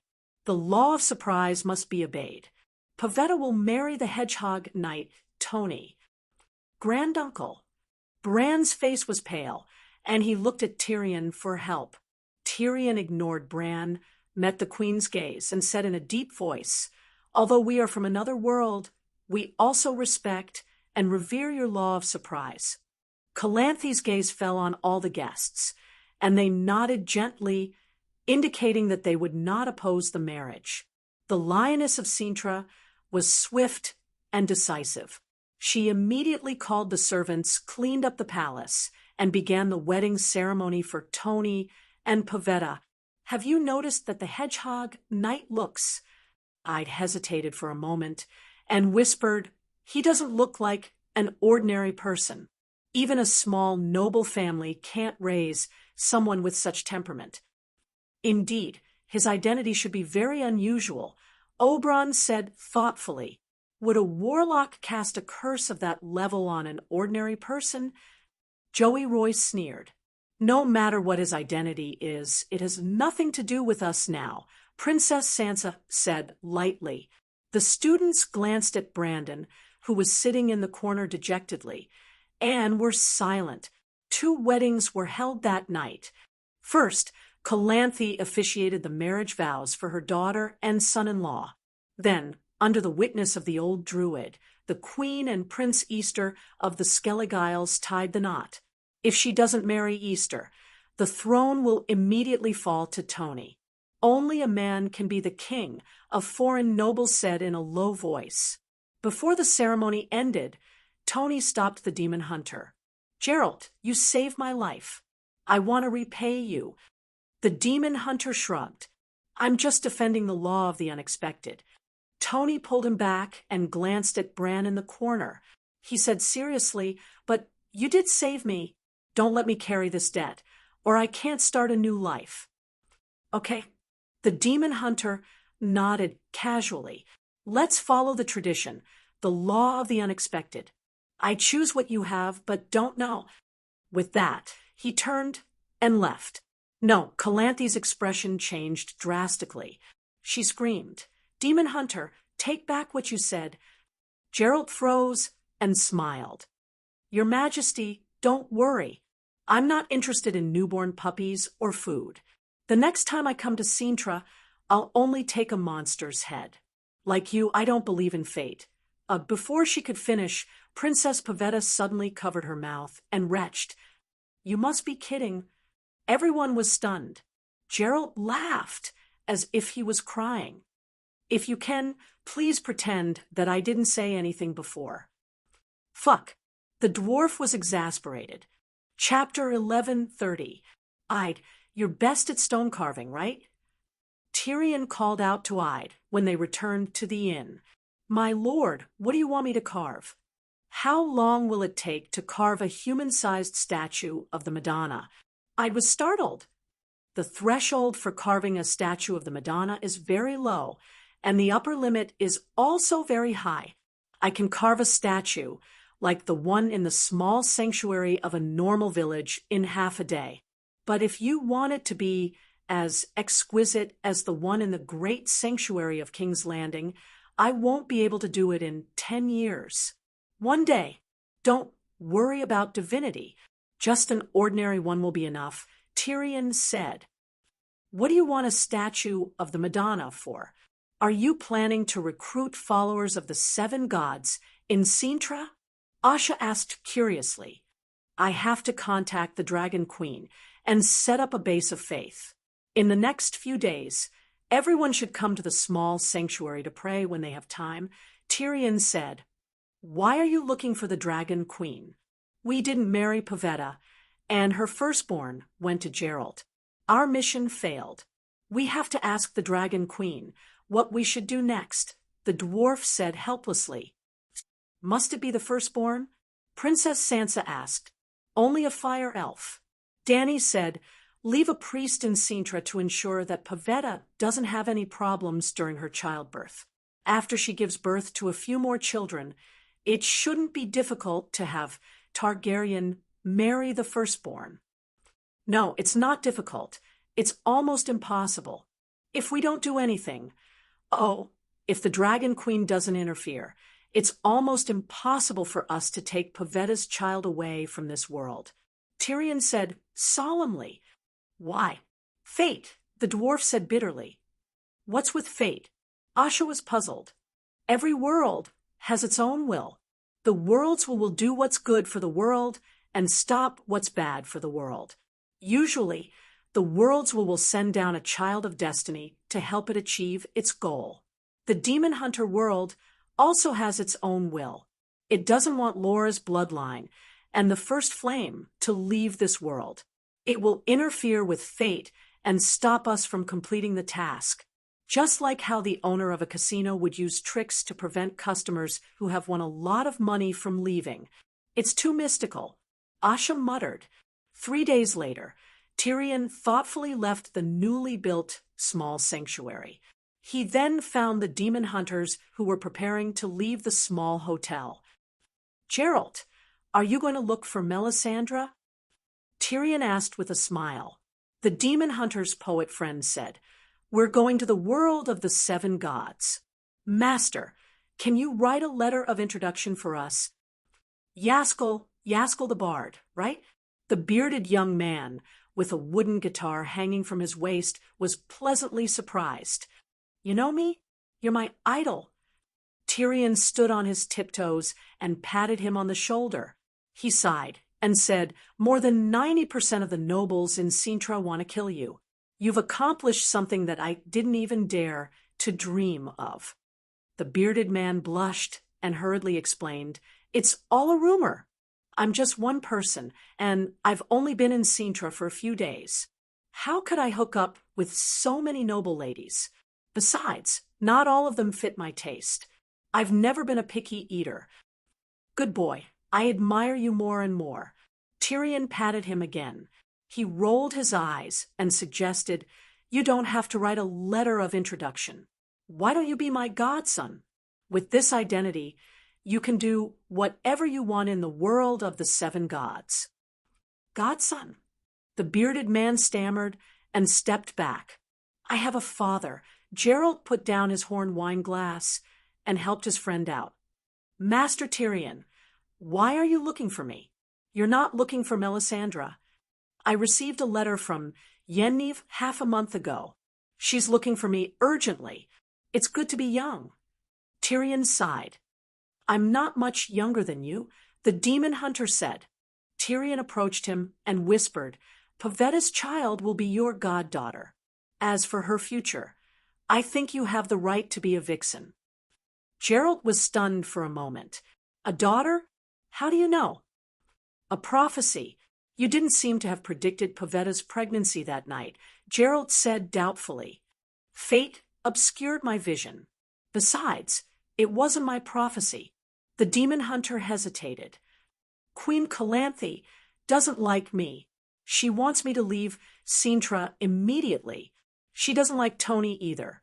But what can she do if God wants her to do this? Not everyone can go against fate," Tyrion said with a complicated expression. "Who has gone against fate?" the bard asked curiously. "Danny Lees?" Geralt said. Tyrion nodded slightly. "I've said it before.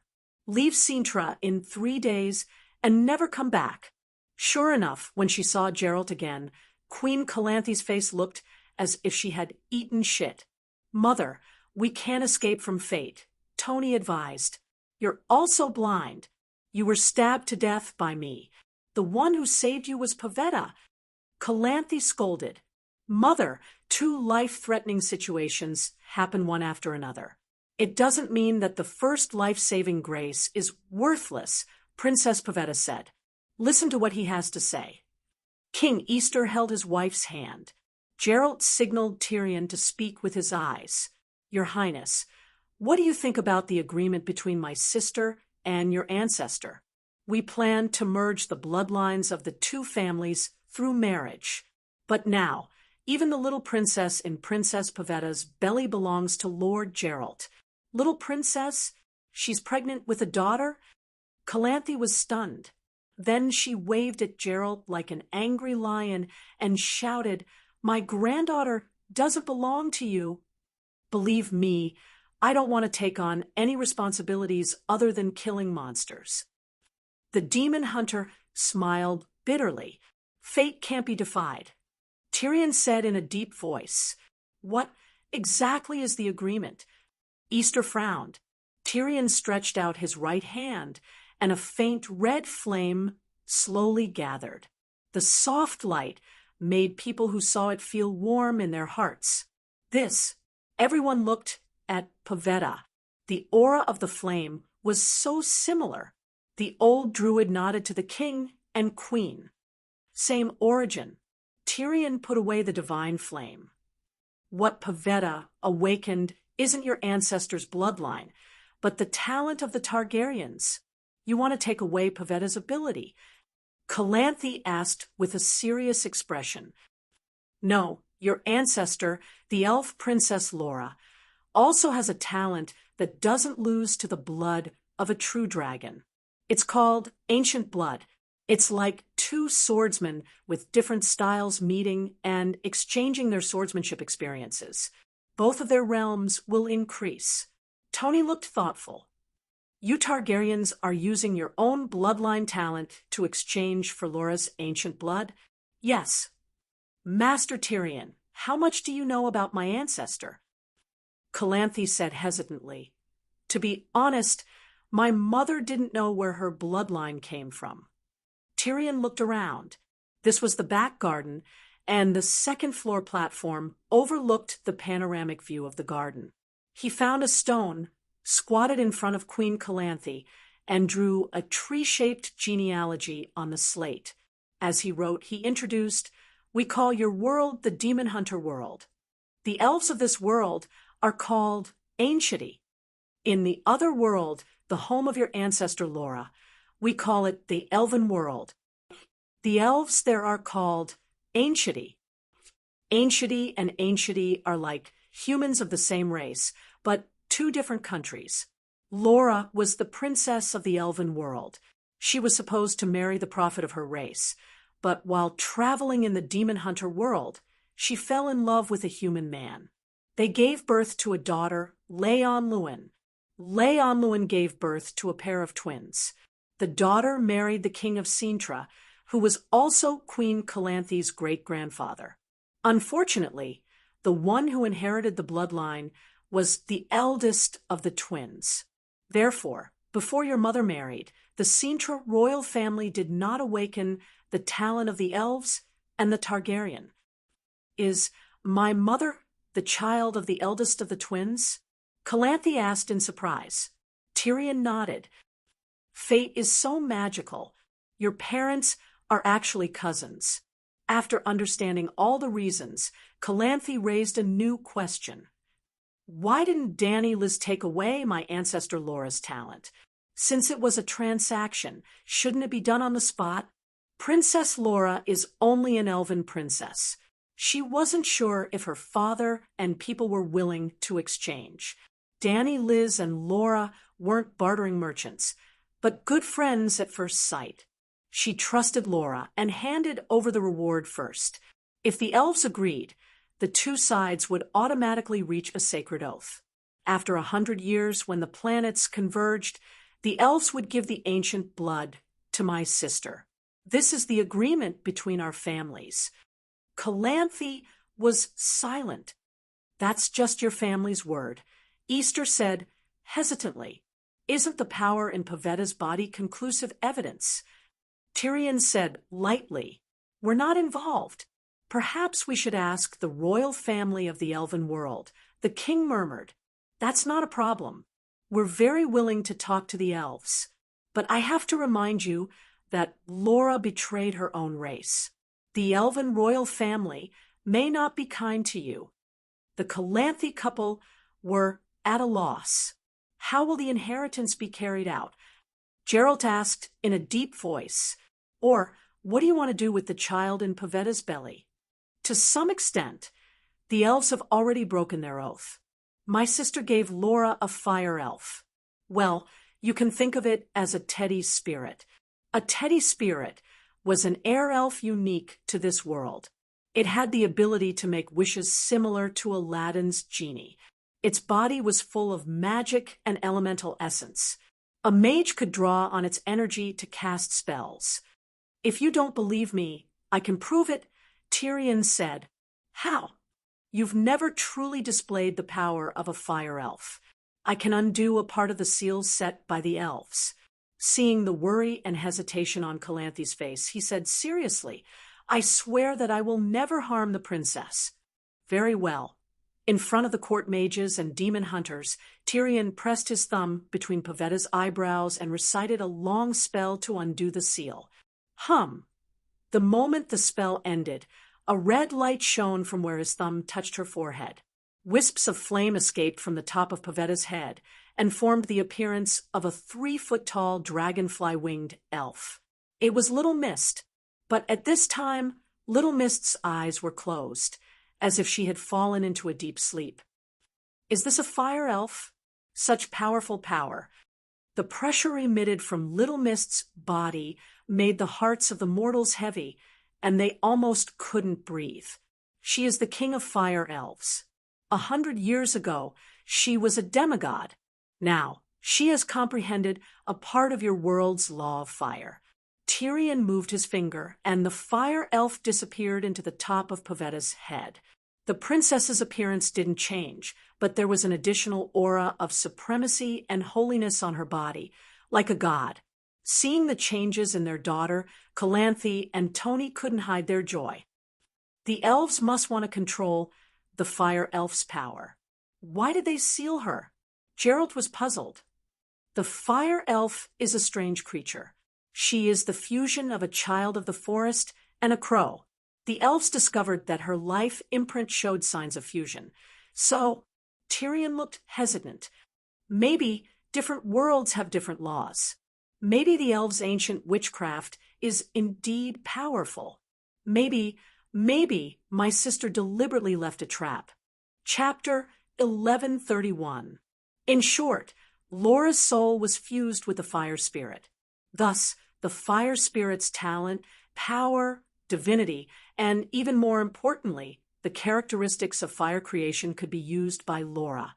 But Laura wasn't a good princess in the traditional sense. From the fact that she ran away from marriage and married a human, it could be seen that she was a passionate, lively, energetic girl who yearned for freedom and advocated equality. Master Tyrion touched his nose and spoke against his heart. He truly felt that Laura was foolish, but Laura's greatest responsibility in the elven race, or perhaps the meaning of her existence, was to give birth to the child of the ancient blood with the elven prophet. You understand? The elven royal family only hoped that she could pass on the fire creation and ancient blood to the future generations, not to create a god strong enough to break free from the shackles of the royal family. Without a doubt, if she could completely control the fire spirit's power and ancient blood, Laura would be a god. Thus, from the beginning, the elves used the power of their entire race to leave a seal on Laura's soul. It sealed the fire spirit, Little Mist, and greatly suppressed Laura's power. This was the first time everyone had heard such a secret and was shocked. After a long silence, Calanthe faintly said, "I didn't expect my ancestor to have such a past. Since it had already fused with Laura's soul, why is it now in Pavetta's body?" Gerald frowned. From the beginning, the elves hoped that Laura would pass on her bloodline to the future generations. Thus, before she died, she easily passed on her divinity and magic power to her daughter. At that time, the fire spirit was still fused with her soul. Until she completely died, the remnant soul of the fire spirit attached itself to her daughter. In the process of passing on, the soul would constantly improve the genes. In other words, the genes would evolve. The essence of the fire spirit's soul left the life imprint of fire creation in the bloodline of Laura's descendants. Generation after generation, generation after generation, the elven royal family's goal was achieved to let their own race obtain my sister's talent. How do you know so much? The elves' plan should be absolutely secret, right? Tony doubted. Tyrion looked at him deeply and shook his head. I didn't know. In the past few days, we built a small sanctuary in the Crouching Lion Hotel. The stars converged, and the glory of the 7 gods shone into this world. In the river of time, there are no secrets. Tony's pupils constricted. I don't quite understand. Tyrion shrugged and said with a smile, "To put it simply, my sister Dany Lissy is a deity king. She has always kept her own things in her eyes. She told me, so I knew. Calanthe doesn't seem to have awakened the power in her bloodline." Easter glanced at his wife and said slowly, "That's normal. When I came here, I met a bastard son of the Targaryen family. He's just the manager of a merchant group. Illegitimate child." Calanthe's expression changed. I don't mean anything else. I'm just illustrating the randomness of bloodline awakening. How do you plan to fulfill the agreement now?" Calanthe asked in a deep voice. "After Pavetta gives birth to the child, you should fulfill your promise according to the law of surprise. You should be able to trust Gerald's character and integrity, right? He was the one who brought the little princess to our world and raised her. Her Highness Pavetta is young and healthy. It won't be difficult for her to give birth to a second child. No, Pavetta and Calanthe refused in unison. What kind of character and integrity does the Butcher of Braviken have? I don't trust him. I won't give my granddaughter to him, and I won't allow you to take her away from Cintra. Queen Calanthe said with an ashen face. Gerald sighed softly and didn't say anything. Please put aside your prejudices. Gerald passed the trial of the 7 hells, so there's nothing wrong with his character. Even if you don't care about our trial of the 7 hells, a few days ago, he upheld justice for someone he didn't know. He didn't even hesitate to offend the Queen of Cintra and the Otherworld Prince. Doesn't that mean something? The dwarf frowned. My granddaughter isn't going anywhere. If a demon hunter is truly virtuous, then he should give his child the best future. Calanthe insisted. Tyrion looked at her deeply and said indifferently, Forgive me for being blunt, but Queen Calanthe, you're just a mortal and don't know anything about the direction of fate. The beautiful future you think of is just wishful thinking. The real best choice is the mercy of the Holy Mother. Are you threatening me? Calanthe's veins were exposed as she clenched the armrest. Her voice and body were trembling slightly. Queen, do you believe in fate? Tyrion asked. Fate is dog shit, Calanthe said. The dwarf glanced at Tony and his wife with a strange expression. That night, you said that you heard the voice of fate. Forget it, you're right. Fate is dog shit. Many times we think that we can easily step over that pile of dog shit, but in fact, mortals are just sheep dung balls that are smaller than dog shit. Easter said in a low voice, You're right. We're all mortals and can't see the direction of fate. We live in the present and only follow our own understanding. We hope that our families can have the best and most practical belonging. Your theory of fate can't convince us. Tyrion spread out his hands. I've already given you what I think is the best choice for you.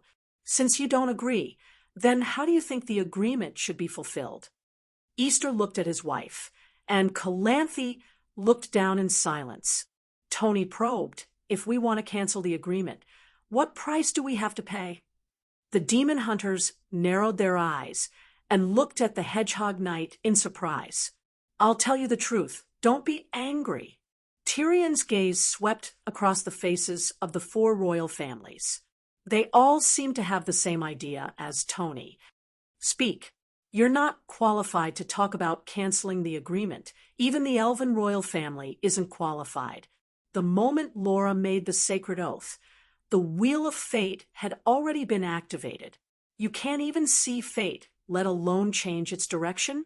Unlike you, who know nothing about fate, the God King is the master of fate. She can ensure that the river of fate doesn't go astray. Calanthe and Easter's expressions were ugly, and the atmosphere was very awkward. Tony pursed his lips and said, Any condition can be negotiated. What price can you pay? Treasures, gold, or territory? Forget it. This matter ends here. Tyrion stood up and prepared to leave. What ends here? The demon hunter asked nervously. Unlike Calanthe, he didn't have a direct impression of the God King. Tyrion looked straight into Calanthe's eyes. Remember what I said before? Laura and my sister were good friends. Laura is dead, but she's still alive. If your friend dies while you're alive, will you take care of your friend's descendants to the best of your ability?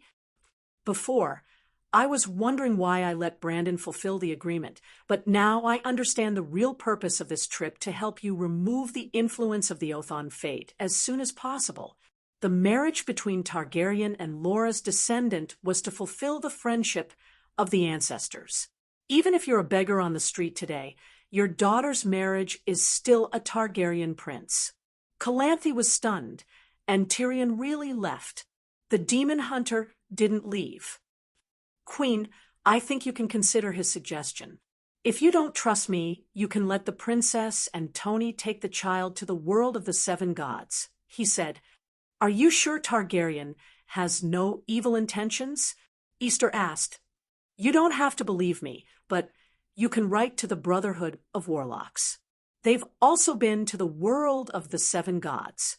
Ask them what the sacred oath represents in that world, and what Danny Rise represents. The convergence of the stars won't last long.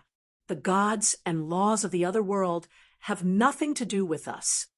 Calanthe held her daughter's cold hand and said with a firm expression, I will protect my family. No one can take my granddaughter away from my kingdom. Then she turned to the court mage.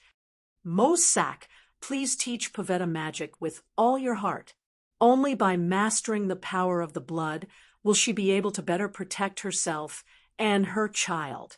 Half a year later, the name of Pavetta, the prophet of the holy fire, spread throughout the northern countries. With the help of the old druid, Pavetta only took a week to master the gentle power of the holy light. After another half a month, she could freely control the flames. A month later, Pavetta, like her grandmother, began to treat patients in the city's slums. After 10 months of pregnancy, she gave birth to a daughter. Zirella, my granddaughter's name is Zirella, Calanthe excitedly announced to her subjects as she held up the baby, whose face was covered in blood and whose mouth was wide open and howling. A year later, Cintra was at war with the nearby kingdoms. Pavetta, as a warlock, went to war with her mother, stepfather, and husband. In that battle, Pavetta had used her first forbidden spell, Meteor Shower, against an enemy warlock. She used the ancient blood to extract the chaos magic in the universe, then used the divinity of the fire elf Song of Fire to transform the magic into flames. She then used the basic fireball spell taught by the old druid to release it. Those were fireballs bigger than 3-story buildings. Just one of them was enough to kill the warlock of the opposing kingdom. But she summoned thousands of them at once. The fire burned for a day and night, burning the forest and grassland into smooth brownish-red crystals. Thousands of knights didn't even leave behind their armor. Cintra's prophet of the holy fire has mastered the power of the gods. Not only the northern countries, but the entire demon hunter world was shocked by this news. Targaryen's holy fire has fused with the ancient blood. It's too powerful. Even if there are gods in the world, they're nothing more than this. The old druid said to Calanthe with a trembling voice. No, she's not strong enough. Teach her nature magic. Calanthe said in a low voice. 2 years later, the Warlock Brotherhood came. After some tests, they unanimously agreed that according to the rules of the world of 7 gods, Pavetta was a god, a powerful demigod. A year later, the title of the world's strongest divine warlock fell on Pavetta and was recognized by all the warlocks. Another year later, the first female warlock's family went to the Skellige archipelago for a vacation. When they returned, they encountered a storm and died. Well, King Easter was the prince of the Skellige archipelago and the uncle of the current lord. The Skellige archipelago could be seen as the Iron Archipelago of the demon hunter world. Its geographical location and military power were similar, and the capital of Cintra was equivalent to Casterly Rock City in the river. Say that again. My daughter is a demigod. How could she die in a mere storm? Queen Calanthe's face was pale. I advised them. At that time, there was a seasonal storm near the Skellige archipelago. But Tony, like you, thought that the princess controlled chaos magic. The lord of the archipelago, Kratz, was full of guilt. Later, I personally led people to search and found many broken wooden shells. I can confirm that the ship really sank. They all. Chapter 1132. 7 gods above. How did you become like this? Geralt exclaimed in disbelief when he saw Tyrion again in Aden. What happened to me? The dwarf had indeed changed a lot, or rather, He had turned back into the 20-year-old plum-faced man from 100 years ago. His lips were red, and his teeth were white. He was wearing a luxurious purple velvet robe with gold trimmings, and his platinum hair fluttered gently in the breeze. Even his big black feet, which were made of old bark, had lost their blackness and roughness. They were white and tender, and he was wearing a pair of dark-colored deerskin sandals. "You should be an old man." Gerald touched his square face and said sourly, "You're too young." "I'm a megalosaurus mage. As long as my magic doesn't run out, it's not difficult to maintain the appearance of an 18-year-old, Tyrion said. "You weren't like this before. I used to be a master. Now that I've met a woman who has moved my heart, of course I have to return to the secular world and become an 18-year-old again. What girl would like a shriveled old monk?" Tyrion said matter-of-factly. The demon hunter was speechless. He was stunned for a moment before asking, "Who did you fall in love with?" "The Virgin of Aden," Tyrion said proudly. Even his eyes were full of vitality, as if he had really become younger. "You?" Gerald's eyes widened. "Are you serious? What's so strange about that? You're a matchmaker." The demon hunter sighed and couldn't continue. When he left Sintra, Tyrion wrote a letter of introduction for the demon hunter, allowing him to receive the highest VIP treatment in any city in the world of 7 gods. Well, the demon hunter didn't go to Melisandre. Instead, he responded to Yennefer's call and went to Slave Bay. In return, Gerald also did the dwarf a big favor. He introduced him to a golden dragon. The demon hunter world also had megalosaurus, but compared to Blackie, megalosaurus were huge.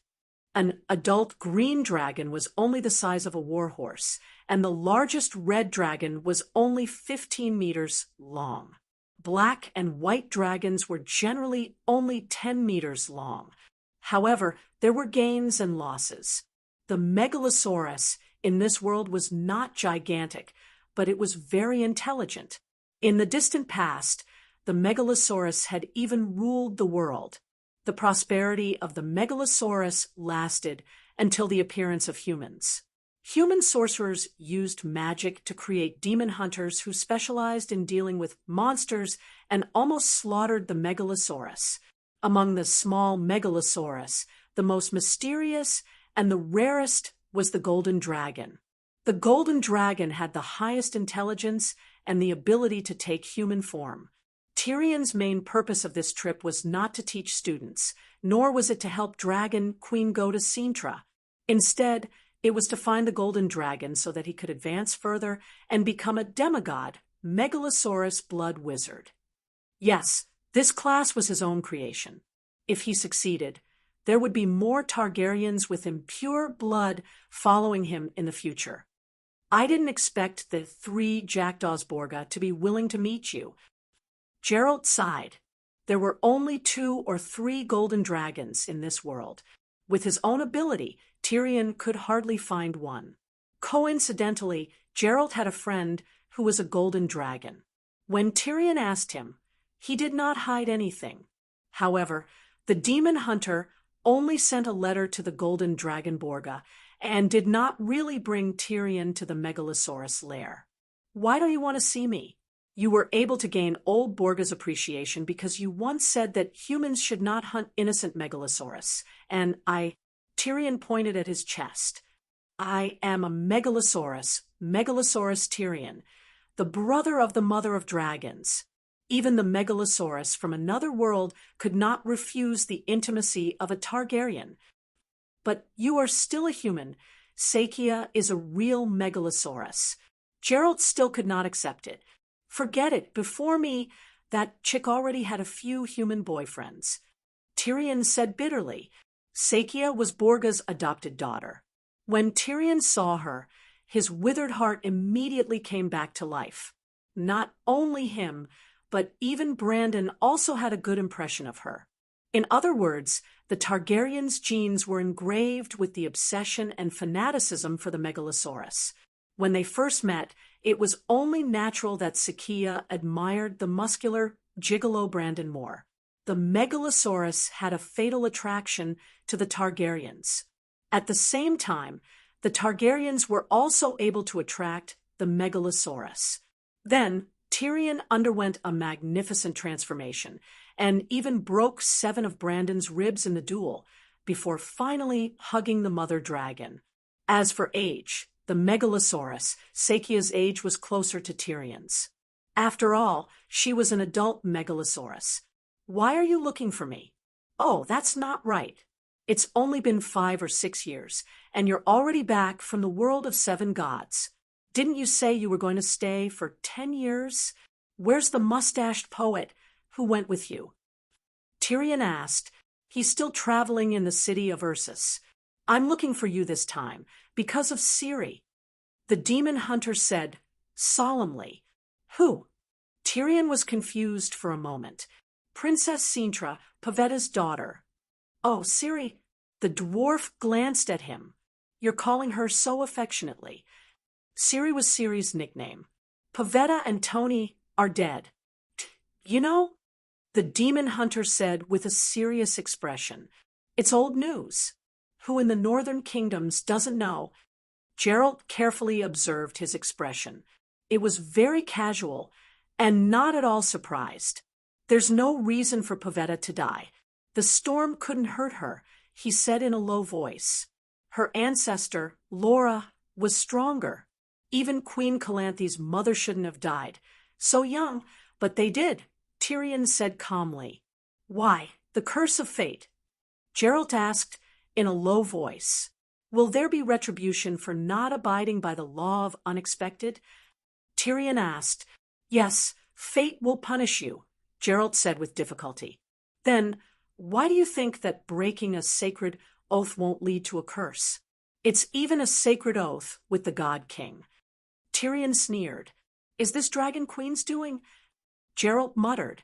Tyrion shook his head. A sacred oath is also a rule of your world. It's as common as starving if you don't eat, but it's a rule that can't be violated. The will of this world is very strange. On one hand, it uses fate to prevent the outflow of high-level bloodlines. On the other hand, it strictly follows the rules and bestows a sad curse on those who break the oath. Geralt thought for a moment and said, I don't want Ciri to repeat the same mistake. I also believe in Dragon Queen's credibility. We have to do something, but I don't know what to do. Have you met Dragon Queen at Slaver's Bay? Tyrion asked curiously. Geralt nodded. She's very kind and intelligent. She taught me and Yennev a lot of the deep secrets of the universe. It was also the first time we learned that fate has its own rules. Did she teach you how to deal with this? Tyrion asked again. She told me to come find you, but she didn't send me a message. Tyrion frowned. She had already fulfilled her promise with Laura in the timeline. The result won't change. Only the process will change. The process will be decided by us. That's good. Let's sit and wait for the result. Tyrion laughed. But I don't care about the result. I only care about Ciri's fate. Her fate is the process. If we do nothing decades or centuries later, the Dragon Queen will still be able to get what she wants, but Ciri will end up like her mother, cursed by fate. But I don't care about Ciri's fate. I care more about the cute little female dragon. Tyrion spread out his hands. Creak, the door to the guest room opened, and a female warrior walked in. She was about 23 or 24 years old and was 185 meters tall. She wore armor and iron boots. Her shoulders were broad and her back was thick. She had a square face, big eyes, thick lips, sharp eyes, and a determined expression. Her chest was bulging, stretching the leather armor into an exaggerated arc. Dear, you're back. Tyrion immediately greeted her with a smile. With a height of 135 meters and a tender face, she looked like a child who had jumped into her mother's arms. Geralt, why are you here? The tall female knight pushed away, the little radish head lover, and hugged the demon hunter happily. You, thinking of Gerald's reputation, the dwarf's face turned pale. You know me? Gerald was a little confused. I have part of my mother's memories. Sakia said. The demon hunter was enlightened. Back then, Sakia's mother was about to lay her eggs. He and Yeniv worked together to defeat the mercenaries who were about to slay the dragon. It was also that time that he became good friends with Gold Dragon Borga. Oh, Borga was not Sakia's biological father. When the gold dragon heard that someone wanted to slay the dragon, he turned into a human and hid in the dragon-slaying team, waiting for an opportunity to kill his teammates. Gerald told her why he was here. The female dragon Sakia immediately said, Tyrion, Gerald saved my life. Help him this time. But we are about to start an uprising. Tyrion hesitated. Sakia was also a weirdo. She was a female dragon, but she advocated freedom and equality. She turned into a human and led the peasants to rebel against the nobles. Now, she had become the leader of the peasant rebellion. The dwarf was even weirder. Not only did he not dissuade her, but he also accepted the idea of freedom and equality. After he turned younger, he changed his name and became the military advisor of the rebel army. The recent autumn harvest had ended, and the dwarf was planning to lead the peasants to seize the granary of a wealthy count. It's okay. I can borrow a few elf sorcerers from the Squirrel Gang to replace you, the female dragon said. The Squirrel Gang was a rebel organization formed by the refugees of the demi-humans to rebel against the humans. Oh, this world was very lively. Be careful. The dwarf took 2 days to make new arrangements before he turned into a barefoot old monk again and followed Gerald to leave Aden. You are a noble. Why are you joining the rebel army? On the way, Gerald complained. Do you really believe in Sakia's equality and freedom? Sigh, as long as there are privileges in the world, equality will always be an extravagant hope. But my profession now is not a noble, but a cultivator, experiencing a different life and gaining new insights. And being with Sakia, I seem to have become more noble, purer, and free from vulgar interests. Living every day is very exciting, very fulfilling. The dwarf smacked his lips and reminisced. Gerald smiled bitterly. The rebel army's actions may seem righteous, but it has greatly damaged Aden's national strength. I recently heard rumors that because the kingdom's power was restrained by the peasant rebels, the neighboring Kedwin is planning to invade Aden. It's not a rumor, it's the truth. The dwarf smiled proudly. This is my idea. The nobles are still too powerful, and we need external help. Anyone who can be used can be sent as reinforcements. Gerald was shocked. Are you crazy? If Aden is invaded, the peasants will suffer as well. Tyrion waved his hand and said nonchalantly, the invaders will be chased away one day. No matter when, the peasants will not die, but the nobles will be wiped out. Also, if the country is lost, those in power will bear the responsibility, the king will be finished, and we will be able to step onto the stage. A lot of people will die. No, it will be much less than letting the blood out slowly.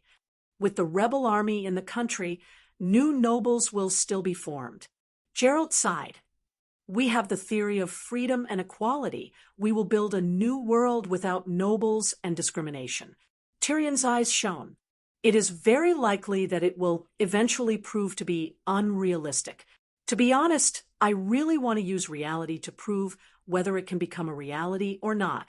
Tyrion said, if it fails, the people who died will have died in vain, and the turmoil in the kingdom will be worthless. I am a person from another world, and you are telling me this. Tyrion rolled his eyes.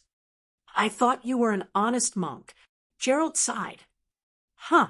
Tyrion and honesty can be linked together? You even stayed in the world of 7 gods for a few years. Chapter 1133. As soon as Geralt entered the Sintra Palace, he was besieged by Sintro assassins. The assassination did not hurt the demon hunters, but it clearly showed Queen Calanthe's attitude. You should go. If Princess Pavetta was still alive, the Queen may have the leisure to argue with you about the ownership of Princess Ciri. But now, the old druid sighed. The little princess has become her only spiritual sustenance. You want to take her away? It's killing the Queen. Before Tyrion made the request for an interview, the royal sorcerer came to him first. I've been in the world of Seven for the past few years. I swear it's a more civilized, peaceful, and vibrant world than ours. I don't want to take Ciri away, but take her to the world of Seven and fulfill my law of surprise and the sacred oath of the Celestial Emperor.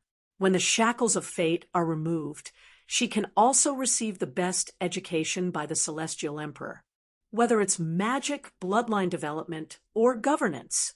This is the best choice for me, for Ciri, for Queen Calanthe, and even for Ciri's descendants.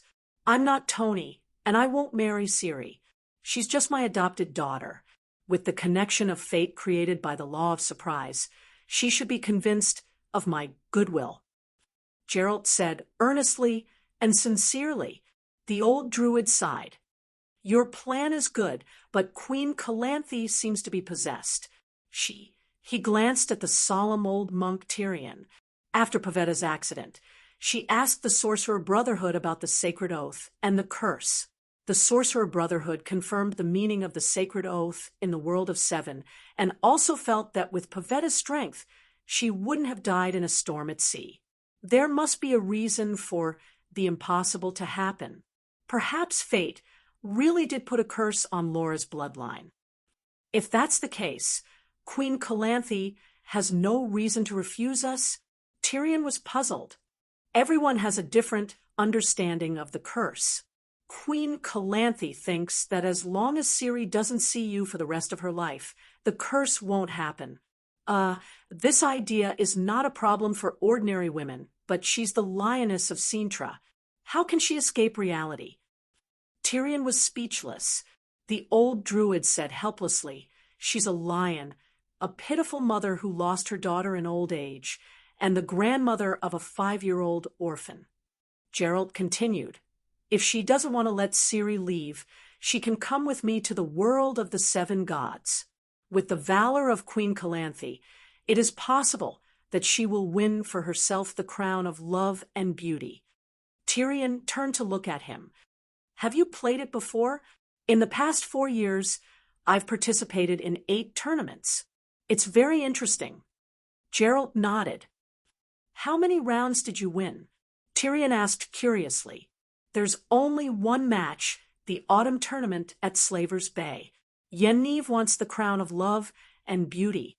After receiving her blessing, my body seems to be filled with magic. I'll win every battle. The demon hunter smiled sweetly. Aren't you a peak 8th level sword saint? Why did you only win one match? Druid was puzzled. I've broken through to sword god. The demon hunter smiled proudly at first, then shook his head and sighed. The martial arts tournament is a common tradition of all the families and races in the world of Seven Gods. The use of divine power is not allowed. It's purely physical strength and skill. The nobles of the world of Seven Gods have body-tempering techniques. The physique of an excellent knight is only slightly inferior to that of a demon hunter. In terms of spear skills, they are superior. It's a world where martial arts flourishes. If there aren't 2 or 3 sword saint contestants in every tournament, the organizers will feel ashamed.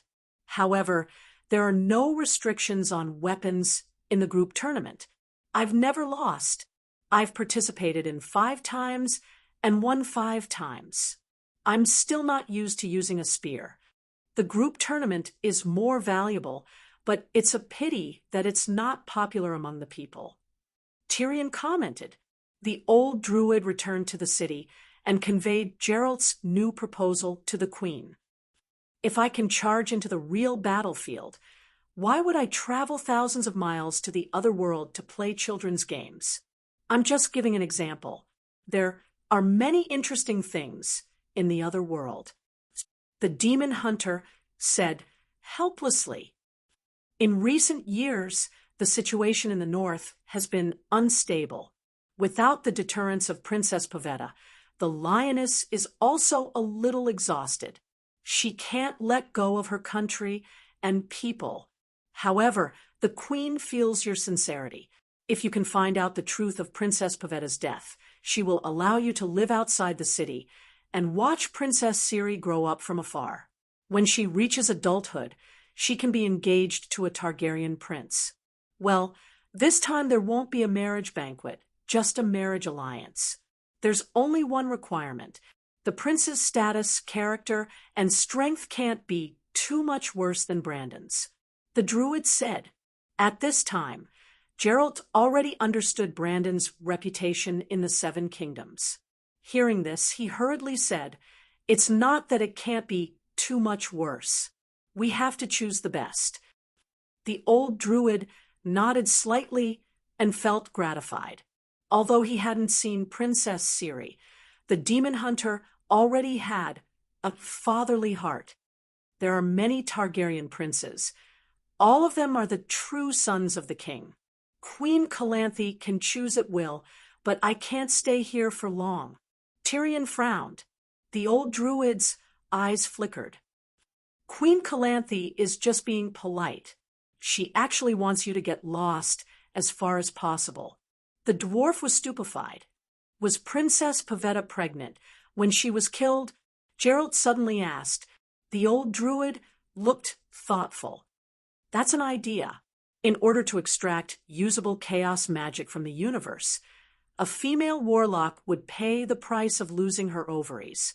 In order to obtain extraordinary power, demon hunters would also be sterilized in the trial of grass. Well, not eunuchs, but simply unable to have children.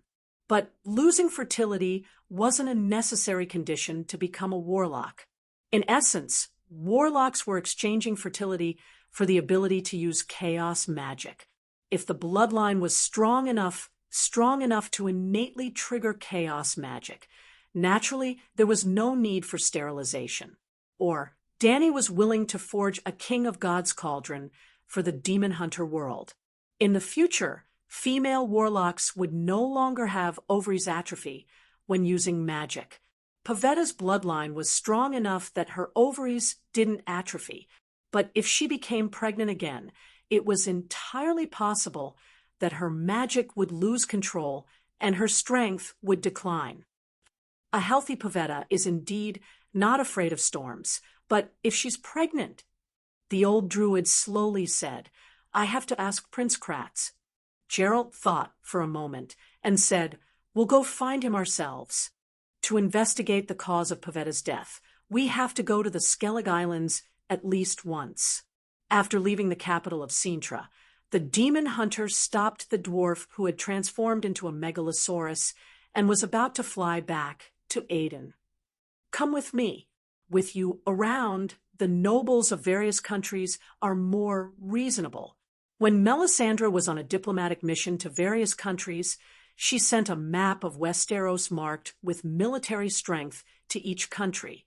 So, the nobles knew that the Khanate of true dragons behind the Northern Ice Kingdom alone could easily dispatch 200,000 roaring warriors, and the armies of the northern countries added together couldn't even reach 200,000 knights. How could they be unreasonable? Tyrion said proudly.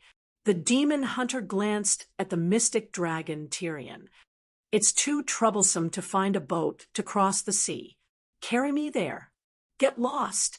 I've always only ridden women. I can't be ridden by a man. The mystic dragon roared. I don't ride men either. I'll stand on your back. Geralt jumped and landed firmly on the back of the megalosaurus. You're already a sword god, and you still can't fly?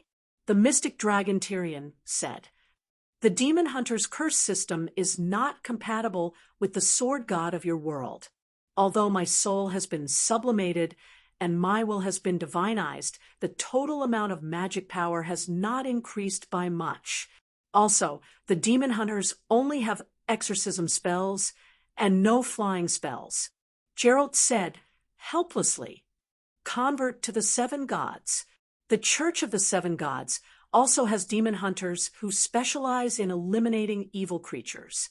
They can use the power of holy light to form wings. After the convergence of the celestial bodies ends and the world of the seven gods is far away, the holy light won't work. That might not be the case. The Skellig Islands were geographically similar to the Iron Islands. The inhabitants of the islands also made a living by hunting and raiding the sea.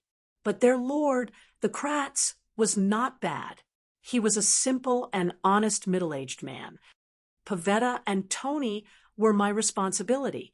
I should have died as an apology, but Calanthe refused. The red-bearded man's face was full of self-blame. For more than a year, I've been investigating this matter. Tyrion's eyes flashed. Since you're investigating this matter, it means that you found something strange. The red-bearded man looked at him in surprise and nodded. After that, I sent hundreds of ships and boats to search for the shipwrecked crew members in the sea. In the end, not a single living person was found. Maybe the storm was too strong, and they were all wiped out. The demon hunter said. The ship was full of experienced elite sailors.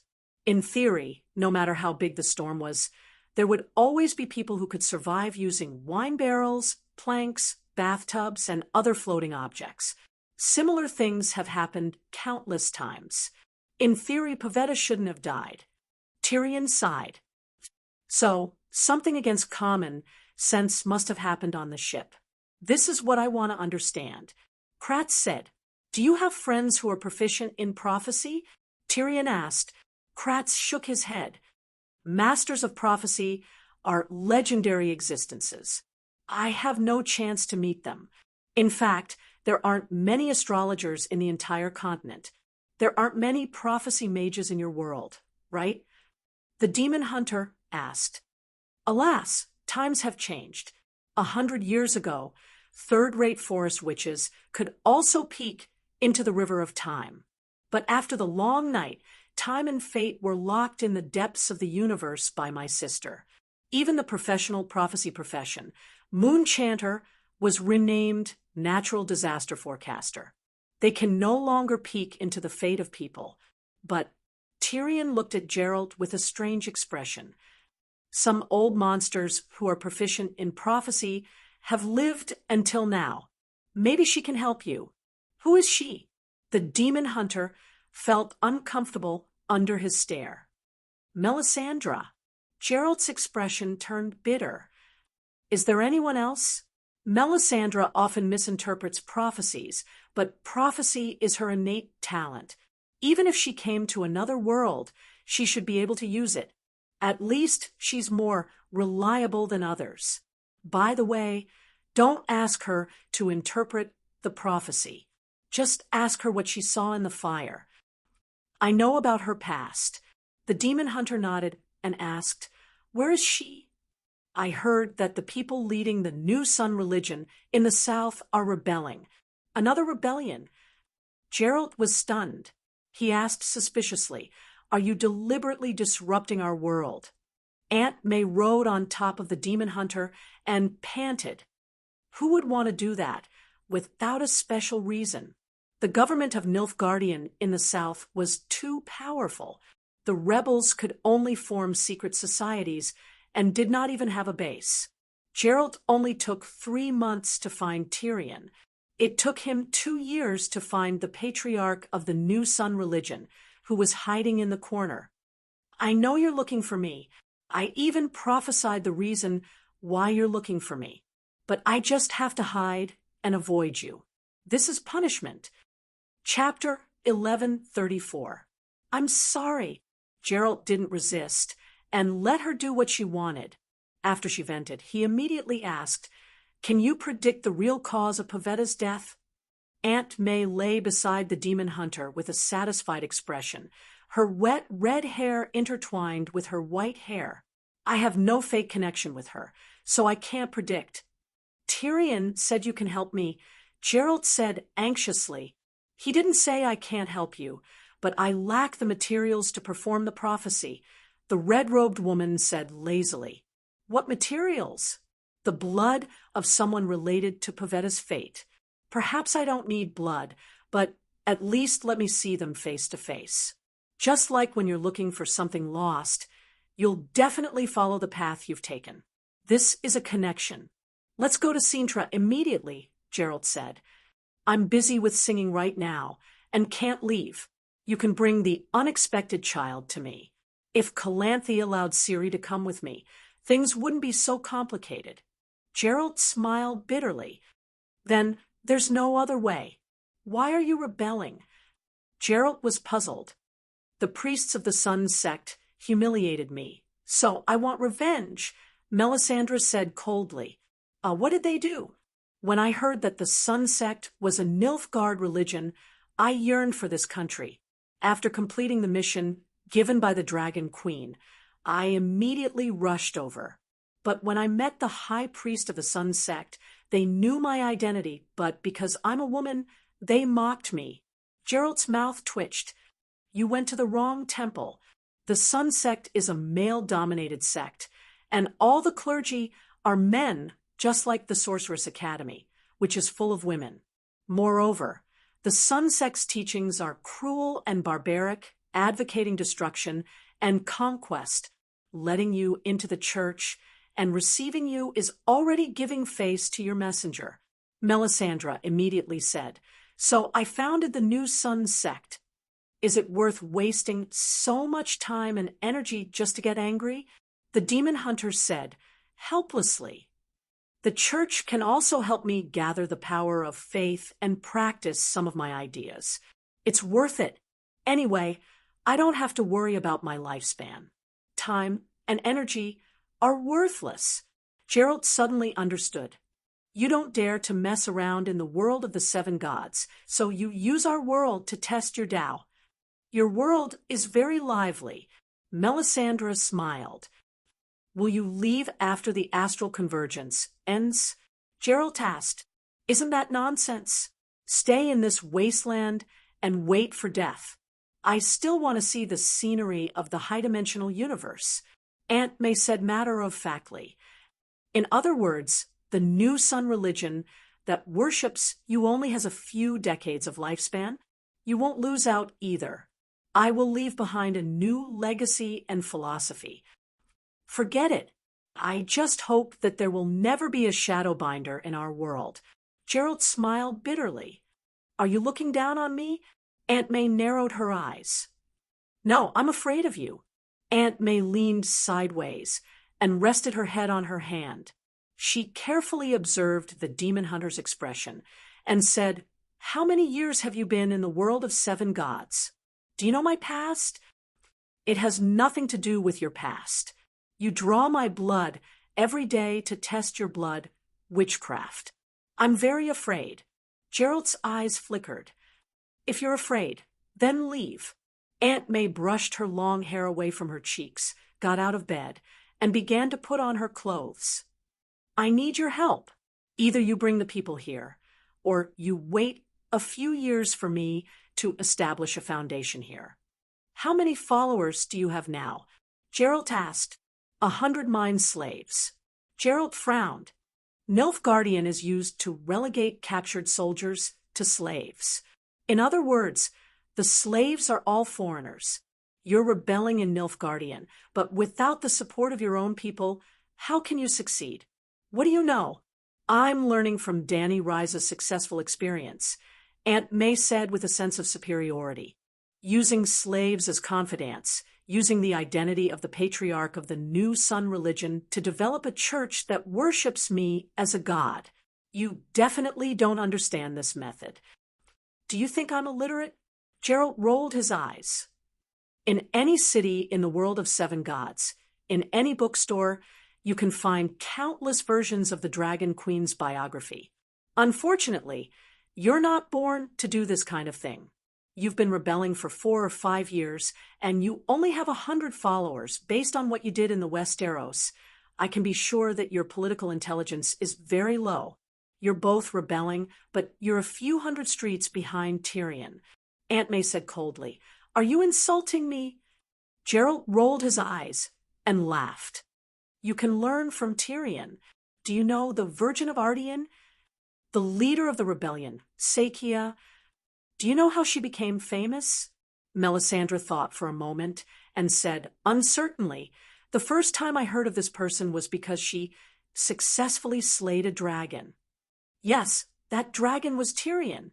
He attacked villages in the form of a demonic dragon and attracted the attention of the entire continent.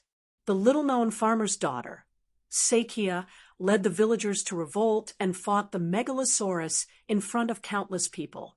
After an arduous battle, she stabbed the demonic dragon's eye with a dung fork. Farmer's daughter, leading the people to defend their home and slaying the dragon with a dung fork. So, all the rebels unanimously elected her as their leader, and the people even affectionately called her Virgin of Ardian. Aunt May was stunned and said, "You mean I'll also become a dragon slayer? I have many Megalosaurus friends. Help me with this act first, then I'll go to Sintra with you." Aunt May gritted her teeth. 2 years later, the red-robed woman fled Nilfgaardian in disgrace. Why did it turn out like this? Aunt May murmured in confusion as she lay on Gerald's back. "Sigh, I made a mistake. Nilfgaardian and Ardian are different. Ardian was already in constant uprisings and was weak, so they couldn't do anything about the demonic dragon. But Nilfgaardian is too strong." The demon hunter said helplessly. After more than a year, they finally managed to invite a 10-meter-long red dragon, Sakia's mother. But as soon as they heard that the Megalosaurus was attacking villages, Nilfgaardian sorcerers, priests of the sun, imperial knights, and dragon-slaying mercenaries all swarmed over. Before Aunt May could perform, the red dragon ran away in fear. The female dragon ran away, but the Nilfgaardians refused to let her go. The Megalosaurus was full of treasures. Dragon tears, dragon blood, and dragon teeth were extremely precious alchemy materials. Not only could they help the sorcerers increase their magic power, they could even be made into elixirs that could prolong life and preserve youth. Aunt May couldn't just stand by and watch, so she had to help. Then she was taught a lesson by the otherworldly sorcerers. "The humans in this world are too greedy," Melisandre said. "Humans in every world are greedy. Otherwise, why would the Dragon Queen make her own dragon island? My foundation is ruined, my identity is exposed, and I've lost my emissary halo. Sigh, what a loss." Aunt May said helplessly, "It's okay. The northern countries have always had a tense relationship with Nilfgaardian. You can continue to form the new sun in the north, or you can join the Sorcerer Council. You felt it yourself. Few people are your match in a one-on-one fight, but sorcerers are used to working in groups. Even demigods can't do much." Aunt May was a little tempted. The power of a group was indeed stronger than that of an individual, especially when the power of this world was not low. If my identity is exposed and everyone knows about my ambitions, will they still accept me? She was worried. The spellcasters in our world are not pure, and they often cause trouble. If you rebel in Nilfgaardian, they'll think you're unsociable. Gerald said, "I'm from another world. Won't I be suspected of having ulterior motives? If there's a sorcerer from another world who rebels in our world, they'll definitely be attacked." Aunt May was skeptical. Gerald said, "There's a celestial convergence here every few hundred years. It's too common for people from another world to do so. You've seen Frances. She's a pure-blooded elf and the leader of the Squirrel Gang, but she still holds the position of the president of the Sorceress Association. Well, the Squirrel Gang was a guerrilla group formed by elves, dwarves, halflings, and other non-human races to oppose the human regime. It was not a strict organization. As long as they were from another race who raised the flag of rebellion, they were called the Squirrel Gang. Sigh, your world is really lively. After sighing, Aunt May frowned and said, "It's not the first time I've caused trouble in Nilfgaardian. A few years ago, the army and the sorcerer group didn't react so quickly. Is it because there's a new king?" "You mean white fire dancing on the enemy's grave? Imhir?" Aunt May nodded.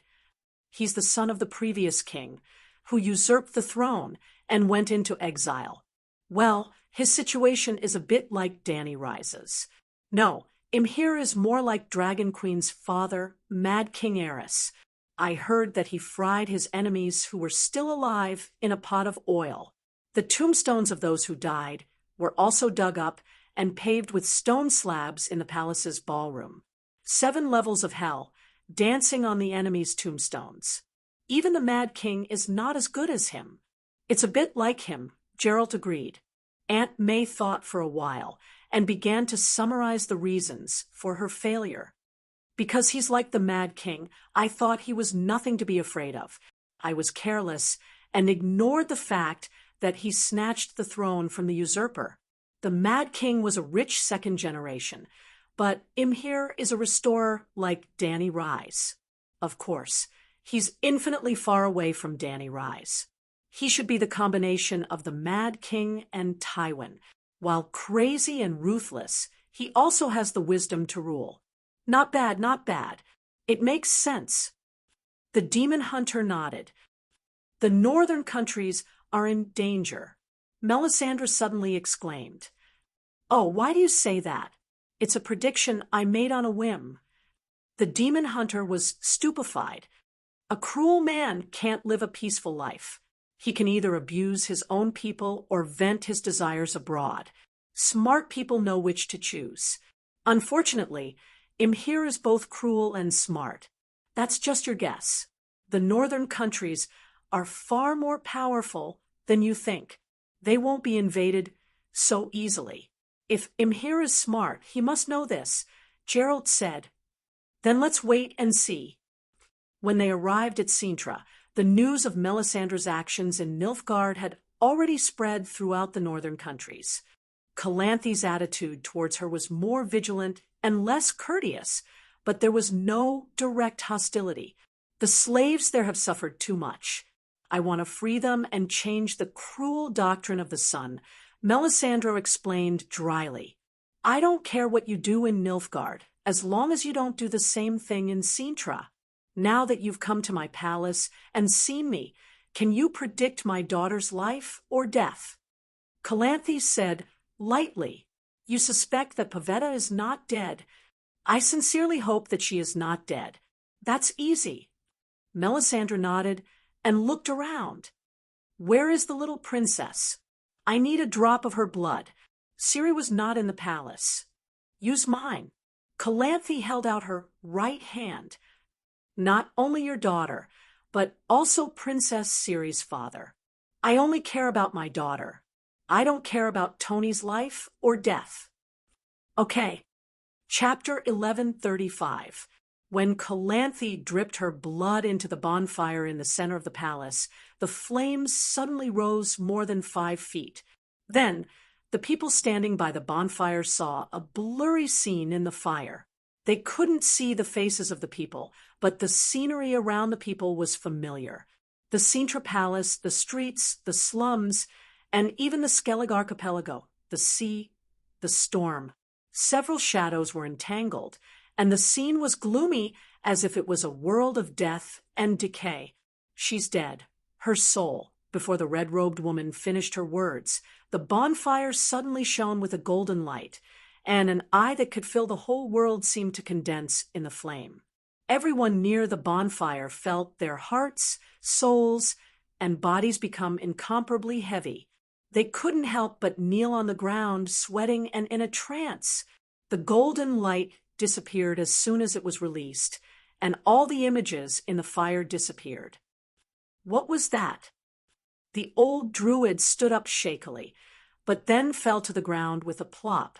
He was shocked to find that his physical strength, magic power, and spiritual power were all gone, as if they had evaporated in the golden light. That's where Pavetta's soul went after she died. Melisandre's clothes were soaked with sweat, and her voice was hoarse. I knew she was strong, but there was only one I left in the past, alas. Who? Gerald was also weak and almost couldn't stand. The red-robed woman shook her head silently. Where did my daughter's soul go? Calanthe struggled to get up from the floor. Maybe she went to heaven. Maybe she returned to the world of death. Maybe she had another destination. I don't know, but I'm sure she's really dead. You all saw that before the golden light appeared, the world where the shadow in the fire was dark and oppressive. That was the land of death.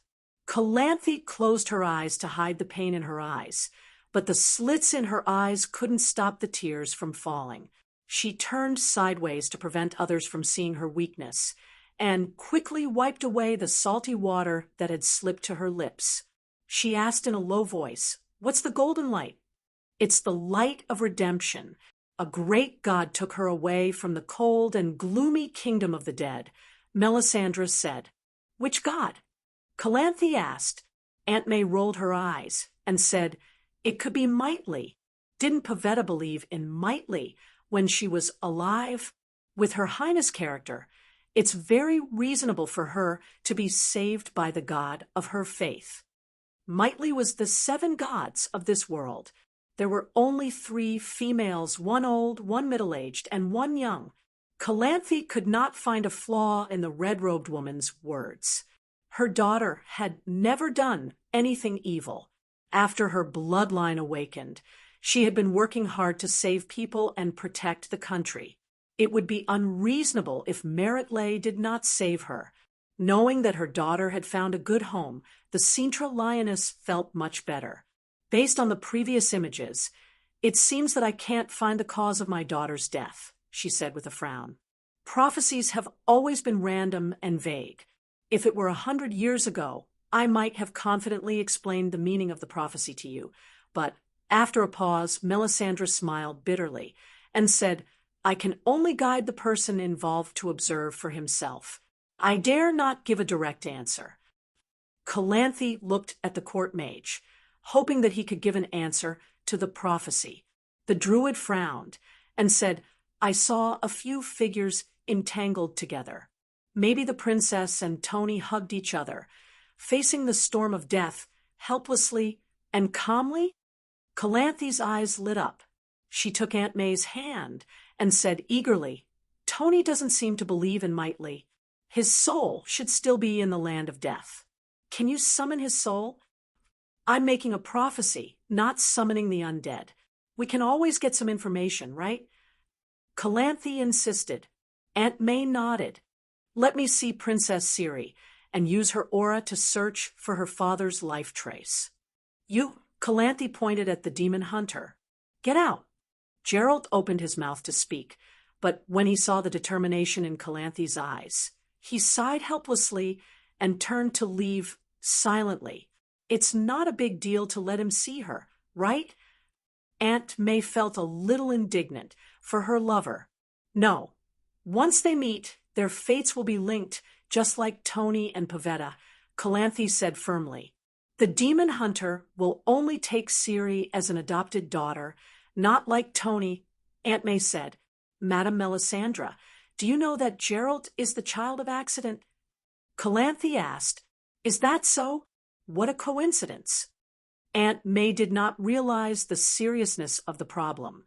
He became a demon hunter because of the fate arranged by the law of accident. I don't want Ciri to be like him, wandering around, alone and helpless. My granddaughter will be the queen, get married, and have children. She will have both happiness and longevity, and have many children and grandchildren. The red-robed woman, was stunned. "You think too much, don't you? It's about Ciri's future." "I'd rather think too much." Melisandre was speechless. About 10 minutes later, The king of Isother came over with a 7 or 8-year-old little girl in his arms. She had very two-dimensional gray fluffy hair, a round, chubby face, and a shy, timid face. She was very lovable. Melisandre was stunned the moment she saw Ciri, as if countless images flashed through her mind. Madame Melisandre? The old druid nudged her. Is there a problem? Calanthe was puzzled. The power of fate in her body is too stronger than Geralt's. The red-robed woman's gaze still did not leave the little girl. Calanthe rolled her eyes and said disapprovingly, "How can a mere demon hunter compare to the future Queen of Cintra?" "No, Geralt, forget it. Princess Ciri, look at the fire. Don't we need blood?" The druid was puzzled. "No, the power of fate in her body is too strong." The red-robed woman shook her head. With the experience from last time, everyone consciously moved closer to the bonfire and stuck their eyeballs to the flames, the palace of Cintra, the sea, the archipelago, the ship, the storm. Who dares to spy on our king? The images stopped abruptly. Bright starlight shone through the fire, followed by an angry roar. Aunt May groaned, 2 red lines flowing down her nostrils. Everyone was shocked and took a few steps back. I was careless. I was completely unprepared. I thought Tony was dead. I didn't expect that not only did he not die, but he also has a sorcerer who is proficient in astrology. The red-robed woman's expression was unpleasant. My father is not dead. Ciri was surprised. Tony is not dead. Calanthe and Isother looked at each other. Their expressions were unpleasant. Are you sure? The old druid's voice trembled. The red-robed woman glanced at him and said lightly, "Unless Princess Ciri is the child of Pavetta and another man. Otherwise, as you can see, the images are colorful and not a land of death." The sorcerer on the other side also said that our king is not the late king. Our king. Calanthe thought carefully. Tony is the king. Tony said that he is the Prince of Metchet. Isother said Metchet was a remote principality smaller than a booger. It was very far from Cintra and could not even be found on the normal version of the map. In the Westeros, it was probably similar to the finger of Uncle Finger's 5-finger peninsula. Before Aegon unified the 7 kingdoms, the lords of the 7 kingdoms often called themselves kings. Princess Ciri, you went to the Skellige archipelago with your parents. Why weren't you on the ship before you left? Melisandre was puzzled. Pavetta sent her off the ship, Calanthe said. That doesn't make sense. The princess and her husband were preparing to return to Cintra. It doesn't make sense for them to leave their daughter on the island. Maybe Pavetta was worried about the storm, Isother said. That's even more unreasonable. They were not in a hurry. If they were worried about the shipwreck, they could have waited for the storm to calm down. It was only a few days. Anyway, they decided to leave their daughter on the island, the red-robed woman said. Indeed, Aunt May continued. I suspect that the princess discovered a secret related to Tony, so she changed her mind at the last minute. Tony is still alive, which in itself proves that he does have a secret. Ciri looked at her as if she was about to cry. Take the princess away, Calanthe said to the attendant. After the little lowly left, the queen called in the demon hunter, who was squatting outside the palace and staring blankly at the sky. There's a problem with Tony, a big problem. She looked at the demon hunter coldly. It was this person who had tried everything to protect Tony. I'll go to Metchet to find out the truth, Geralt said with a frown. Of course, the demon hunter did not find anything, but this proved one thing again. There was a problem with Tony.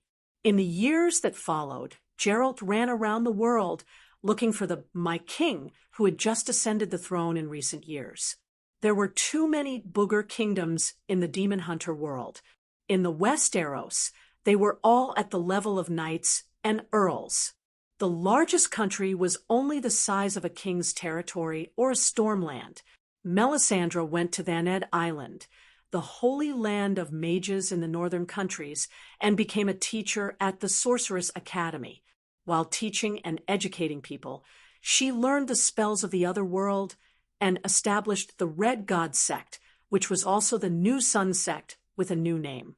Well, the New Sun sect that she had been fiddling with was the Red God sect that abolished slavery. After Lalo went to prison, the Red God sect fell apart. There was no more Red God. The Dragon Queen only needed the Demon King of Hell, Lalo. The Red God could exist, but not Lalo. Aunt May had deep feelings for the Red God sect that she had believed in for hundreds of years. Since Lalo had committed a crime, she felt that she could try to take over the position of CEO. 3 years later, Melisandre returned to Cintra again, a ruin of death buried in blood and fire. When she crossed the barrier of the old druid and entered the palace, she saw the once valiant lioness of Cintra lying on the soft couch drinking wine, ignoring the cries and fighting outside the window. "Why are you here?" She glanced at Aunt May, her eyes full of despair and death. Just half a month ago, more than 100,000 Nilfgaardian soldiers unexpectedly crossed the Arm Mountains, equivalent to Wei Yan's Meridian Valley miracle. Cintra was caught off guard and hurriedly sent out troops, but the enemy had already prepared an ambush. Faced with an enemy that was several times stronger than her own army, Lioness Calanthe led the Cintra cavalry to launch a desperate charge, and then they were really wiped out. Only Calanthe led a few dozen remaining soldiers to escape back to the capital of Cintra, and even Prince Easter died on the battlefield. The incident was too sudden for the northern countries to send reinforcements. As soon as Calanthe returned to the palace, Nilfgaardian vanguard chased after her. The sorcerers only needed one round of magic to break the city gate, and the massacre began. Fortunately, the palace had layers of magic barriers left behind by the sorcerers of the past, especially the demigod-level protective spell left by Pavetta, which lasted for 5 days. The sorcerers took turns to attack, with bows and arrows and even the cavalry, but the barriers still lasted for 5 days. "I warned you a long time ago," Aunt May said cheerfully. "Imhir has the shadow of Tywin and Aegon the Conqueror in him, but his nature is that of a mad king. I said that he would attack you sooner or later, but you didn't believe me and thought that I had ulterior motives. What now?" Well, when Aunt May first joined the Sorcerers Association, she followed Zhang Yi and Su Qin's example and formed an alliance with the northern countries to attack Nilfgaardian in advance. "She's a lunatic." This was the comment of the dignitaries. "She's fooling the king again," said those who knew Aunt May's dark history. Chapter 1136. If we don't feel the pain, we can't unite. Forget it. It's too late to say anything now. Calanthe's face was ashen. How is it too late? Aunt May was surprised. "Those beasts are slaughtering my people, but I don't even have the strength to hold a sword. I'm surrounded by orphans and widows who have lost their husbands and sons." Calanthe looked at the fire outside the window in despair, as if she could see the barbaric southern soldiers trampling on the people of the capital. "Aren't you forgetting something? Where's Princess Tsirue?" Aunt May looked around. "I let my trusted knight take her to escape through the secret passage. She can't die. She won't die. She hasn't seen Geralt yet. Fate won't let her die until the law of accidents is completed." Calanthe trembled. You're going to entrust her to Geralt?" "Although I want to defy fate, I haven't succeeded even once. The law of accidents can't be violated. Geralt is Ciri's fate." Calanthe said bitterly. "Ciri and Targaryen are married. Have you forgotten?" Aunt May reminded. Calanthe was stunned. "My country is gone. How can I marry Targaryen?" And it was only a verbal agreement. The candidate hasn't even been decided yet. Aunt May smiled faintly. With all due respect, whether you're a queen or a beggar, it makes no difference to Targaryen. They won't covet your dowry for Ciri. On the contrary, Targaryen's words are like a mountain. Everyone in the world knows that. Even if it's just a verbal agreement, they won't go against it. So, what are you trying to say? Oh, right, there's a massacre outside. The streets are full of Nilfgaardian beasts. How did you get in? I can't beat the warlock group, but it's easy to come and go as I please. After a pause, she said, I came to you this time to ask for your help in funding my Red God cult. Of course, I hope you can persuade the other kings. But when I came here, I found you so decadent. Humph, if I could still stand, I'd definitely join the last battle of my life with my sword in hand. Calanthe touched the huge wound on her chest that cut across her torso, her face ashen. Didn't you hear what I said earlier? You are a relative of the Targaryens by marriage. In theory, you have an alliance with them.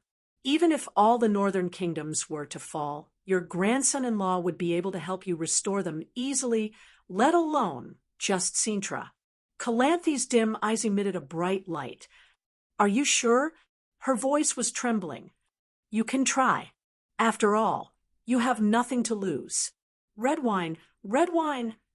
Calanthe propped herself up and shouted the name of the captain of the palace guards. A moment later, a sturdy middle-aged, armored knight pushed open the door and entered. He knelt on one knee and said, Your Majesty, I have already distributed the poison, as you instructed. Calanthe's voice was hoarse, and she collapsed. What poison? Aunt May asked. The enemy is about to break through our defenses. The nobles of Cintra would rather die with dignity than be humiliated by the Nilfgaardian beasts. Redwyn's face was full of determination. Did you drink the poison? Aunt May's mouth twitched. Of course, we're not afraid of death. None of the nobles of Cintra surrendered. Almost all of them committed suicide for their country, including the women and children. Even the babies were fed poison by their parents. It was heroic and tragic. Although it was tragic, it also made it easier for Calanthe to escape. Well, she was determined not to live, but the remaining attendants heard that there was hope for the restoration of the kingdom and forced her to leave with Melisandre. It's not difficult. As long as you can go to the world of the seven gods and show your sincerity, the Targaryens will at least form a volunteer army of 5,000 for you. After a few twists and turns, he contacted the dwarf and said so. Before going to the world of the seven gods, Calanthe had to find her precious granddaughter. Otherwise, who would marry her? But before she could find Ciri, the final battle between the northern kingdoms and Nilfgaardian, the Battle of Sodden Hill, broke out. Both sides invested 100,000 soldiers in this battle. Dozens of warlocks formed groups of warlocks and bombarded each other with war magic. Almost all the otherworldly people ran to watch. The sky was covered with dark clouds and heavy rain. The warlocks controlled lightning to illuminate a radius of dozens of miles. There seemed to be firecrackers in the clouds.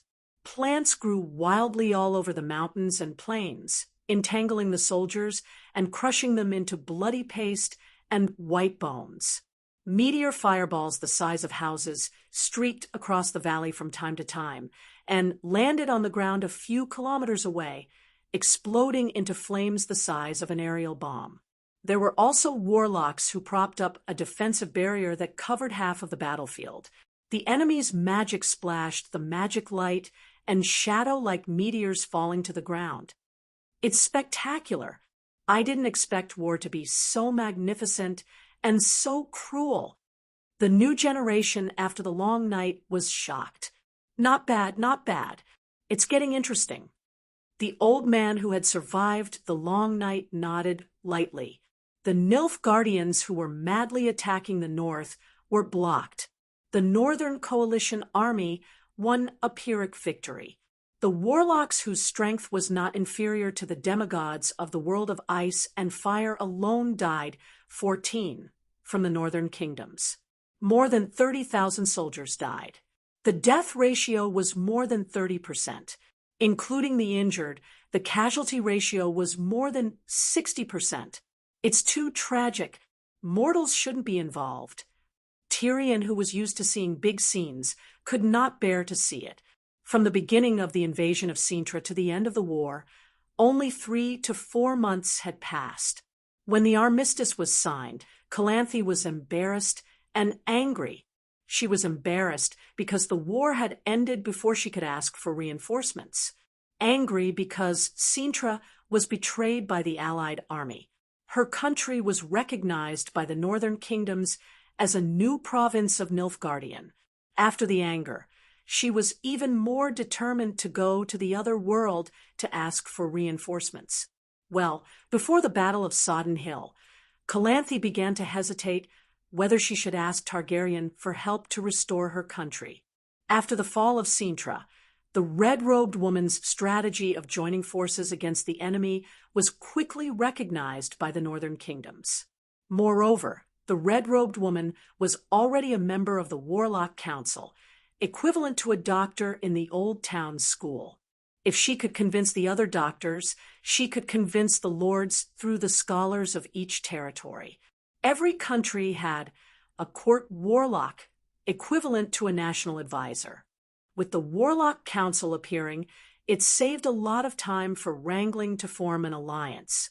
Therefore, while Nilfgaardian's invasion was swift, the northern kingdoms were able to complete the formation of an alliance in just 4 months. They even sent troops to set up a defense line. This efficiency was something that even the Dragon Queen, who urged all the countries to unite against the ghosts at night, would be envious of.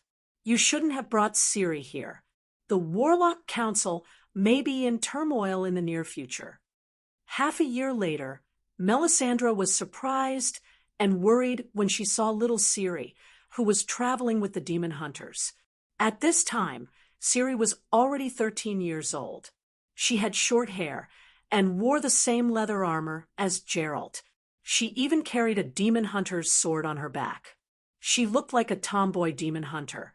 Her oval-shaped face still had traces of childishness, but it was completely different from the softness of her early years. She had some of her grandmother's tough temperament, but there was also a shadow of Geralt's fearlessness and bravery. Seeing a ghost in real life, Calanthe's worries came true. You really turned her into a little demon hunter. Geralt gently rubbed Ciri's little head and sighed. A lot has happened in the past few years. When I met her, she had already become a strong warrior. Then, the demon hunter told him about his experience with Ciri. That day, Calanthe arranged for her confidant to take Ciri out of Cintra. On the way, they met the Nilfgaardian knights, who seemed to be waiting to capture Ciri. The guards died in battle, and Ciri was captured.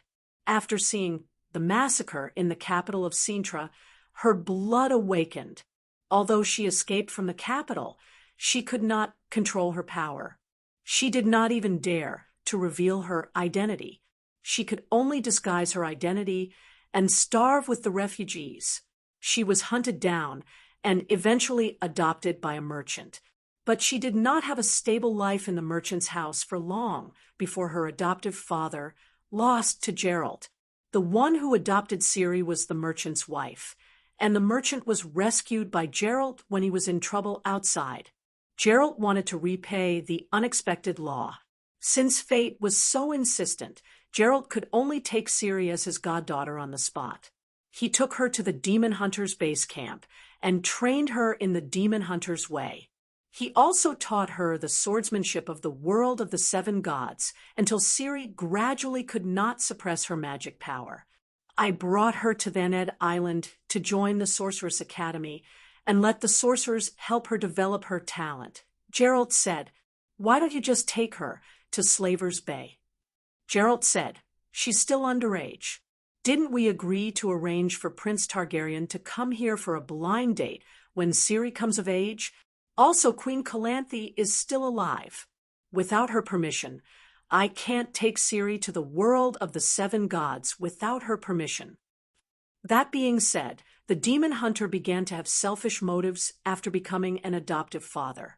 He knew that the Dragon Queen had her eyes on Ciri's ancient blood. He was worried that the Dragon Queen would take away the ancient blood and keep the fire sprite Little Mist as soon as they met. If Ciri could fully develop the ancient blood and master the power of the Song of Fire, losing the fire sprite and a part of the ancient blood would minimize the damage to her.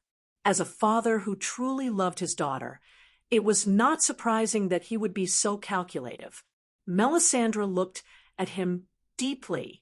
I'm afraid your kindness will not end well. What's wrong? The demon hunter was puzzled. Why do you think Nilfgaard lost the war in the north? Not really. The north won a Pyrrhic victory and lost Sintra as a barrier.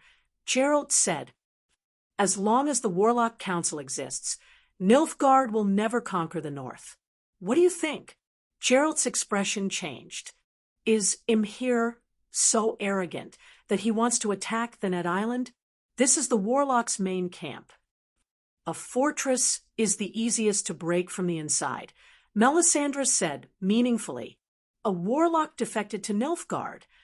Geralt's hair stood on end. Now, the Warlocks are divided into 3 factions. Those like me who are firmly opposed to Nilfgaard, those who are neutral, and those who defected to Nilfgaard. The scary thing is not how many people have defected to Nilfgaard, but how divided they are. The Warlock organizations are divided and fighting among themselves. The Northern Kingdom will no longer trust the Warlocks because of those who have surrendered. That mad king who dances on the grave is not simple. The red-robed woman sighed. Why is it like this? I thought everyone would be more united after winning the war. Ciri was puzzled, Melisandre said, meaningfully. The longer you live, the more power you have, the more you fear death. In the Battle of Sodden Hill, out of the 22 warlocks in the north, 14 died. Well, 13 warlocks. Every one of them was a grand preceptor, and the youngest had lived for more than 100 years. Think about it this way. 14 kings died in that battle. Do you think the other kings were afraid? I'm not. Ciri's eyes were firm. You should be. Those who are not are all dead. Aunt May patted her little head. If you're afraid of death, you can choose to be neutral and not help either side. Why would anyone defect to Nilfgaard? The demon hunter frowned. Being neutral is a betrayal to the north. But it's not surprising. The Warlock Council even took in the elves and me. Many warlocks came from the south. As for those who have surrendered, it's mainly because of the ancient prophecy, the prophecy of the elven sage Island. Imhir thinks that he can be the savior in the prophecy.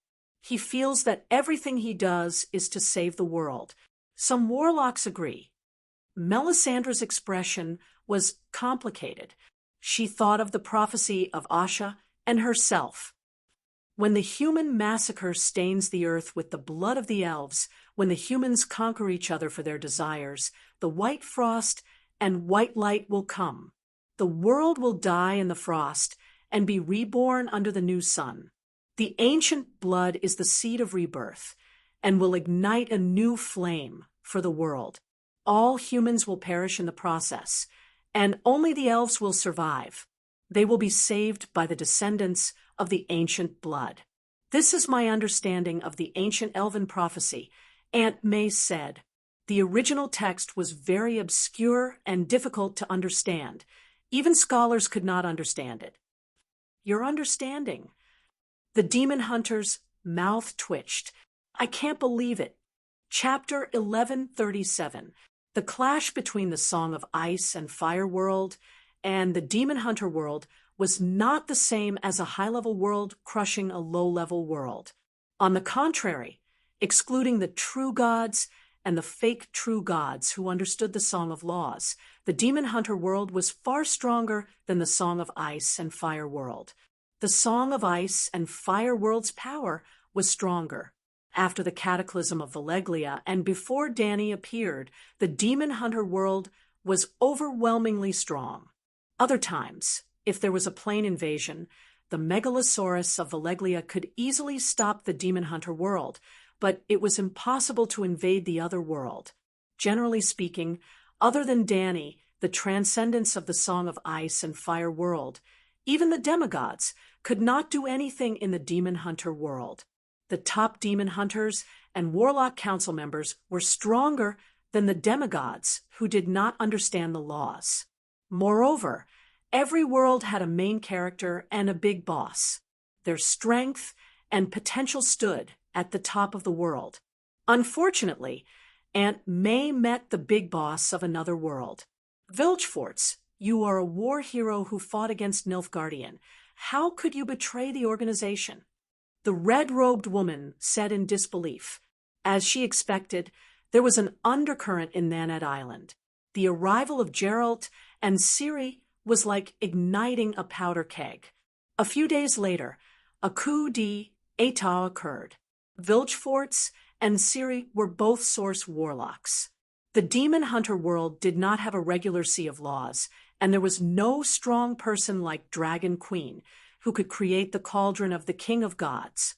The chaos force in the universe was not filtered by the Sea of Laws and could not be used directly. Even if normal warlocks had magic talent, they had to pay a huge price to use magic. For example, their ovaries would shrink and they would lose the ability to reproduce. For this reason, the Warlock Academy specially turned students with poor grades into electric eels to extract the chaos force and transform it into docile magic, which was the Academy's magic engine. But Source warlocks were different. Their bloodline was too strong, and their genes were even engraved with more complete laws, so their bodies were the best medium for the chaos force to flow through. To put it bluntly, they could freely extract the chaos force for their own use, just like the sorcerers of the Seven Gods world. Oh, that's not right. In order to reduce the depletion of the world's origin energy, Dany had also set a limit on the King of Gods cauldron. Extraordinaires would often encounter situations where their water and electricity were cut off after the celestial convergence. Many mages from the Song of Ice and Fire world went to the Demon Hunter world, where their strength was often greatly reduced. Due to the frequent use of magic, their bodies were severely damaged. For example, like the warlocks in the world of demon hunters, they lost their ability to reproduce. The priests were even worse off. As powerful as Dany was, of course, she could forcibly spread the power of the Seven Gods to another world, but she would not do so. Not only would it be a waste of power, but it would also violate her own taboo, not invading or plundering other worlds. Even Aunt May was seriously affected. Her talent was not bad, but she was not an origin warlock. The Targaryens, who were weaker than her, were completely fine. They were like fish in water because they were also origin warlocks. Warlocks relied too much on bloodlines. However, origin warlocks also had a weakness. Before their bloodline awakened, their bodies would have a severe rejection of magic. Other warlocks, such as Yennev, could join the Warlock College from an early age and learn the basics step by step until graduation. Before origin warlocks awakened, they could not learn magic at all. But if you did not awaken, others would not know you were a muggle or an origin warlock. Therefore, Pavetta and Ciri only began to learn warlocks when they were old. That was a digression. The origin warlock Vilgefortz had lived for hundreds of years, but he had the appearance of a middle-aged man. He was handsome like an elf, but his body was not as slender and delicate as the elves. Instead, he was unusually tall and strong. During the First Northern War, he was the one who brought Aunt May to the council and persuaded them to unite the northern countries to fight against Nilfgaard. He was also the one who led a group of warlocks to the front line and won the tragic Battle of Sodden Mountain. The 14 martyrs of Sodden Mountain who died in battle were all his students and old friends. But now he seemed to have joined Nilfgaard. I am not interested in the Northern War, and Emperor Imhir of Nilfgaard cannot order me around. I am only doing this for her. The middle-aged gentleman with the cane pointed at the big, lowly Ciri behind Geralt, his eyes greedy. Give her to me and you can leave. Me? Ciri was a little confused. I don't even know you. But I know you. The ancient blood, the eternal fire of Targaryen. Do you know, I have been eyeing you for more than half a century. The handsome middle-aged man was almost drooling. Half a century? Melisandre's expression changed. How dare you plot against the Dragon Queen? You know nothing about true power. Vilgefort's face was full of disdain, while the red-robed woman was angry. She did not know whether to laugh or cry. Have you seen the long night? Have you seen the battle of the true gods? Or do you know what the true gods look like? I stand at the mouth of the bottle to see the world. The mouth of the bottle is small, but the view is wide. The bottom of the well is much wider than the mouth of the bottle, but you have always been at the bottom of the well. This is the difference between me, Dany Rise, and you. The Origin warlock sneered. Melisandre was stunned. The ancient blood can fight against the Dragon Queen. Do you know how Laura and Dany Rise met and why they agreed to deliver the goods in 100 years? Seems like you know a lot. Geralt's eyes narrowed, and his right hand slowly pulled out the sword on his back. I know far more than you. Laura and Dany Rise met because Laura went to the world of the 7 gods. Do you know what this means? The World Gate. Melisandre frowned. Laura was only a person from 100 years ago, and the extraordinary in this world had a lifespan of more than 100 years. For example, Geralt and Laura were actually the same age. Therefore, the secret of Laura and the ancient blood was not considered a secret among the powerful warlocks. After being in the demon hunter world for more than 10 years, Aunt May naturally found out the truth about the ancient blood. Then have you ever wondered why Dany Rise knew that Laura could open the world gate at will, but still sent the fire sprite in advance? She was also sneering. This is a rare opportunity. She had no choice but to gamble, the Source Warlock said in a deep voice. Sigh, you're the real frog at the bottom of the well. Only ordinary people play with schemes. Existences like Dany Rise play with rules and fate. I won't waste my saliva on you. The Source Warlock quickly took a step forward, and his staff stabbed towards the demon hunter like a sharp sword. As they spoke, the red-robed woman kept retreating, and the demon hunter took the initiative to act as a meat shield. Bang boom! The sword and staff clashed, and the exploding sword chi left inch-deep marks on the walls on both sides of the corridor. Geralt's face was full of shock. You're also a sword god. How is that possible? You surprise me, Geralt. The Source Warlock didn't look happy, but a trace of surprise and annoyance flashed in his eyes. Where did you learn your swordsmanship from? Your sword intent is stronger than mine. You're a Source Warlock, but I'm a demon hunter. Geralt's face was full of ridicule.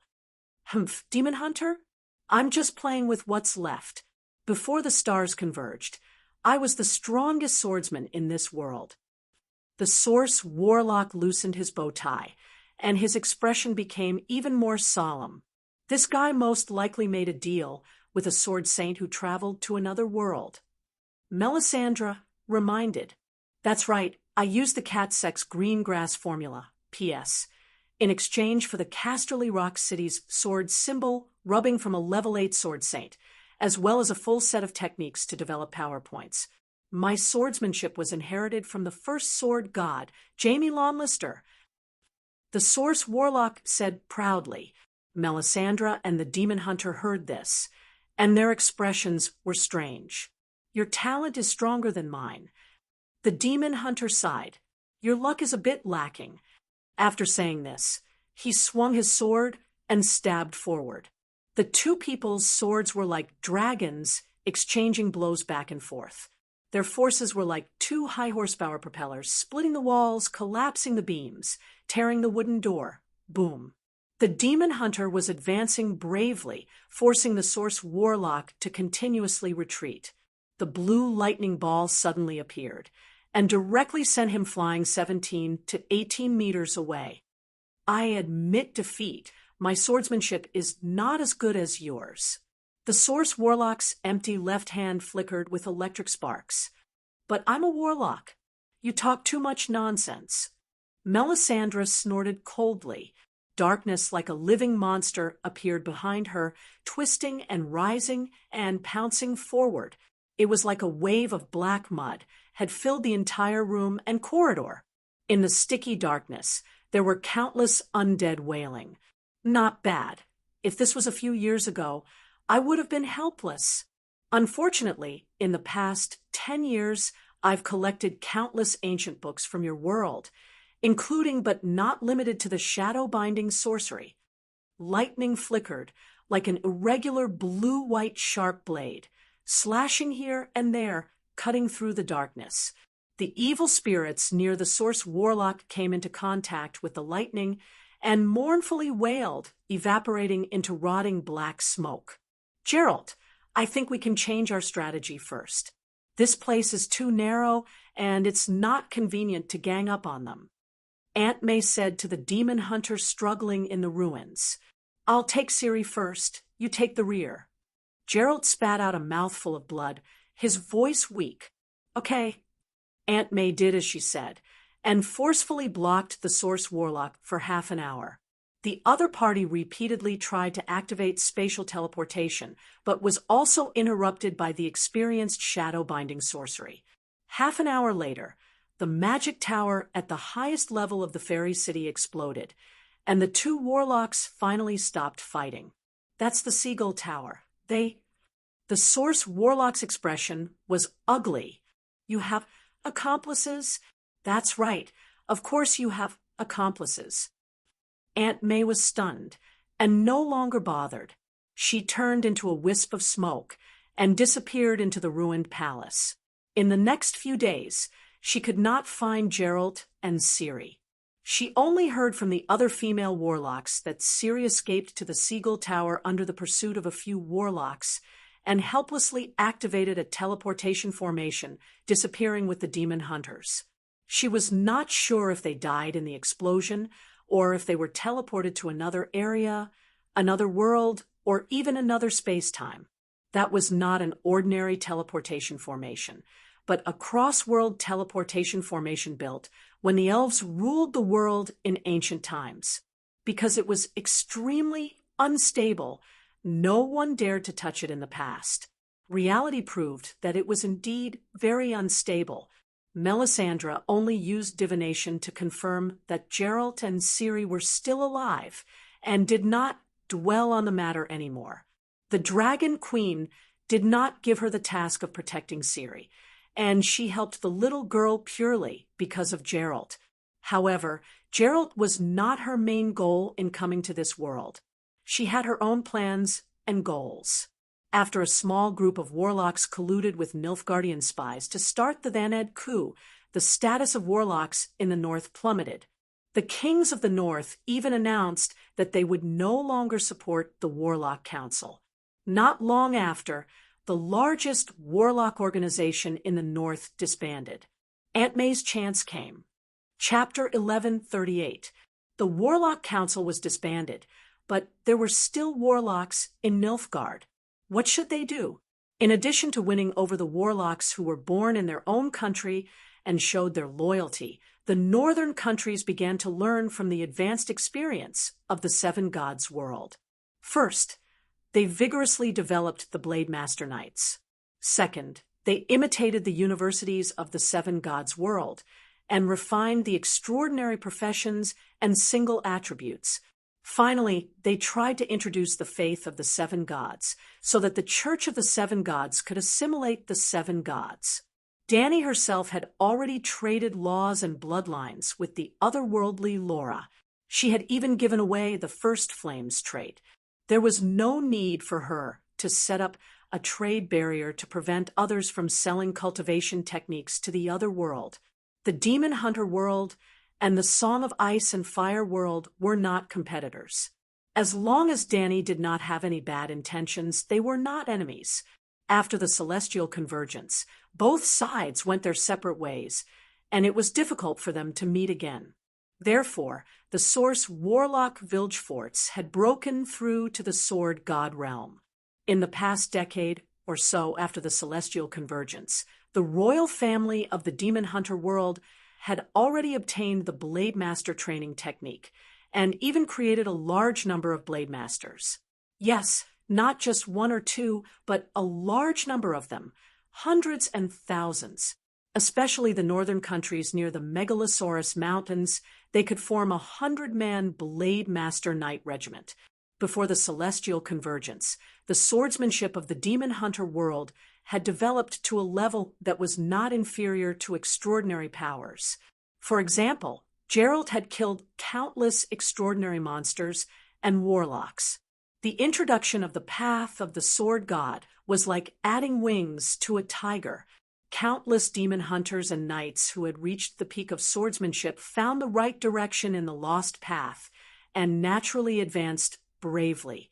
Blade Masters were much more reliable than warlocks because the nobles who had the most resources were the easiest to cultivate Blade Masters. Blade Masters and Sword Gods were the advanced versions of knights. Most of the merchants in the Song of Ice and Fire world were imperial merchants. While selling the Sword God realm, extraordinary spells and meditation techniques, they also obtained many cultivation techniques of the Demon Hunter world. For example, the nature spells of the Druids, the body-forging techniques and swordsmanship of the Demon Hunters. The exchange of knowledge multiplied the total amount of knowledge. In addition to the path of the Sword God, the detailed, extraordinary professions of the Song of Ice and Fire world also made the nobles of the northern countries excited. Since the traditional warlock groups had other ideas, the bigwigs could only helplessly accept it. However, even if the wildfire specialists openly rebelled, it would only cause the industries involved in wildfires to wither. It would not have a fatal impact on the kingdom's political power. In fact, in the second year of the celestial convergence, the wildfire technology was also introduced to the Demon Hunter world. However, those small countries did not have the ability to build railways. At most, they could buy a wildfire steam engine airship or a car from the merchants of the other world. 3 years after Joffrey and Dani traveled through the other world, they got married and set up a small car production line in the Northern Ice Nation. They specialized in producing small cars and small airships to sell to the other world's royalty. Other than earning gold, silver, and treasures, they were also happy to purchase precious metals and alchemy products from the other world. Apart from the true gods, the level of martial arts and magic in the Demon Hunter world was much higher than in the Song of Ice and Fire world. There were too many treasures that the otherworldly people coveted. Also because of the countless years of celestial conversions and the fusion of countless world fragments with this world, the quantity and diversity of resources in the world of demon hunters were far greater than in the world of the Song of Ice and Fire. For example, coal. In the Megalosaurus Mountains, where the two worlds collided, there was an immeasurable amount of coal stored. Dani chose the Megalosaurus Mountains as the point of collision not only because it was empty and uninhabited, but also because of the coal resources. She planned to dig out a small piece of land from the Demon Hunter world and leave after the convergence. This was just a normal phenomenon of the celestial convergence, not a robbery. As for the priests of the seven gods, Dani had always been easy to talk to when it came to faith. As long as the priests of Meritlee's church believed in the seven gods or continued to believe in Meritlee, but firmly believed that Meritlee and the seven gods were the same gods, she would give the devout and virtuous people divine spells. In just a dozen years, the native priests had gradually spread from the Megalosaurus Mountains in the north to the south in a fan shape. With priests, sword masters, and wildfire bullets, the countries in the north were much less dependent on warlocks. During the coup in Nanette Island, even if only a small number of warlocks changed their stance and stood on the side of Nilfgaard because of the ancient prophecy, most of them chose to be neutral. Being neutral without helping either side was also a betrayal. While the rulers in the north were bitterly disappointed, they also began to suppress the living space of the warlocks. Some radical kingdoms even prepared to purge the spellcasters. The coup in Nanette Island had hurt the warlocks too much. Not only did they lose the trust and support of the kingdom, but the split in the Warlock Council also made the secular authorities see the weakness of the spellcasters. Even if there was no betrayal, the warlocks' great power, their youthful looks, their constant interference in politics, and even their arrogant attitude as the uncrowned kings of the North made the nobles jealous. A united warlock organization was too powerful, no matter how much dissatisfaction they had. They could only keep it in their hearts, but once the warlocks split, just like Aunt May, she was not afraid of anyone in a one-on-one fight. But in the years since she came to this world, how many times had she been defeated? Warlocks who acted alone could not threaten the regime, but warlocks who banded together were terrifying. The discord between the countries in the north and the warlocks was exactly what the Southern Empire, Nilfgaard, wanted to see. To achieve this goal, they began to instigate the Second Northern War. Sintra had fallen, and the countries in the north had lost their strongest southern barrier. Sintra had the strongest cavalry in the north, so Nilfgaard could attack everywhere. Aden was the first unlucky one, almost a replica of Sintra in the First Northern War. No, their performance was far worse than Sintra's. Sintra was the last person to die in battle, and even if they lost with dignity and vigor, winning the respect of everyone. Even to this day, and even in the Third Northern War, when the armies of the northern countries fought, the most common battle cry was still "Remember Sintra." Well, they shouted "Remember Sintra" to boost morale, but Calanthe could not find a country willing to support her no matter how hard she tried. She did not even allow her grandson-in-law to lead the Roaring Warriors south or cross the border. Aden had the strongest agriculture and industry in the north, but because it had been ravaged by peasant revolutions for years, the regime of the kingdom was very unstable. When faced with Nilfgaard's invasion, it did not put up much resistance and fell. Sigh, it seems that equality and freedom is not suitable for this world. Sakia, come back to the world of the seven gods with me, and bring your godfather and mother. In a mountain ridge outside Ving Castle, the capital of Aden, a dwarf who had just suffered a huge defeat looked at the female dragon, who was equally dejected. Just yesterday, the peasant army that they led, claimed to be 500,000, was defeated by the 20,000 southern troops in a field battle to defend Ving Castle. The dwarf even mounted his warhorse again, raised his axe, and was ready to put on a show of the return of the cloud at the Black River Pass. Unfortunately, he did not have knights of the same strength as the enemy by his side this time. Although the peasants had simple military training, their individual strength was too weak, and their cooperation was far from that of a regular army that had been honed for years. The enemy's 200 sword saints led 5,000 heavy cavalry, like a sharp knife cutting through butter. With just one charge, they destroyed the army of 50,000. If not for the dwarf's tile steel armor, even if he disregarded his identity and transformed into a demonic dragon, he would not have been able to survive the encirclement of the sword saints and war spellcasters. That bunch of unscrupulous merchants, they even sold tile steel. When I get back, I'll definitely investigate this matter thoroughly. Stroking the fine cut marks on his breastplate, the dwarf felt a lingering fear, as well as anger. The enemy's sword saints had tile steel swords, and more than one. The Marshal of the Empire was even wearing tile steel armor with the image of a human face on it.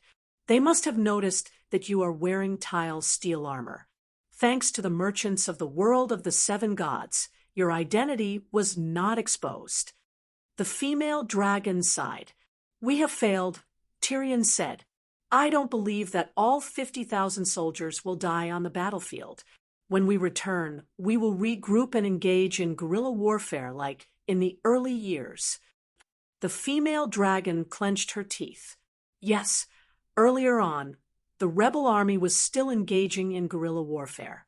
With the dwarf's advice, Sakia quickly seized a few earldoms and established a more stable base. The king of Aden, Demavi III, even secretly sent a messenger, intending to use the title of duke, to recruit her. Sakia rejected him without hesitation. It was also because the rebel army and the army of the royal court each fought that Aden fell so quickly. When the Southerners first attacked, the royal border guards were at the front, and the rebel army was prepared to take advantage of the situation. In the end, the border outpost with only a few thousand soldiers fell in 2 days. No matter what, the royal court had to leave a portion of their main forces to guard against the rebel army. So, as to prevent a revolution, they did not dare to send out all of their forces. With this, the royal court, which only had a total of 13,000 soldiers, fell in a few days. The dwarf was dumbfounded by the tragic state of the royal army. He could only hurriedly call over the peasants in the fields. A total of 50,000, claimed to be 500,000. In the end, they were taken away in one wave at Ving Castle. He did not defend the city. In this world with powerful warlocks, defending the city was equivalent to taking a beating, unless you had a group of warlocks equal in number to the enemy and could defend against the enemy's spell attacks. But with warlocks equal in strength to the enemy, why would they choose their own capital as the battlefield for war spells? You misunderstood me. Reorganizing the army is not difficult, and guerrilla warfare is even easier. I even have the confidence to drive away the invaders. The failure I'm talking about is not the failure of the war, but the idea of equality between races and classes, and freedom for all. It's beautiful, but it failed. The dwarf sighed. If we drive away the Nilfgaardians, won't we achieve our ideals? Sakia was puzzled. Only the idea of making the country richer and stronger and making the people's lives better is a successful idea. The victory or defeat of a war is only the strength of the means and has nothing to do with the quality of the idea. Now, the facts have proven that absolute equality does not exist in the world of power. You saw how the sword saints and the warlocks slaughtered our peasant army. How can both sides be equal? Forcing equality will only cause greater unfairness. The dwarf said bitterly. Sakia's expression changed a few times and said in a low voice, then fine-tune the idea. Do not pursue absolute equality, but must make this world fairer. Isn't this the freedom of young girls? You want to follow in the footsteps of the Dragon Queen. Back then, you were very disgusted with this false freedom. Tyrion said in a strange tone, freedom and equality was actually Dany's slogan when she started, and it was also the idea she persisted in until the end. Now, there were no more slaves in the world of the Song of Ice and Fire, and hell and heaven could also guarantee relative equality between the nobles and the commoners. Sakia had a very high opinion of the Dragon Queen's action of freeing the slaves, but after understanding the norms of freedom and equality in the Seven Stars Bible in detail, she showed great disapproval. She thought that the Dragon Queen's revolutionary stance was not firm enough, and even betrayed her early ideals in the later years of her life. I was still too young back then, and this failure made me understand that the Dragon Queen was right. Because I insisted that the sword saint knights and ordinary soldiers were completely equal, it led to the peasants and subhumans under my command. The powerful warlocks and sword saints of Aden would rather follow Demavi, king of Aden, who retreated without a fight, then surrendered to me, who swore to protect the capital. Perhaps I have to introduce the doctrine of the 7 goddesses in Aden, the Mother Dragon's Side, Chapter 1139. The confusion in my memory made me forget Thane's coup. I only saw Vilgefortz as the great hero of Sodden Mountain in the First War in the North. Geralt blamed himself and slapped himself a few times. He said with a pained expression, "It's all my fault. To save me, she broke into Vilgefortz's house. That bastard purposely used me to bait Ciri and set up a formation to prevent space-time travel. It was when I saw Ciri being arrested that I suddenly woke up and recovered most of my memory. I was lucky enough to escape." You're thinking normally now. Tyrion was puzzled. "You have no idea how many worlds Ciri brought me through. Just the Dragon Queen alone, we met 3 times. "Which 3 times?" the dwarf asked curiously. "Ciri and I bade farewell to the unicorn and opened the world gate to leave the elven world. We returned to this world, but found the wrong timeline and traveled to a world 500 years in the future. At this point, the demon hunter became very excited. 500 years later, we started to build railways. Every big city has a steam engine, a train powered by a mixture of wildfire and coal. Coal. The dwarf was shocked. That black, brittle lump of earth that can burn for a long time? Yes, Ciri and I traveled to Ardian. Wow, outside Ving Castle were factories with tall chimneys. Even the sky was gray, and the air was choking with smoke. I even saw the statues of you and Sakia in the central square of Ving Castle. I even read the history books about yesterday's battle." When he said the last sentence, Geralt's expression became very strange. The dwarf did not notice his tone, and only said excitedly, "Is this true? Now that you're telling me the future, will it change history? I remember there's an old grandmother paradox in space-time travel. Did you kill anyone?" "Not only did I kill, but I went on a killing spree. Because Ciri's skills were rusty, space-time fluctuations alerted the warlocks around the world. Yes, not only were there steam engines and trains, even magic and martial arts were greatly developed. There were more than a dozen magic towers guarded by demigod warlocks in the capital. They were constantly monitoring the Sea of Laws. Any abnormal fluctuations would attract their attention, let alone space-time fluctuations. However, you don't have to worry that history will change. The Dragon Queen said that the old grandmother's paradoxes and the rules of space-time imagined by mortals are all nonsense. Traversing space-time is equivalent to breaking the space-time laws of the entire universe. But if you break the space-time laws of the entire universe, what's the progress of a mere country's mortal society?" Geralt said, "That seems to make sense." The dwarf muttered, "Hey, that's not right. Where did your world get the Sea of Law?" It's said that Dragon Queen imparted her skills to Ciri, and Yennefer to forge a replica of the King of God's cauldron. The demon hunter said, uncertainly, "Did you see the other Ciri? And yourself?" the dwarf asked. "We didn't stay for long 500 years in the future. Ciri didn't appear. And when we did see the other me, that guy only gave me a puzzled look before running away in fear. With a whoosh, he disappeared without a trace, as if he had seen a ghost. With just that one glance, many things appeared in my mind. My original memories were also being modified. I knew that my memories from the future would definitely change history when they returned to the present. Then, my memories from the future would change as well.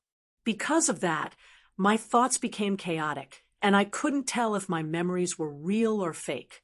Until now, I don't even know if my knowledge was transmitted to me by the other Geralt, or if it was told to me by the Dragon Queen, or if it was something I heard from someone else.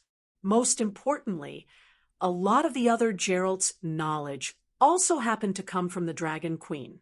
He knew that his knowledge came from the Dragon Queen. I have a part of his memories and know that he knows. Gerald waved his hands around unconsciously, not even knowing what he was saying. Sigh, so you should know how chaotic my thoughts are. He sighed. I'm just listening to you, and it's all messed up, the dwarf complained. Gerald nodded and sighed. It's indeed very messed up. You should have noticed that I've emphasized the Dragon Queen many times. It's because everything is changing, and only she is eternal. I was drifting in the boundless space-time sea, and she was the only lighthouse in the sea. My chaotic thoughts gradually converged on a line with her as a coordinate. When I returned to this world, at this point in time, the converging process sped up, and I returned from an idiot to my original state, which is the current me. It seems that space-time travel is not something that ordinary people can play with, the dwarf exclaimed. If I could master the Song of Laws, it would be much better, Gerald said. That's what my sister said too. You said that you traveled to Ving Castle 500 years in the future and saw a history book about me? The dwarf asked again. We just happened to land in the library of the Holy Golden Dragon University. It's because I've read the history books that I know you fought with Colin's army at the foot of Ving Castle yesterday, Gerald said with a strange expression. Damn it, I lost so miserably yesterday, and it will affect my image in the future. The demonic dragon was embarrassed and a little flustered. No, after I chase away the invaders and rebuild the glory of Aden, I must change the history and not let those scholars write nonsense. You've already written nonsense. Gerald sighed. According to the Chronicles of Aden, the husband of the Virgin Sakia, Hugo, was 95 meters tall, handsome, with golden hair fluttering in the wind. He had sparkling blue eyes and a smile as sharp as a blade. At times he was charming and witty, full of witty remarks, and at other times cold and arrogant, like a lonely wise man who was not understood. It's fine to fake your body and appearance, but that author even made up the result of the war. The Battle of Ving Castle was clearly a one-sided defeat, surrounded by sword saints and trampled by horse hooves. But in the history book, you held a big axe in your hand, rode a tall horse with a silver mane, and fought the god of swords, Marshal Colin. Lightning flashed and thunder roared, and the sword Aura pierced through the 9 heavens. In the end, you also broke through to the god of swords, and with a swing of your axe, you sent Colin flying 100 meters away. If he wasn't wearing the tile steel armor, he would have died on the battlefield. After sending the enemy marshal flying, you led 10,000 rebels and fought with the outnumbered army. Damn it, you claimed that you had an army of 500,000 yesterday, but in the history book, you were outnumbered again. Even though you were outnumbered, you fought with 100,000 Nilfgaardian soldiers for 3 days and 3 nights. You killed more than 50 generals alone, and led 300 soldiers to penetrate the enemy's army more than 10 times. I almost thought that you were Zhao Zilong and Guan Yunchong combined. The end of the battle was inspiring, and because of Demavi III's betrayal, the god of war Hugu was tragically defeated. Who's so shameless to flatter me like this? The dwarf smiled sheepishly, but he thought to himself, this historical record is pretty good. I have to remember the author's name and get him to write my history book. Gerald stared at the demonic dragon under him with a strange gaze for a long time, and then said calmly, the history book was compiled by the completely neutral, holy monk from another world, Master Tyrion.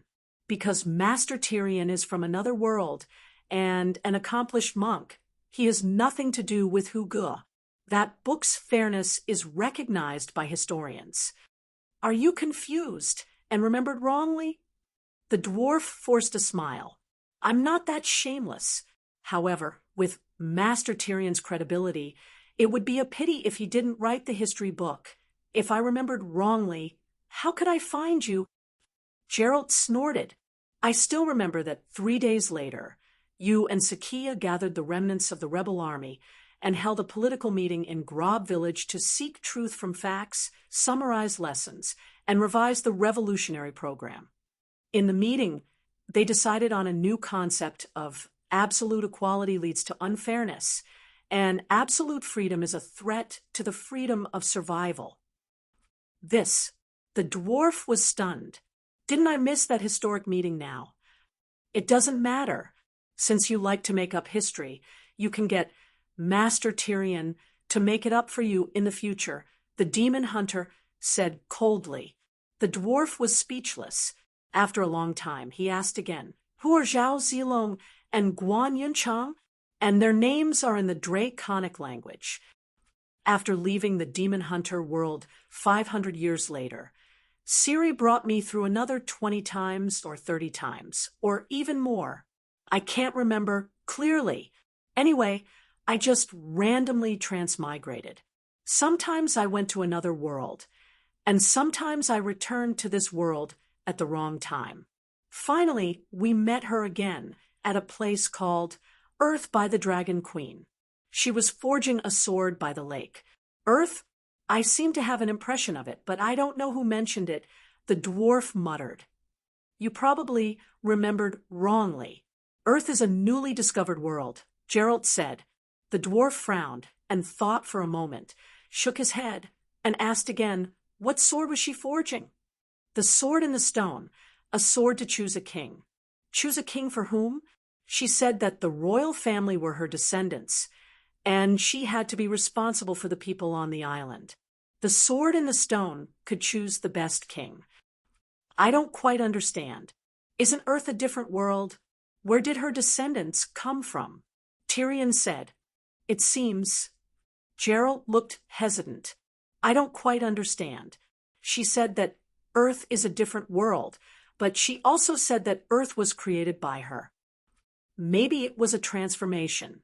The dwarf recalled the Dragon Queen's transformation of the Song of Ice and Fire world. Maybe the natives of Earth died out, just like the builders of the ancient ruins in the Southwest Desert.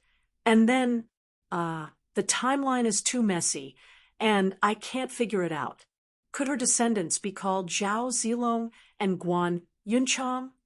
No, at the same time on another continent, a great empire was dying. The new era began, and many heroes were born.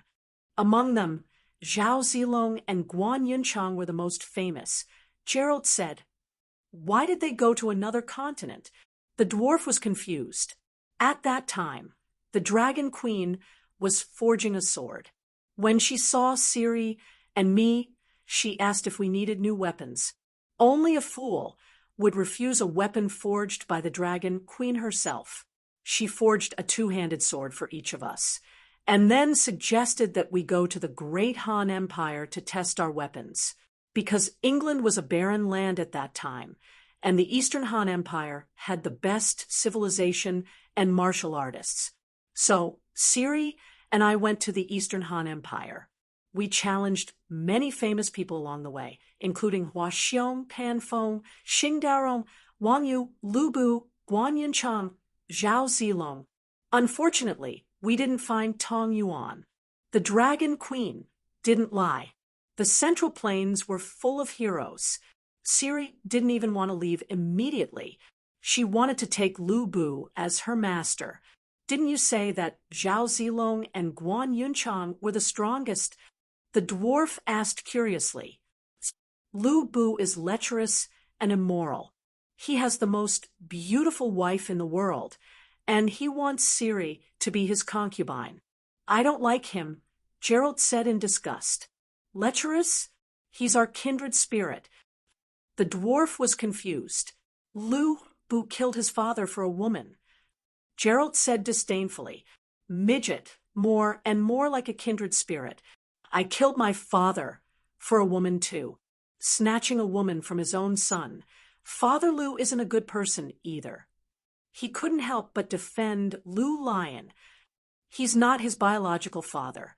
He's my adoptive father. The dwarf suddenly wanted to meet Lu Bu with his own eyes. Is Lu Bu strong? He asked. Very strong.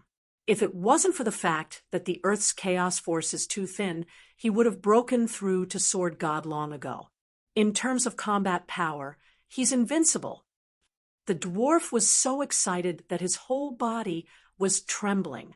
Is he handsome? He's rather good-looking, majestic, and dignified. How is he Lubu? He's obviously the Eastern Han Tyrion. I'm sure that Lubu is a hero that my sister created using me as a template. The dwarf shouted excitedly. Chapter 1140. Not only was the dwarf not happy about his lover's sudden repentance, he was also very depressed.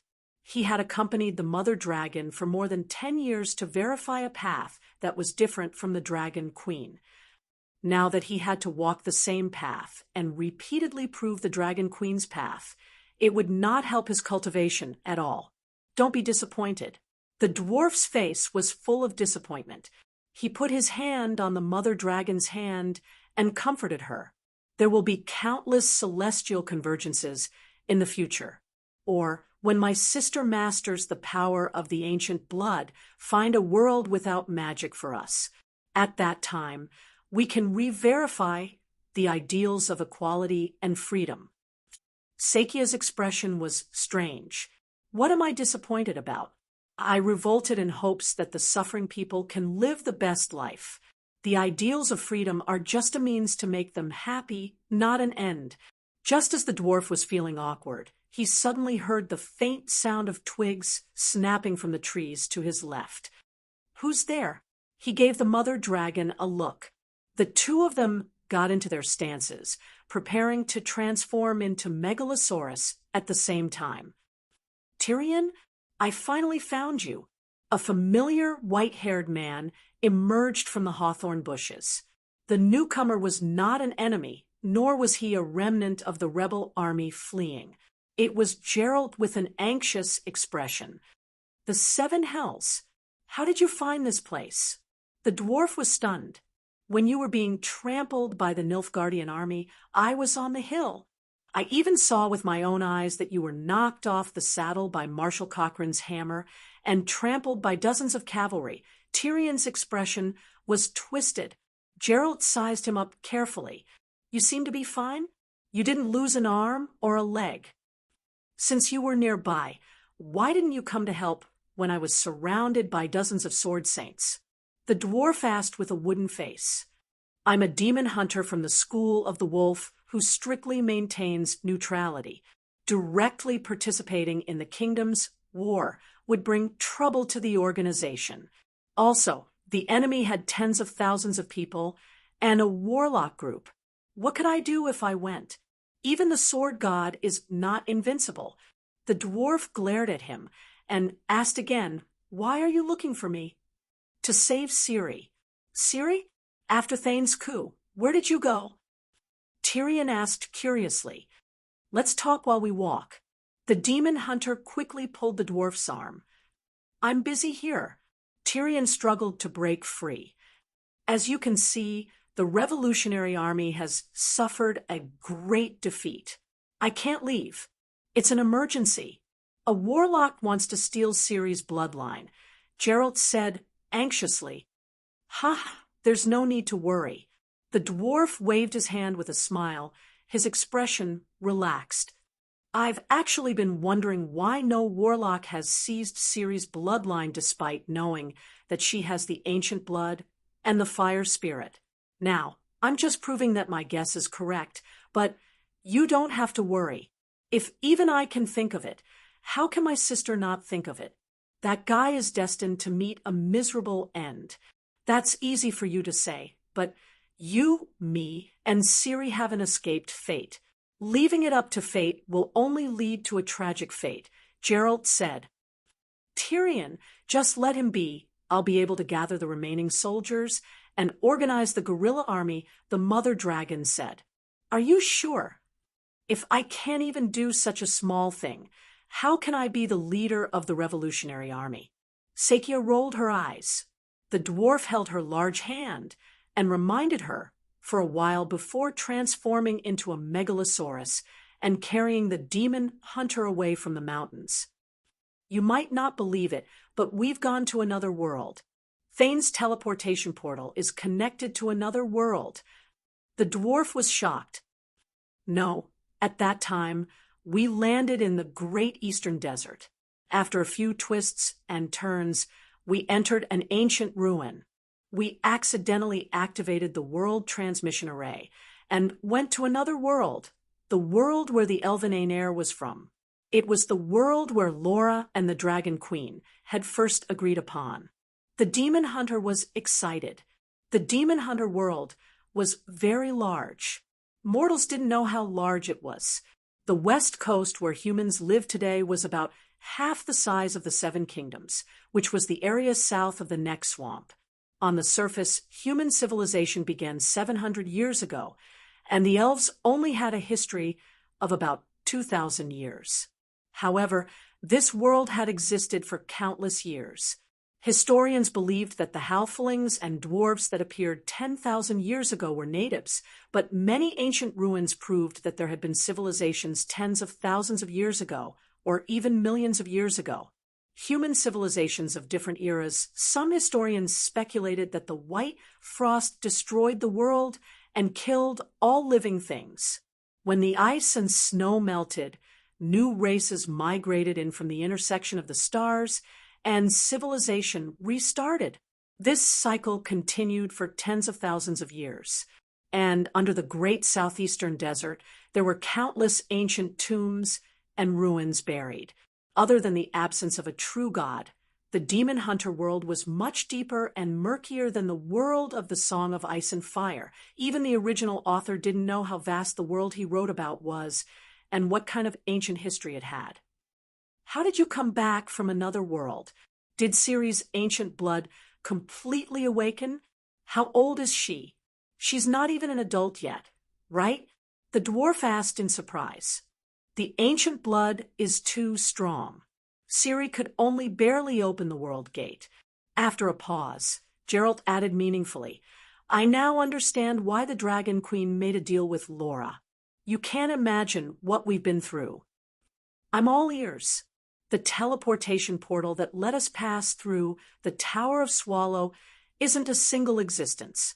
There's a corresponding teleportation tower in the elven world that allows for point-to-point teleportation. That's why we were discovered by the elves as soon as we passed through.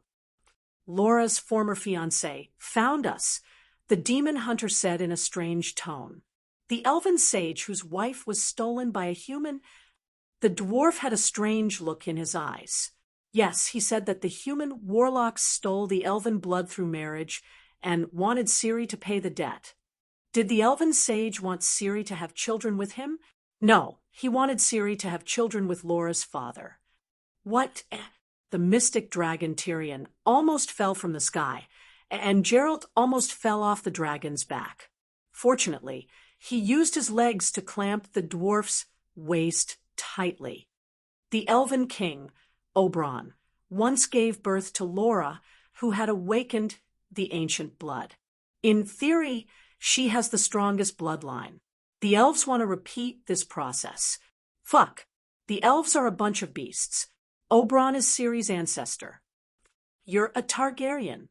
You have no right to criticize others, Geralt complained.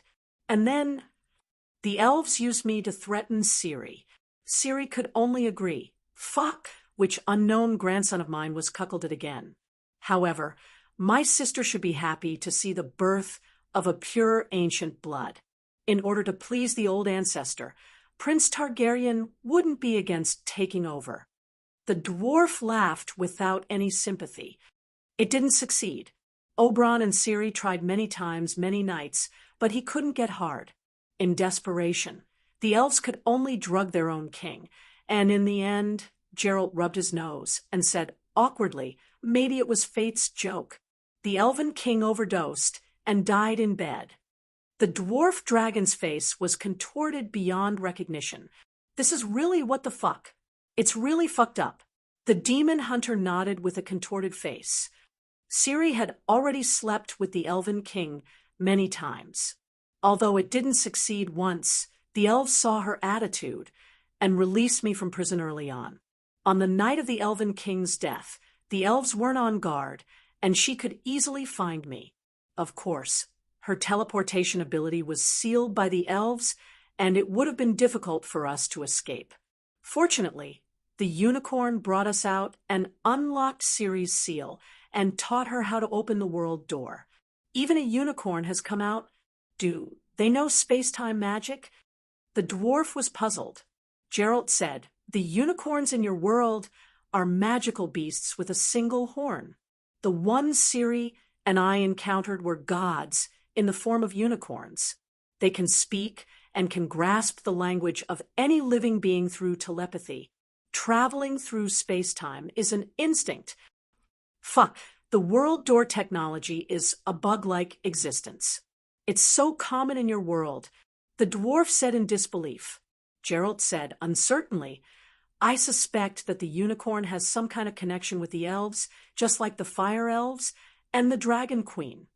"The unicorn is a pet of the elves? Didn't you just say that the unicorn saved you and Ciri?" "The unicorn isn't a pet of the elves.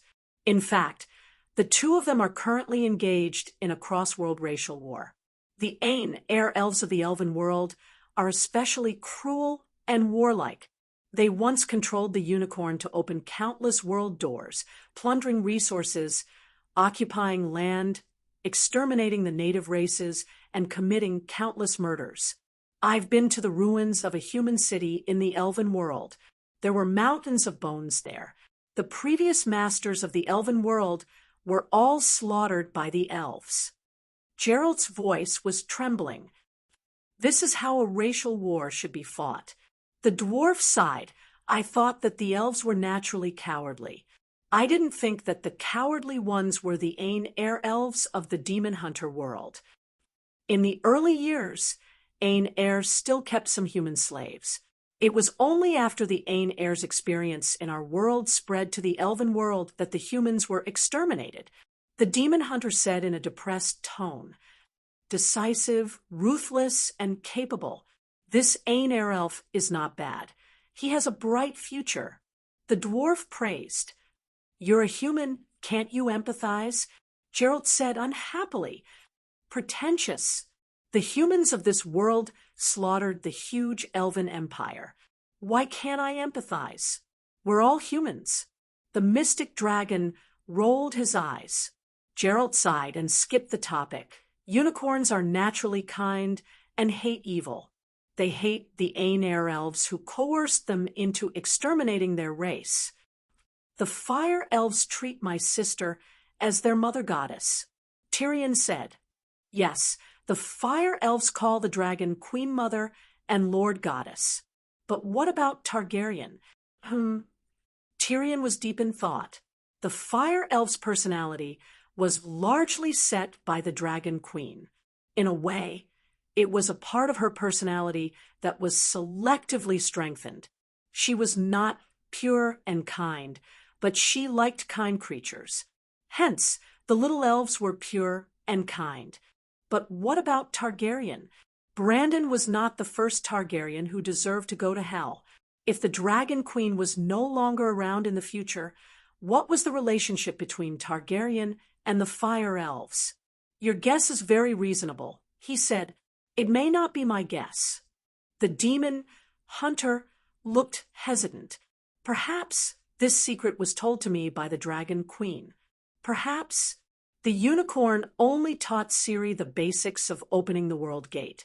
But it was Ciri's first time, and she was not familiar with it. She sent us 500 years into the future. What the fuck?" The dwarf shouted again.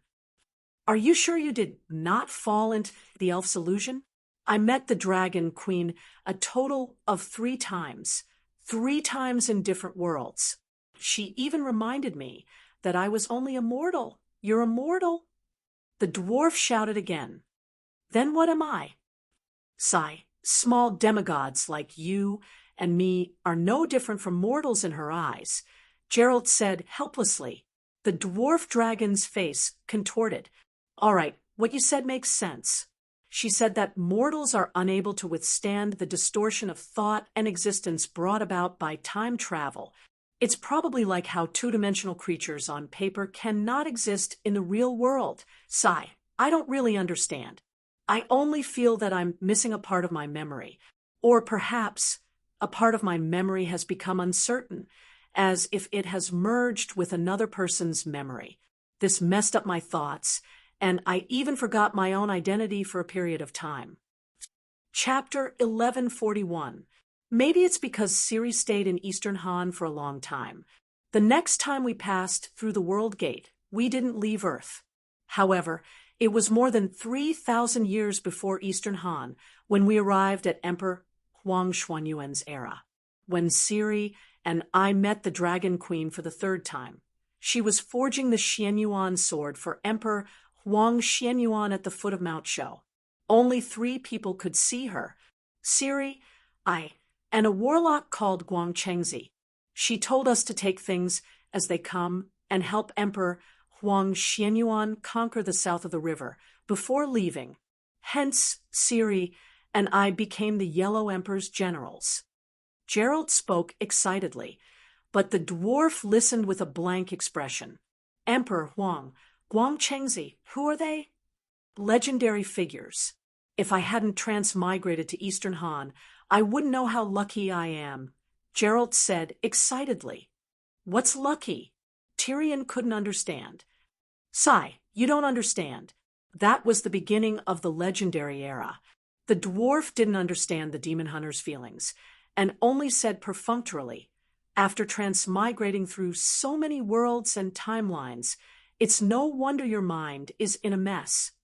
2 days later, they entered Ibeen, one of the 4 major countries of the Nilfgaardian Empire in the south. It was a coastal kingdom with rivers and lakes. At the edge of a large lake called Stone Lake, Tyrion saw Melisandre and Gerald's 3 teammates. Unexpectedly, he saw his obedient grandson, Brandon, again. You're Brandon. Why are you here? The dwarf asked curiously. I was just passing by. Brandon had matured a lot. He looked like a handsome middle-aged man in his 30s. He was dressed like a demon hunter and carried a demon slayer sword on his back. His eyes had experienced the vicissitudes of life. His skin had become rough and dark, and he spoke in the common language of the other world with a local accent. He was definitely a native demon hunter.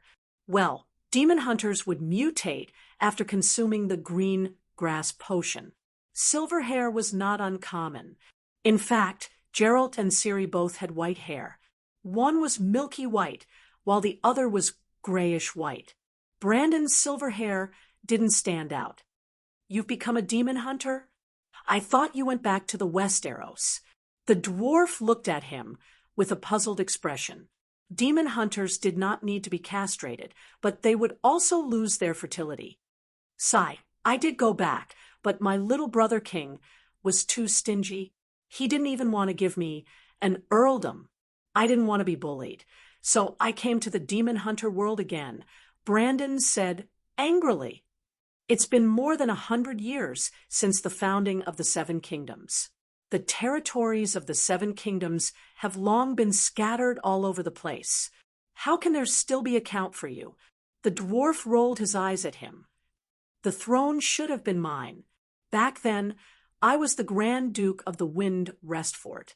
At least return the Wind Restfort to me. Bran said, Windstop Castle is similar to Dragonstone Island during Aegon's time. It belongs to the Crown Prince. If I give it to you, where will the Crown Prince go to train in the future? The dwarf glanced at the few people who were looking at him curiously and said impatiently, All right, let's not talk about the 7 countries' royal families here. What level are you at now? A level 7, Sword Saint at the pinnacle of level 7. My wizard level is close to that of a demigod, coupled with the demon hunter's body modification and unique curses. Most sword gods are no match for me, Bran said proudly. You even participated in the Trial of Grass, P.S. You really don't want children? The dwarf was shocked. I don't even have a fief. What do I need an heir to?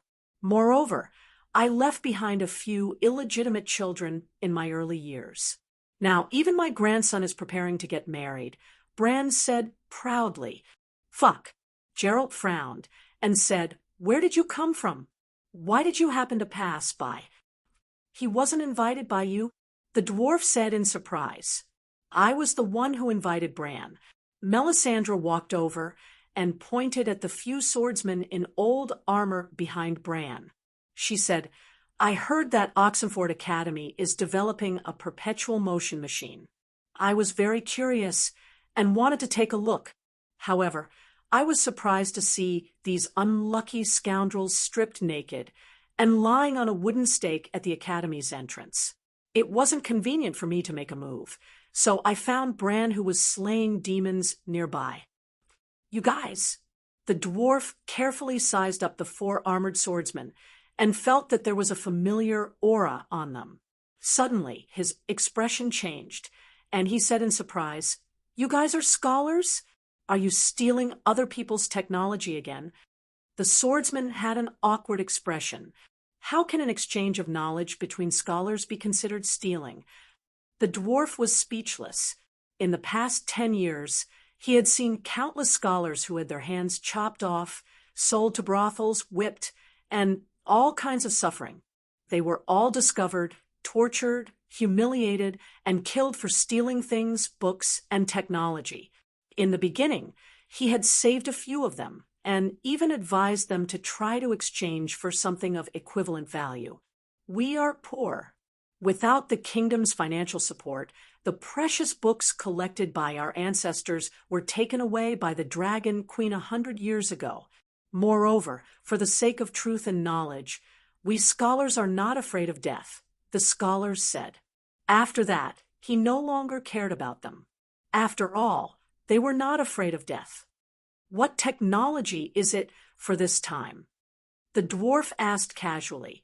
A perpetual motion machine. Oxenford Academy is researching a perpetual motion machine and is about to succeed, the bearded swordsman said excitedly. You are a scholar, but you don't even know the law of conservation of energy? Tyrion snorted. In the age of magic, nothing is impossible. Scholars should base their knowledge on facts and not distort false delusions with their own will, the scholar said unhappily. Fuck, these words should be heard by your elders from 100 years ago, the dwarf complained. Stop arguing. Ciri is still waiting for us. Geralt said, Let's formulate a battle strategy first. The dwarf looked around at everyone. Tell me your abilities and weaknesses. The opponent is in the fortress. It's impossible to fight them alone. I'm a demon hunter at the level of a sword god. I can be an assaulter. Geralt turned to Bran, his gaze lingering on the iron griffin badge on his chest for a moment. You're a demon hunter from the Griffin sect. Yes, I'm proficient in swordsmanship, fire witchcraft, and healing spells. I'm also very good at demon hunter curses. I can be your second assaulter and assist you. Bran said, The demon hunters in this world were divided into 3 factions. The neutral wolf faction only hunted demons and did not participate in any politics. Geralt was the representative of the wolf faction. The Griffin sect, which advocated chivalry, paid attention to personal morality and cultivation, and did all noble things. Not only did they slay demons, but they also fought for justice and justice. The Griffin sect had a reserve of magical knowledge that even mages would drool over, and their magic seal techniques were far superior to the other 2 factions. It was also for this reason that Bran chose to join the Griffin sect. Not only him, but many knights and sons of warriors who traveled to the other world chose to join the Griffin sect, which had the strongest educational resources and was in line with the teachings of the 7 gods. To the demon hunters of this world, the biggest weakness of the Griffin sect was that they charged little for missions and even worked for free. But to the knights of the other world, they did not care about gold. Finally, there was the Radical Cat faction. They were notorious for accepting any job as long as they were paid. Also, because of the unique grass potion when their bodies mutated, it was easy for them to develop extreme mental illnesses. Ciri was imprisoned in the Boulder Fortress on the cliff beside the Stone Lake. The Source Warlock Vilgeforts had set up a perfect defense system in the castle, and outside there were archers and Iron Shield soldiers led by the Sword Saint. Once they entered the castle, they encountered a large number of assassins and magic traps. The battle was extremely tragic. 2 of the 4 swordsmen were burned to ashes and could not be saved. The other one was accidentally sent to an unknown place by a teleportation spell. The helpers that Geralt brought were even more miserable. If not for the dwarf's healing spell, they would have been completely wiped out.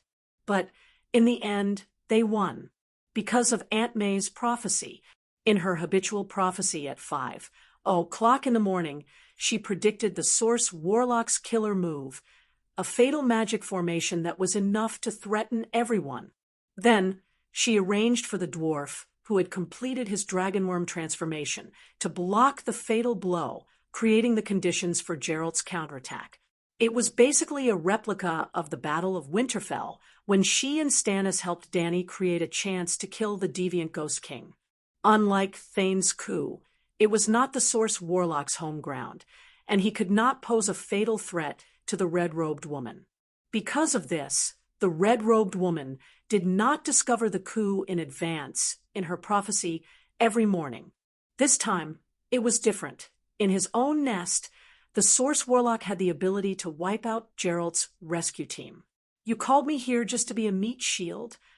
After the battle, the dwarf lay paralyzed on the floor of the underground hall, panting weakly for the holy healing spell. Although Prince Brandon is the direct descendant of the Dragon Queen, he is not a priest. He can only heal himself with the Targaryen's unique dragon tongue magic, Aunt May said with a pale face. She was not in a good condition either. Source Warlocks were too strong. In the world of the Song of Ice and Fire, they were not inferior to powerful gods who had comprehended many songs of laws. Other than the songs of laws, many warlocks were stronger than demigods, but Aunt May and Tyrion had not sung their own songs of laws. Thank you everyone for coming to save me. For me, so many people died." Ciri was grateful and guilty. "For you, it's worth it no matter how many people die." Suddenly, a faint voice came from above. "Who is it?" Bran turned around, his pupils constricting as he said in shock, "Am I seeing things?" The underground hall was a huge circular laboratory built in the mountain, about 200 square meters. The highest point of the dome was 12 meters, and there was a circular platform between the floor and the ceiling. One could stand on the platform and observe the progress of the experiment below. When the rescue team arrived, Ciri was tied to a chair that looked like it came from a magical science fiction. The chair was connected to strange tubes and glass bottles, the surface of the bottles and tubes flashing with runes. This was a bloodline conversion device, invented by the Source Warlock, which could extract Ciri's ancient blood and fuse it into one's own body. Ciri had her blood drawn many times over the past few days, but there was no strange magic in her blood that could change one's constitution. The Source Warlock had been modifying the device recently, trying to exchange spinal fluid with Ciri when Geralt's group charged in. At this moment, the Source Warlock was lying in a bloody mess in the hall. Everyone looked tired, sitting or standing, slowly recovering from their injuries. The experiment table, instruments, and fragments of bottles were scattered all over the floor. On the observation deck, on the second floor, a middle-aged man wearing a black, red sun leather armor and a flaming crown appeared silently. The man looked dignified, and he had a dignified aura about him, but his expression was slightly gloomy. Bran stammered as he looked at the man, his face full of disbelief. "Prince Brandon, we meet again." The middle-aged man smiled faintly, his eyes flashing with murderous intent. "Tony, or rather, Emperor Imhir, Gerald's expression was gloomy, but he was not as shocked as Brandon. I really hope that you are here to save Ciri and not Vilgefort's master, who is here to save the day. Vilgefortz is indeed my dog, but he's not very obedient, or we wouldn't be in this awkward situation, the Emperor said flatly. Chapter 1142. 7 Layers of Hell. Tony, how did you become the Emperor of Nilfgaardian? Brandon shouted. He had been a demon hunter for the past decade or so, and knew very little about the details of Pavetta's death. However, he recognized the imperial robe with a red face on a black background and the flaming crown. Fuck. I knew you weren't a good person, but I didn't expect the truth to be so cruel. The dwarf cursed. Imhir waved his hand expressionlessly, and dense footsteps came from the passage behind him. In a few breaths, more than 50 sacred swordsmen led 200 archers to surround the hall. In addition, there were 15 great warlocks with strength no lower than demigods standing behind the Emperor, and they began to cast a magic barrier that covered the entire hall. Just outside the castle, there was an even stronger magic reaction. Obviously, the Emperor intended to kill everyone in one fell swoop. Melisandre's face was pale, and she said in a low voice, I didn't predict this situation. Is it the interference of the astrologers, or the influence of different laws in different worlds? Tony, what are you trying to do? Gerald said loudly, except for Ciri, all of you have to die. Especially you, Gerald. You know too many of my secrets. From the moment you came to Metchet to investigate my identity, you were destined to end up like this. Imhir's tone and expression were very calm, as if this decision would not cause him any trouble. Do you want to die? You even want to kill me and Brandon? It seems that my sister is still too low-key. The stars have converged for more than a decade, but no one knows about her deeds of slaughtering gods like chickens and chasing demon gods beyond the universe.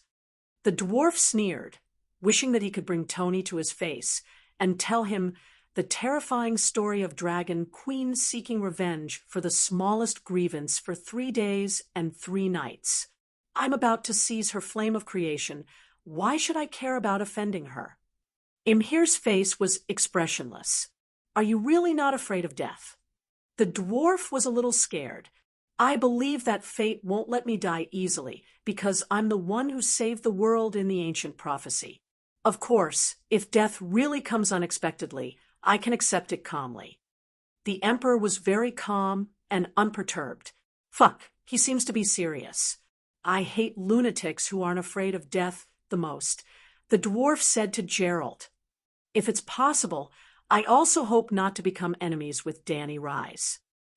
The great Emperor, who loved to dance on his enemies' graves, pointed at the old warlock in a blue starry robe beside him and said, This is Master Shashius. He's my court warlock and also the Empire's chief astrologer. He was the one who suggested that I go to Sintra to find a way to break the curse. As it turned out, his prophetic abilities were trustworthy. I believe that I can trust him one more time. I believe that he can help me cover up what happened in Stega Fortress. Your Majesty, we only need a big explosion that can pierce through time and space. Boom. The old warlock spoke vaguely, but he was obviously excited. He opened his arms wildly and imitated the sound of a big explosion. Blow up this mountain into a big lake and connect it with the stone lake on the side. I guarantee that no one can detect what happens here through prophecy. Then we announce to the world that the explosion was caused by Vilgefort's crazy experiments. Even the King of Gods from another world won't have much doubt. Seeing your self-satisfied clown face, I really want to laugh. But now, Tony, seeing that I saved your life, let's talk in private. Gerald sighed. You saved me, but I've repaid you with the law of surprise. Imhir said lightly, I want to save you again. The demon hunter said, No need. No matter what you say, you won't change my mind. The great Emperor's face was as cold as steel, Tony, you're a beast. Pavetta loved the wrong person. She should have chosen me.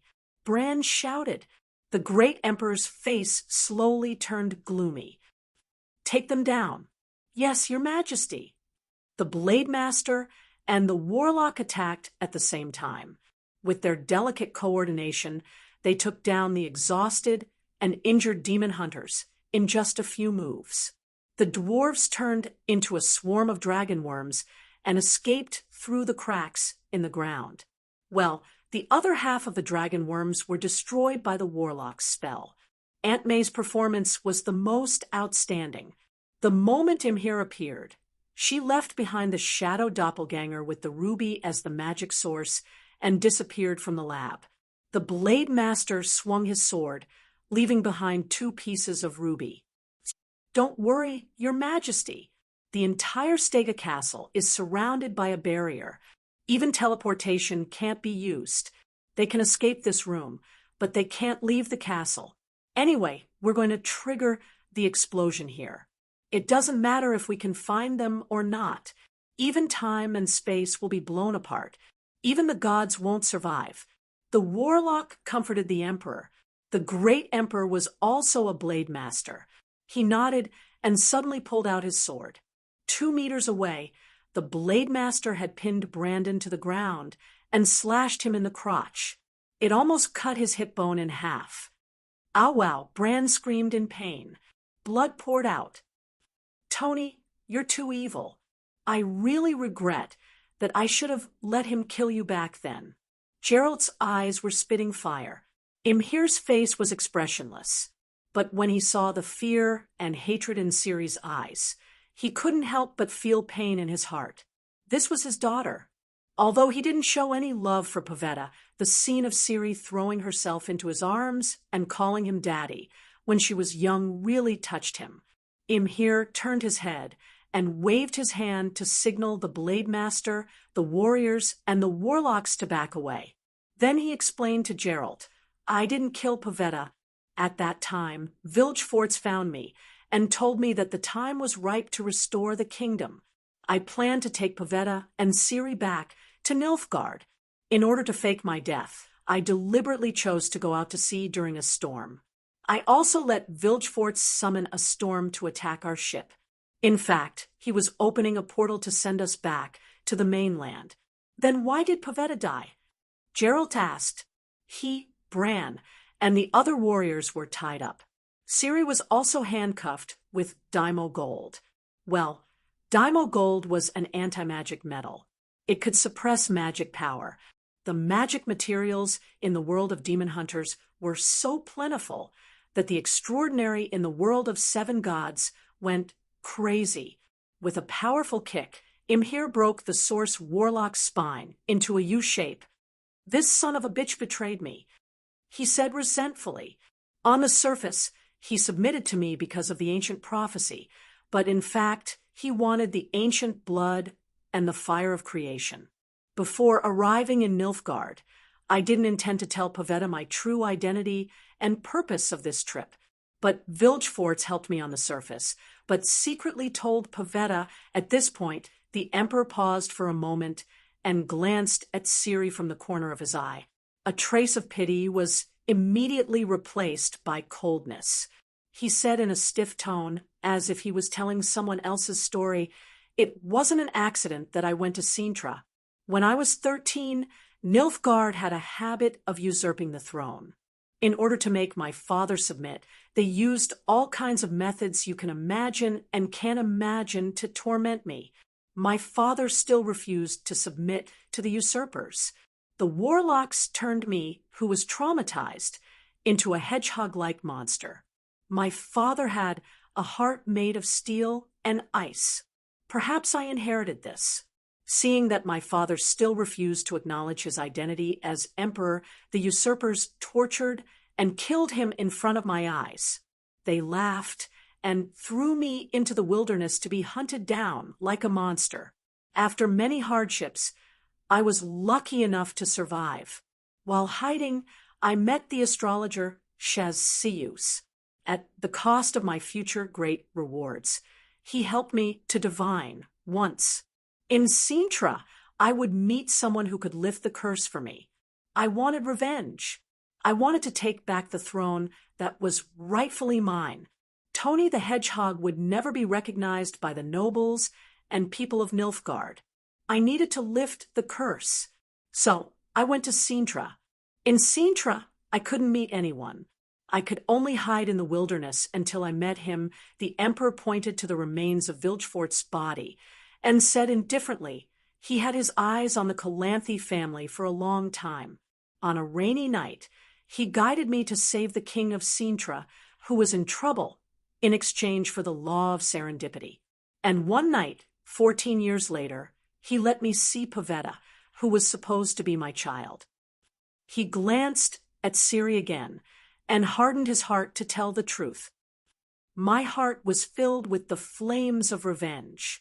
There was no room for love. Vilgefort said that Pavetta was the one who could lift the curse for me.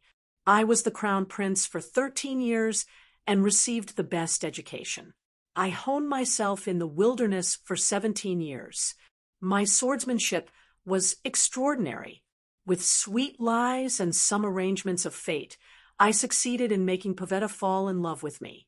I admit that even when I hugged her, my heart was still as calm as a stone lake in winter. But I swear to the gods that I was willing to treat her as my only wife for the rest of my life. In fact, to this day, there has never been a woman more attractive to me than Pavetta.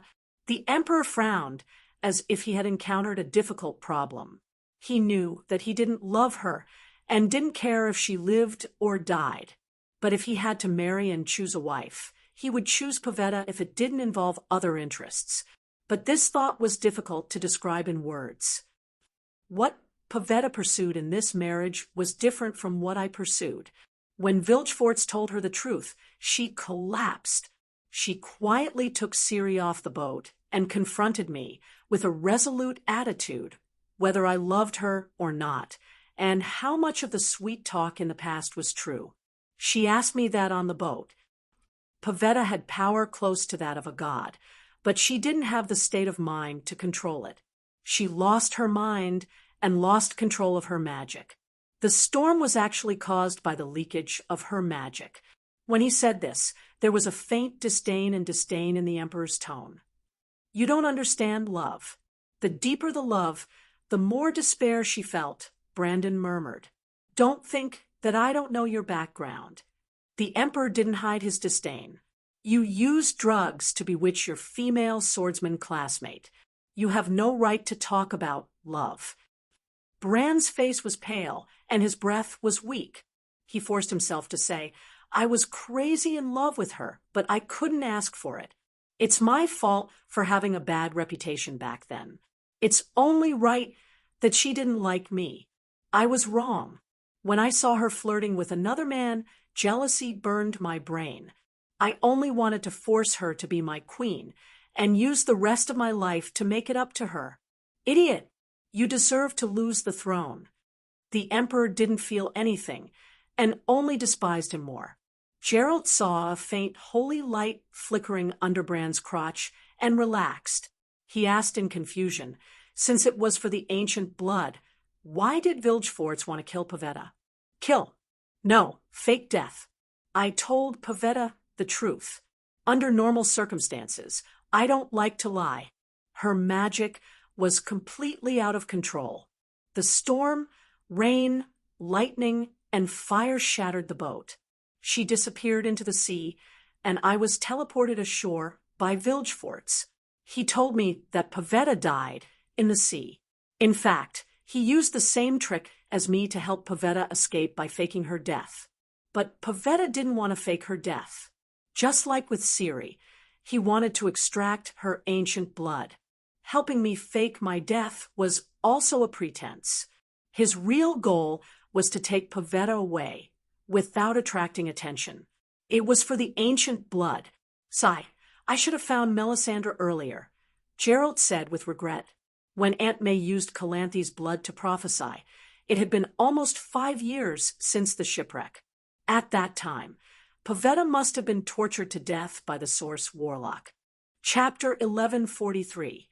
Year 149 of the Draconic calendar, the end of winter, December 25th. The old year was over, and Christmas had arrived. Christmas was the first day of the first month, the birthday of the Holy Celestial Emperor Dani Rise. Her birth was the beginning of the year, the first day of spring, the spring festival of all races and countries. On the Sword God airship, flying toward Slaver's Bay, the deck under the magic barrier was calm and windless. Men and women in luxurious clothes held wine glasses and whispered to each other, laughing heartily as the symphony orchestra played at the bow. Is the effect of the spring potion that good? Caitlin, you haven't changed at all, but I've become a haggard old woman. No, Dani, you must give me a bottle. On the port side, Asha, in a brown velvet coat, held the face of Mrs. Stark and pinched it left and right, and then pulled the mistress of Casterly Rock City to yell at her. Joffrey has formed a 200-person alchemy research team. When the formula is cracked, I'll give each of you a bottle, Dani said with a smile. The Magic Academy of Old Town University is also researching this potion. It's been 15 years, and they still haven't succeeded.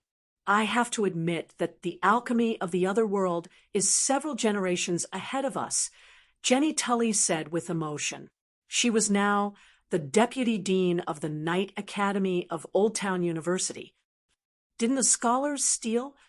Asha asked. Scholars stealing technology is not stealing. The deputy dean explained out of habit, then shook her head and smiled bitterly. It's easier to borrow technology from ordinary people, but the warlocks have powerful detection and defense magic. It's difficult to get close. Don't worry. Looking at the situation, the celestial sphere will not end in a short time. Asha raised her chin to the distant sky and said with a smile. The ladies nearby also looked to the north. The huge celestial body had covered a quarter of the sky, and they could even distinguish the sea and land on the planet with telescopes. There are now 2 suns in the Demon Hunter world. One is bright, and the other is just a faint disk. The dim one is our sun, Dani said. Caitlin pointed to a small but obvious black dot in the sky in the west. That seems to be a planet too. Dani nodded. That's right, the 3rd star is also here, and there may be more stars after that. But don't worry. According to the history of the Demon Hunter world, the convergence of many stars is a normal phenomenon. 1,500 years ago, planets of all colors and sizes completely covered the sky. Many supernatural creatures fell like rain, entering the world of demon hunters from all corners. Ghouls, gargoyles, bloodthorn corpses, they all appeared at that time. Can monsters enter our world at will? The Countess of Derry City covered her mouth and exclaimed, No, our world only has one entrance and exit, and that is the North Pole. No one can break through from other places. Dani said, Mother of God bless us. Mother of God bless us, the Countess said. Pop, a crisp sound like a bubble bursting suddenly came.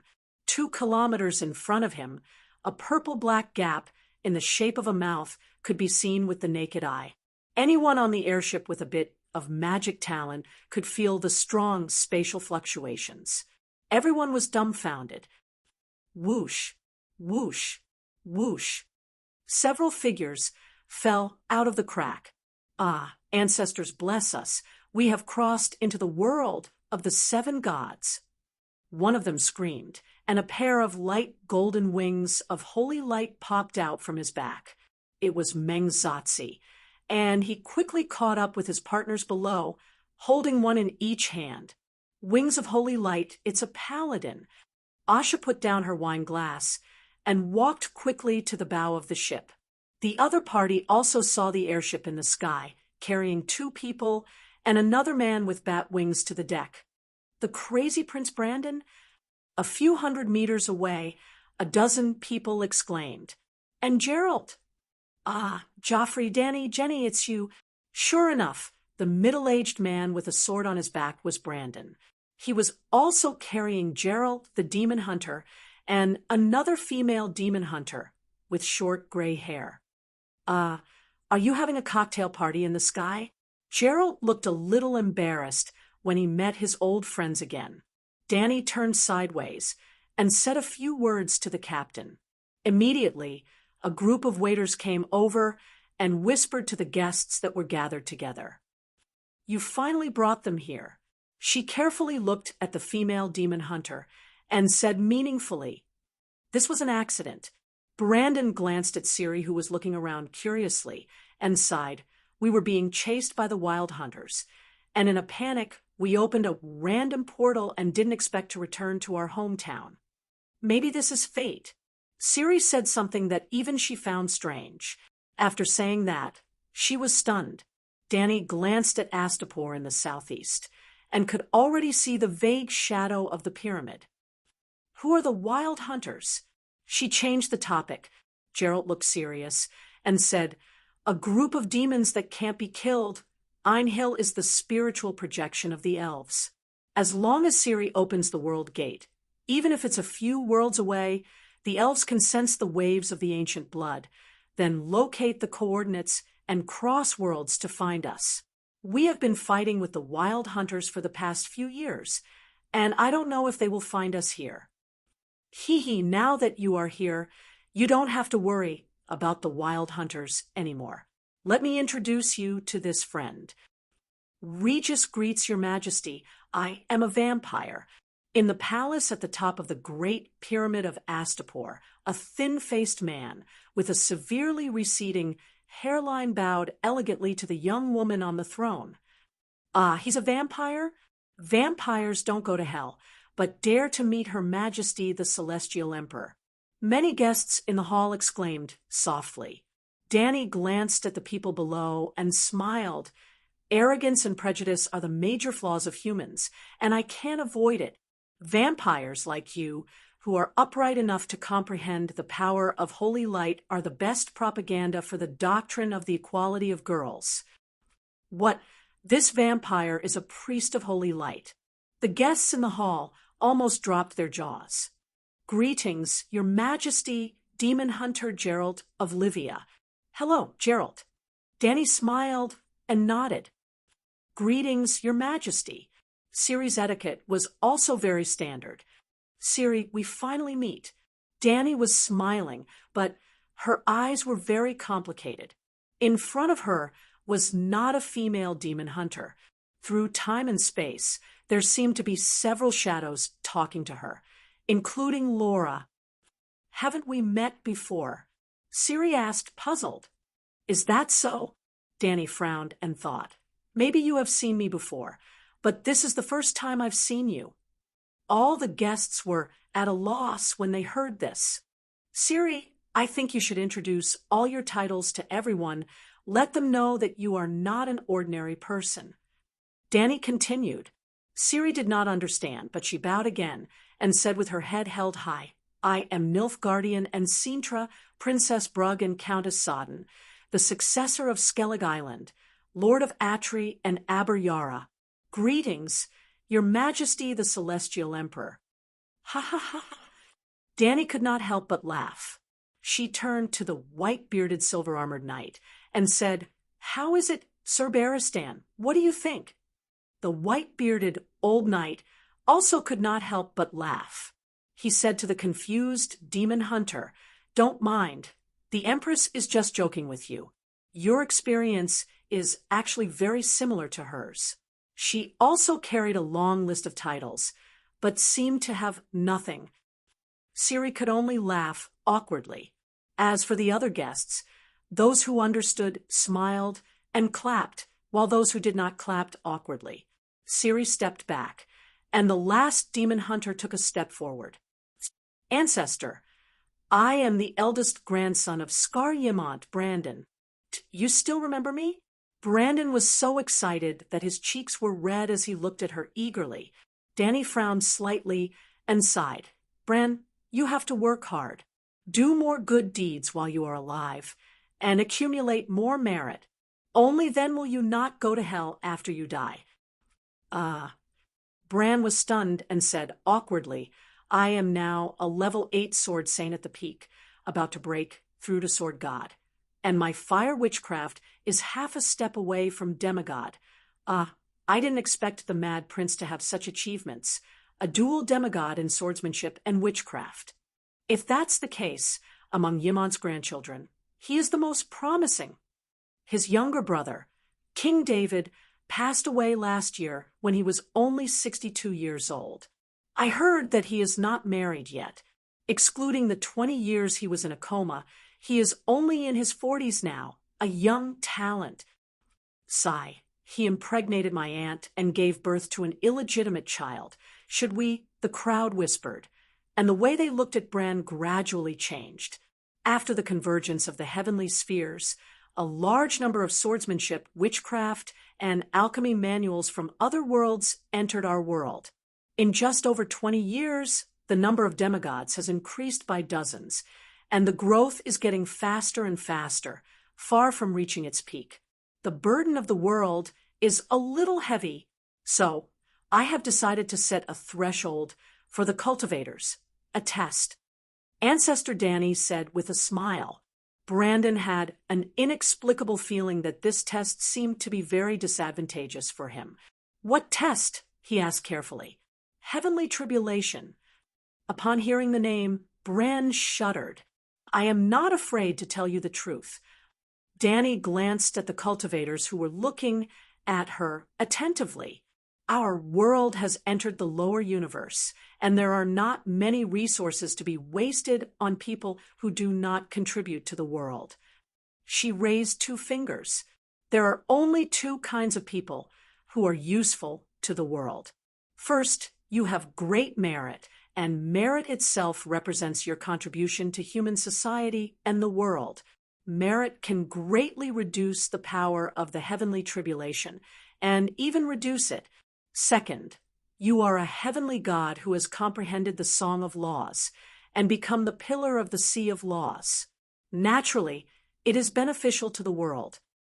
Your Majesty, what is the heavenly tribulation? Someone asked loudly. Lightning strikes, e'en fire burns the body, astral winds corrode the bones, lust demons bewitch the heart. It mainly tests your heart towards the path and your protective means. When you become a demigod, there is a heavenly tribulation. After you become a demigod, Danny said hesitantly, after you become a demigod, there will be a heavenly tribulation after a while. How long is a while? Someone asked again. I have to calculate how many years it takes to comprehend a rule on average. Danny said, Heavenly Emperor is merciful.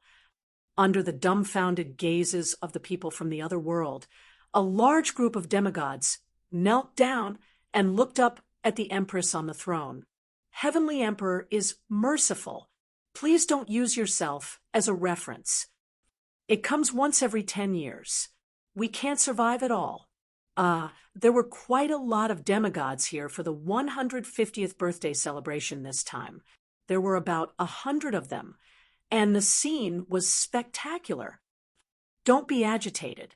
I said it has to be evenly distributed. Danny comforted them. It's useless to be evenly distributed. A demigod from the 7 kingdoms howled.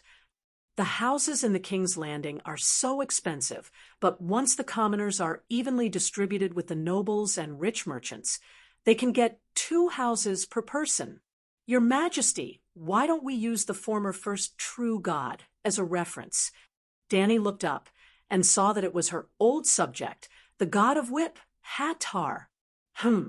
Hattar's physical body was sanctified, and he was the punishment officer of the underworld. Not only him, even the impermanence Arya was here today. You mean Lalo? Danny had a strange expression. Yes. The god of whip looked at her eagerly. Lalo is the first flame in the world. He didn't take long to comprehend the Song of Fire back then. Danny reminded him. Use the time he took to comprehend the Song of Shadow as a reference. The god of whip smiled sheepishly. Why don't we use the time he took to comprehend the Song of Water as a reference? Danny was stupefied. Lalo comprehended the Song of Water. The god of whip was confused. He won't be able to sing the Song of Water in his lifetime. The duration of your heavenly tribulation is naturally infinitely long.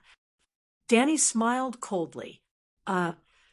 Chapter 1144. Are you going to fulfill the ancient sacred oath with me this time? After the banquet, Danny brought Ciri and Gerald to the Five-Dragon Cave, a towering cliff south of Astapor. The jade platform under the moon was clean and clean, with a stone table and a few stone stools. It was simple, and the three of them sat around it and drank tea. Can we wait a little longer?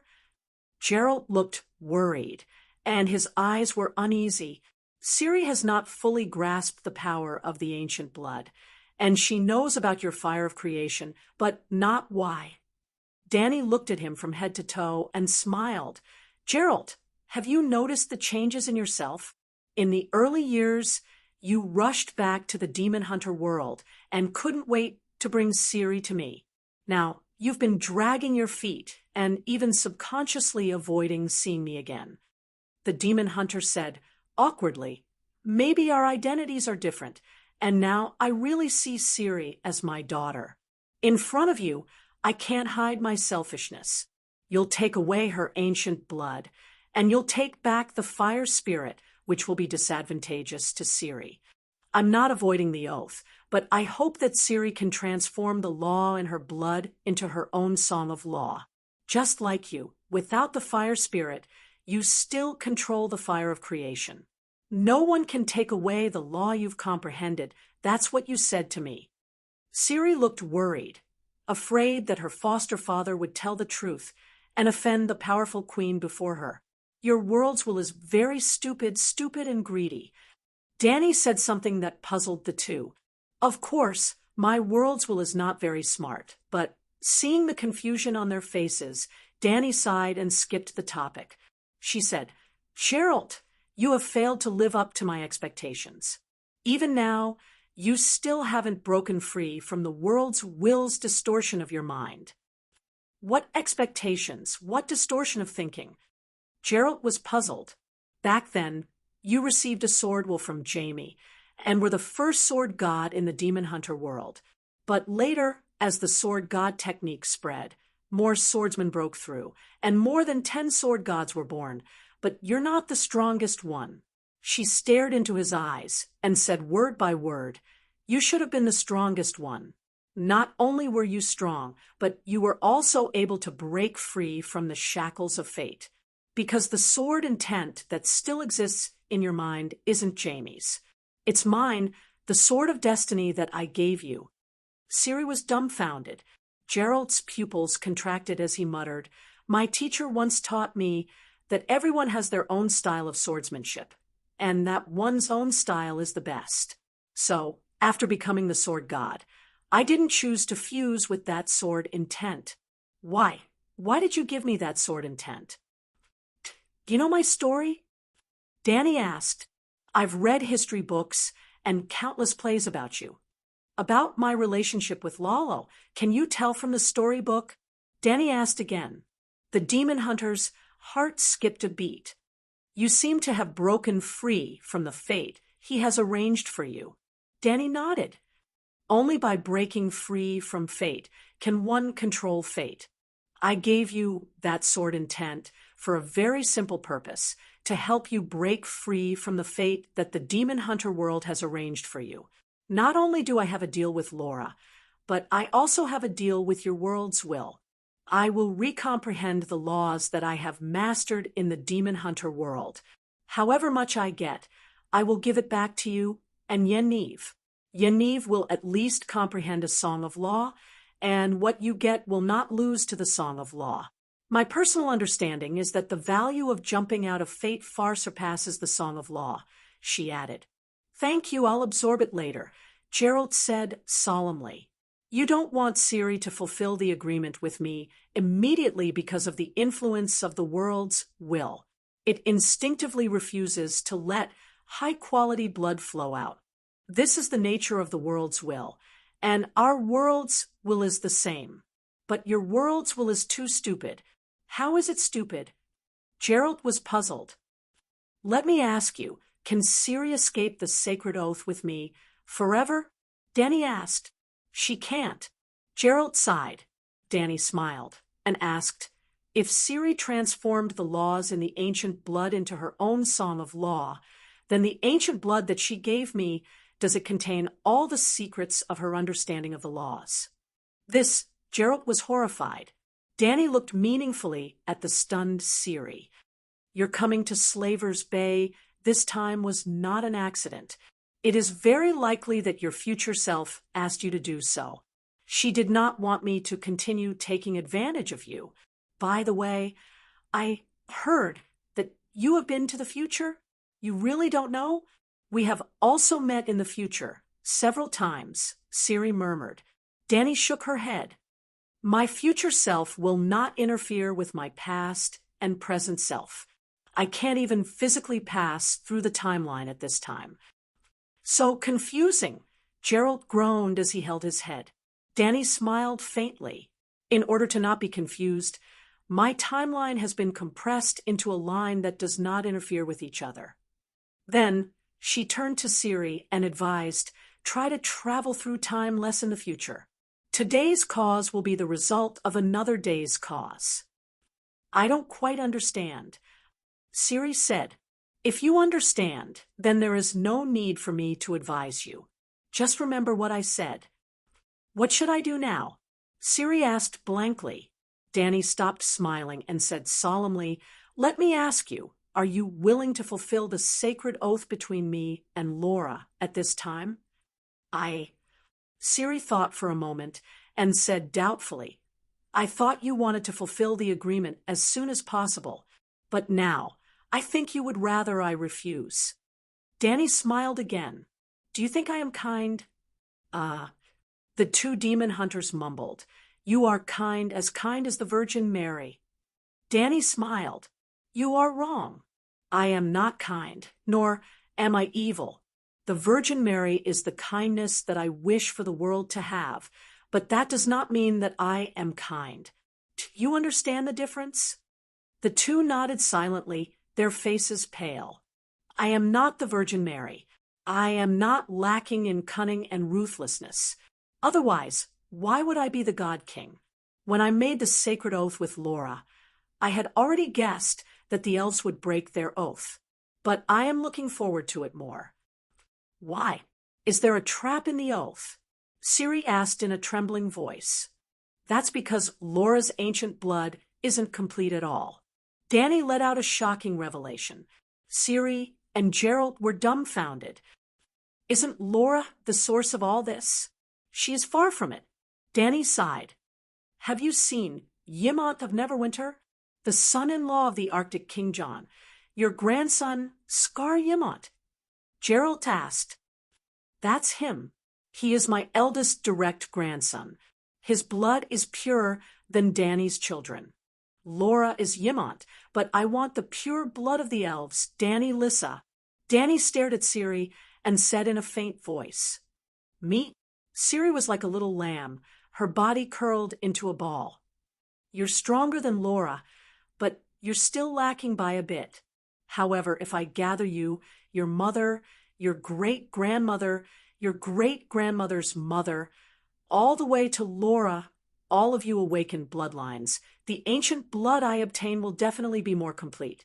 My greed has been praying that you will never come to me, your children, your children's children. It would be best if I waited until the destruction of the demon hunter world. Then I would complete the transaction with the last descendant of Laura. Countless generations of awakened ones would almost be able to restore the ancient blood. You are so ruthless, so greedy. Ciri was so shocked that she blurted out her inner thoughts. After that, she lowered her head and covered her mouth like a child who had been caught doing something wrong. She looked apprehensive. Greed is one of the original sins of mankind. My greed is enough to turn me into a peerless demon. How can the word ruthless describe it? But I also have kindness. Kindness has made me keep hinting to your family, hinting that you should complete the oath as soon as possible. That is why Brandon proposed and why Tyrion and Calanthe were engaged. To be honest, I have seen the results on the timeline. But doing it or not, the meaning is completely different. Dany smiled, looking at the smiling celestial emperor.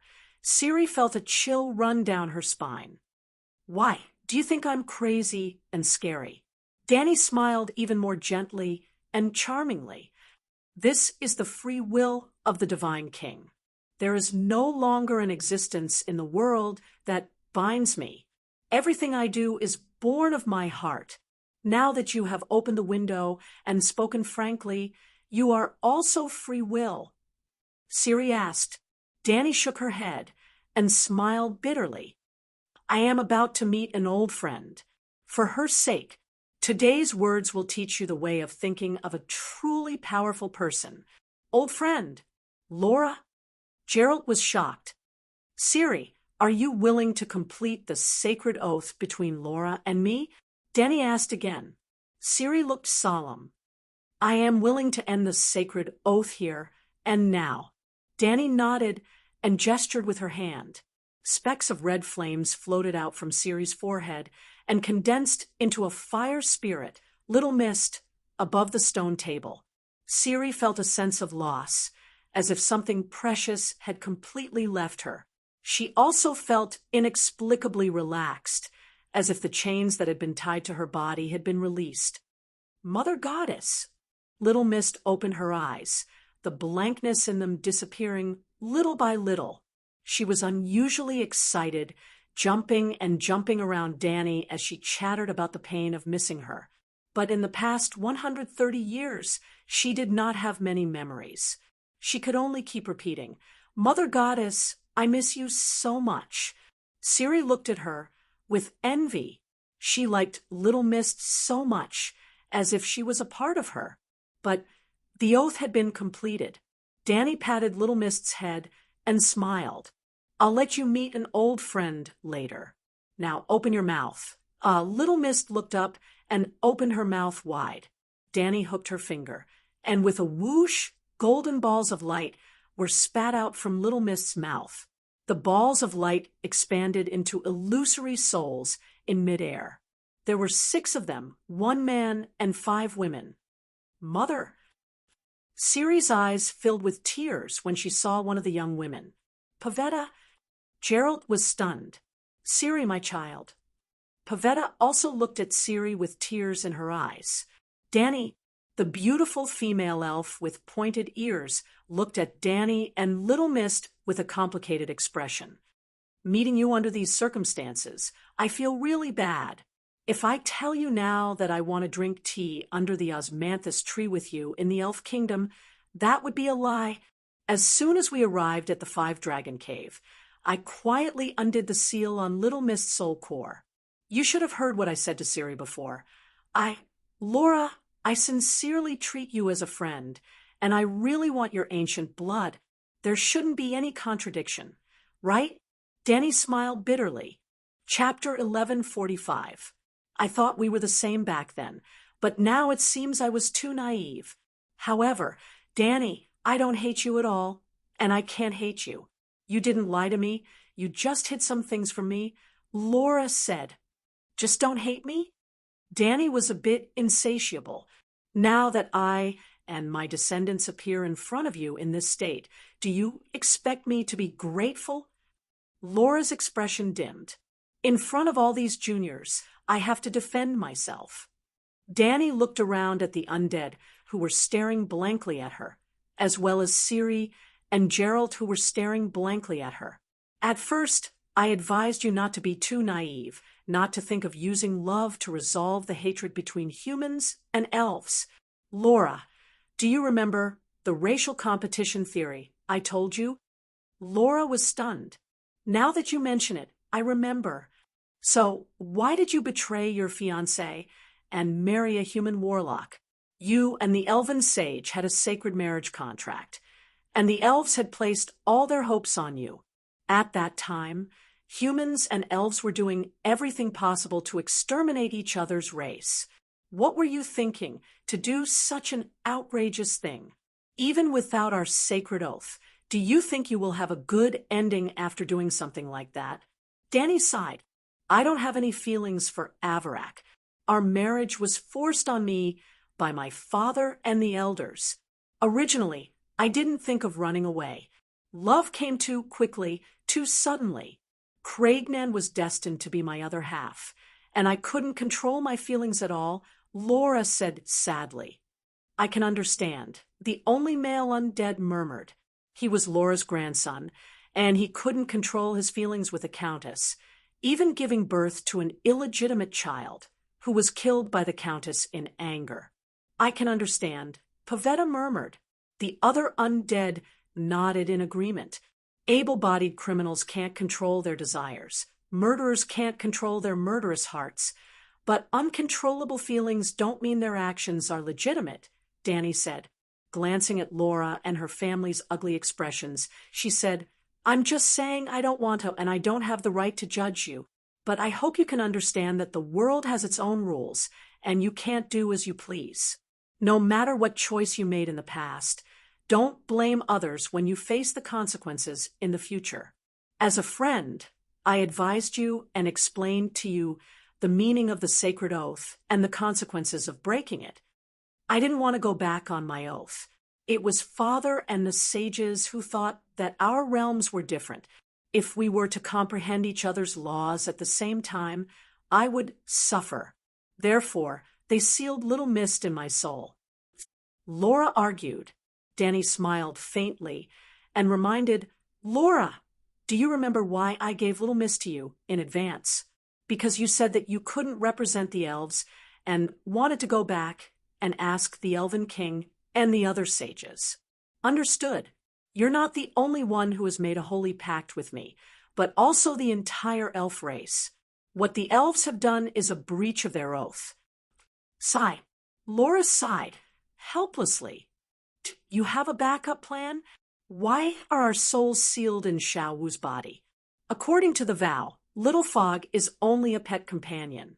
You can use her power to control the holy light while comprehending the flame of creation that I gave her during your daily cultivation. In return, she will analyze your ancient blood at all times. 100 years later, when the heavenly spheres converge, you will return Little Fog to me. How much each of us can learn will depend on our abilities. At this point, the oath is complete. Laura nodded gently. Danny sighed. You elves didn't want the ancient blood to leak out, but you couldn't give up on my creation flame. Therefore, they decided to seal Little Mist's consciousness and let her fall into a deep sleep. This way, she won't be able to analyze your ancient blood. Next, the elven sages began to study how to perfectly utilize Little Mist's power under the premise of ensuring her deep sleep. She looked deeply at Laura, who was frowning. I can give you a ball of creation flame, or give you a part of the song of fire law with the polarity of creation. But I gave the creation flame to Little Mist.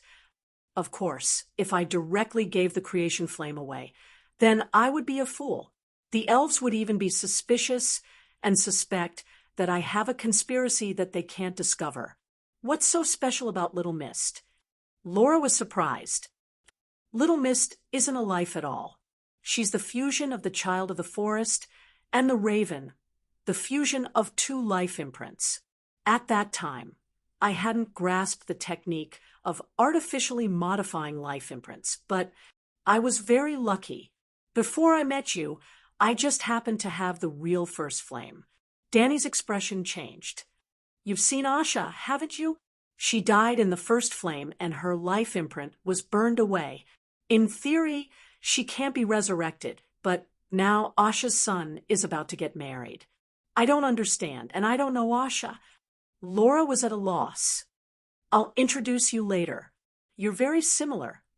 Danny looked at the undead with a smile as if she was admiring a peerless work of art. After the Battle of the Smoke Sea, I was still infinitely far away from creating the first flame. In fact, at that time, even the Song of Fire wasn't complete. But after comprehending the first flame for more than a month, I understood the characteristics of the first flame very well. At that time, I knew that in the future, I would be able to resurrect Asha and the souls of the Taimen who died in the first flame. Danny gestured with her little finger. I left a small remnant of the first flame. It didn't have any life imprint, but it completely recorded all of Asha's information. Everything. She emphasized meaningfully. Laura's pupils shrank. We weren't sealed in Little Miss' body, but turned into information and recorded in the first flame? Danny nodded first, then shook her head and sighed. When I first met you, I still hadn't grasped the first flame. I just asked the world, well, for a very small remnant of the first flame.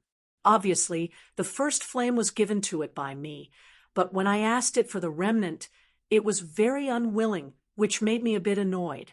Later, when I became the Divine King, I simply let the world will go and used my will to control the Jade Book of Fortune.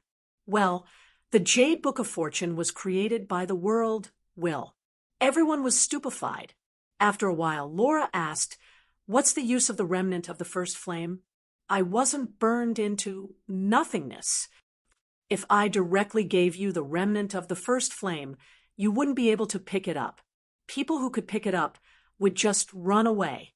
I fused it with Little Mist's soul core, and Little Mist underwent a strange evolution. Little Mist is the fusion of two life imprints, but the fusion can only happen once. Although the remnant of the first flame didn't have the omnipotence of the first flame, it still allowed her to evolve two innate abilities. Danny stretched out two fingers. First, when the elven sage studied how to extract Little Miss' power, he was surprised to find that she could perfectly integrate with the souls of other creatures. This is the simplified version of the second life of a shapeshifter. To be honest, I was afraid that the elves would seal Little Mist in a container and use it as a weapon. That way, I wouldn't be able to obtain anything valuable. However, with the strength and knowledge of the elves, it's impossible for them to waste such a treasure. Seeing your insignificant spiritual projection being able to cross the world and even cross half of the universe, I was 80 to 90% sure that the elves were very proficient in the way of the soul. They would certainly be able to discover the uniqueness of Little Miss' soul. Sigh. Gerald covered his face and sighed. Not only were they proficient in it, the Wild Hunt was the pinnacle of soul witchcraft. Laura's face was pale. We did discover it, and then sealed Little Mist into my soul. We did what you wanted us to do. Danny nodded lightly. She wanted to laugh out loud, but the female elf was still her friend. She held it in. Other than the passive fusion of the soul, the remnant of the first flame also allowed Little Mist's soul core to have the perfect record ability of the first flame. The first flame can even record the entire world. No matter how powerful the ancient blood is, it can't surpass the world in terms of energy level. Therefore, Little Mist can perfectly record the bloodline and soul information of the person who fused with her soul. When the person fused with her dies, even their life imprint will be recorded. At this point, Danny's nose wrinkled, and her face revealed a look of disdain. The source warlock of your world, Vilgefortz, actually intended to steal Ciri's ancient blood through blood exchange. It's too crude, too unskilled, and too whimsical. If Pavetta's ancient blood inheritance is equivalent to Sansa's, Laura is equivalent to the unfilial son Yamant, and Ciri is my son Simba. From a purely genetic point of view, the ancient blood should have become thinner and thinner with each generation of humans. But the truth is that Ciri far surpasses Laura, and my bloodline surpasses any previous generation of Targaryens. Bloodline isn't just about material genes. Ciri... Pavetta looked at her daughter in a daze, and tears appeared in her eyes. A warlock stole the ancient blood. Laura's expression was ugly. Not just a warlock. Danny looked at Ciri. The Warlock Society also forced Ciri to marry the prince they appointed, right? You know all about it? Ciri was surprised. As long as I want, I can tell anyone in your world how many times they've peed in their bed in their lifetime. Danny smiled faintly. I thought that humans and elves would be able to coexist peacefully. I didn't expect humans to covet the noble bloodline of us elves, as Father said. Laura's expression was pained, more pained than when she learned that good Sister Danny was plotting against her. It has nothing to do with race. When I, the God King, was still alive, there were dark wizards who tried to steal the true dragon's blood, a powerful bloodline visible to the naked eye. As long as it's a creature with desire, whether it's a human, an elf, or a god, they will all be greedy. Danny sighed. Everyone is greedy, but there are very few people like your majesty who are principled and trustworthy. The oldest of the undead, a graceful woman, said respectfully. She was Calanthe's mother, Queen Adalia. Unlike the other mortals who only had powerful strength, she was also a prophet. A prophet naturally didn't lack experience and wisdom. She could do the right thing and say the right thing at a critical moment. Laura glanced at her great-granddaughter and seemed to understand what she meant. However, she wasn't as cautious as her and directly said to Danny, "How do you plan to deal with us? The choice is in your hands. I can extract your life imprints and resurrect you into a heroic spirit. I can also resurrect you directly. Those who are tired of the world can choose to be completely silent. Heaven on my side, the world of death in your world, you can choose. Or I can help you build another heaven in your world. Those who are reluctant to part with the mortal world can also be resurrected, perfectly resurrected, just like Asha. If you want to live but don't like your previous way of living, I can also send you into reincarnation. Or, like Little Mist, become an elemental spirit."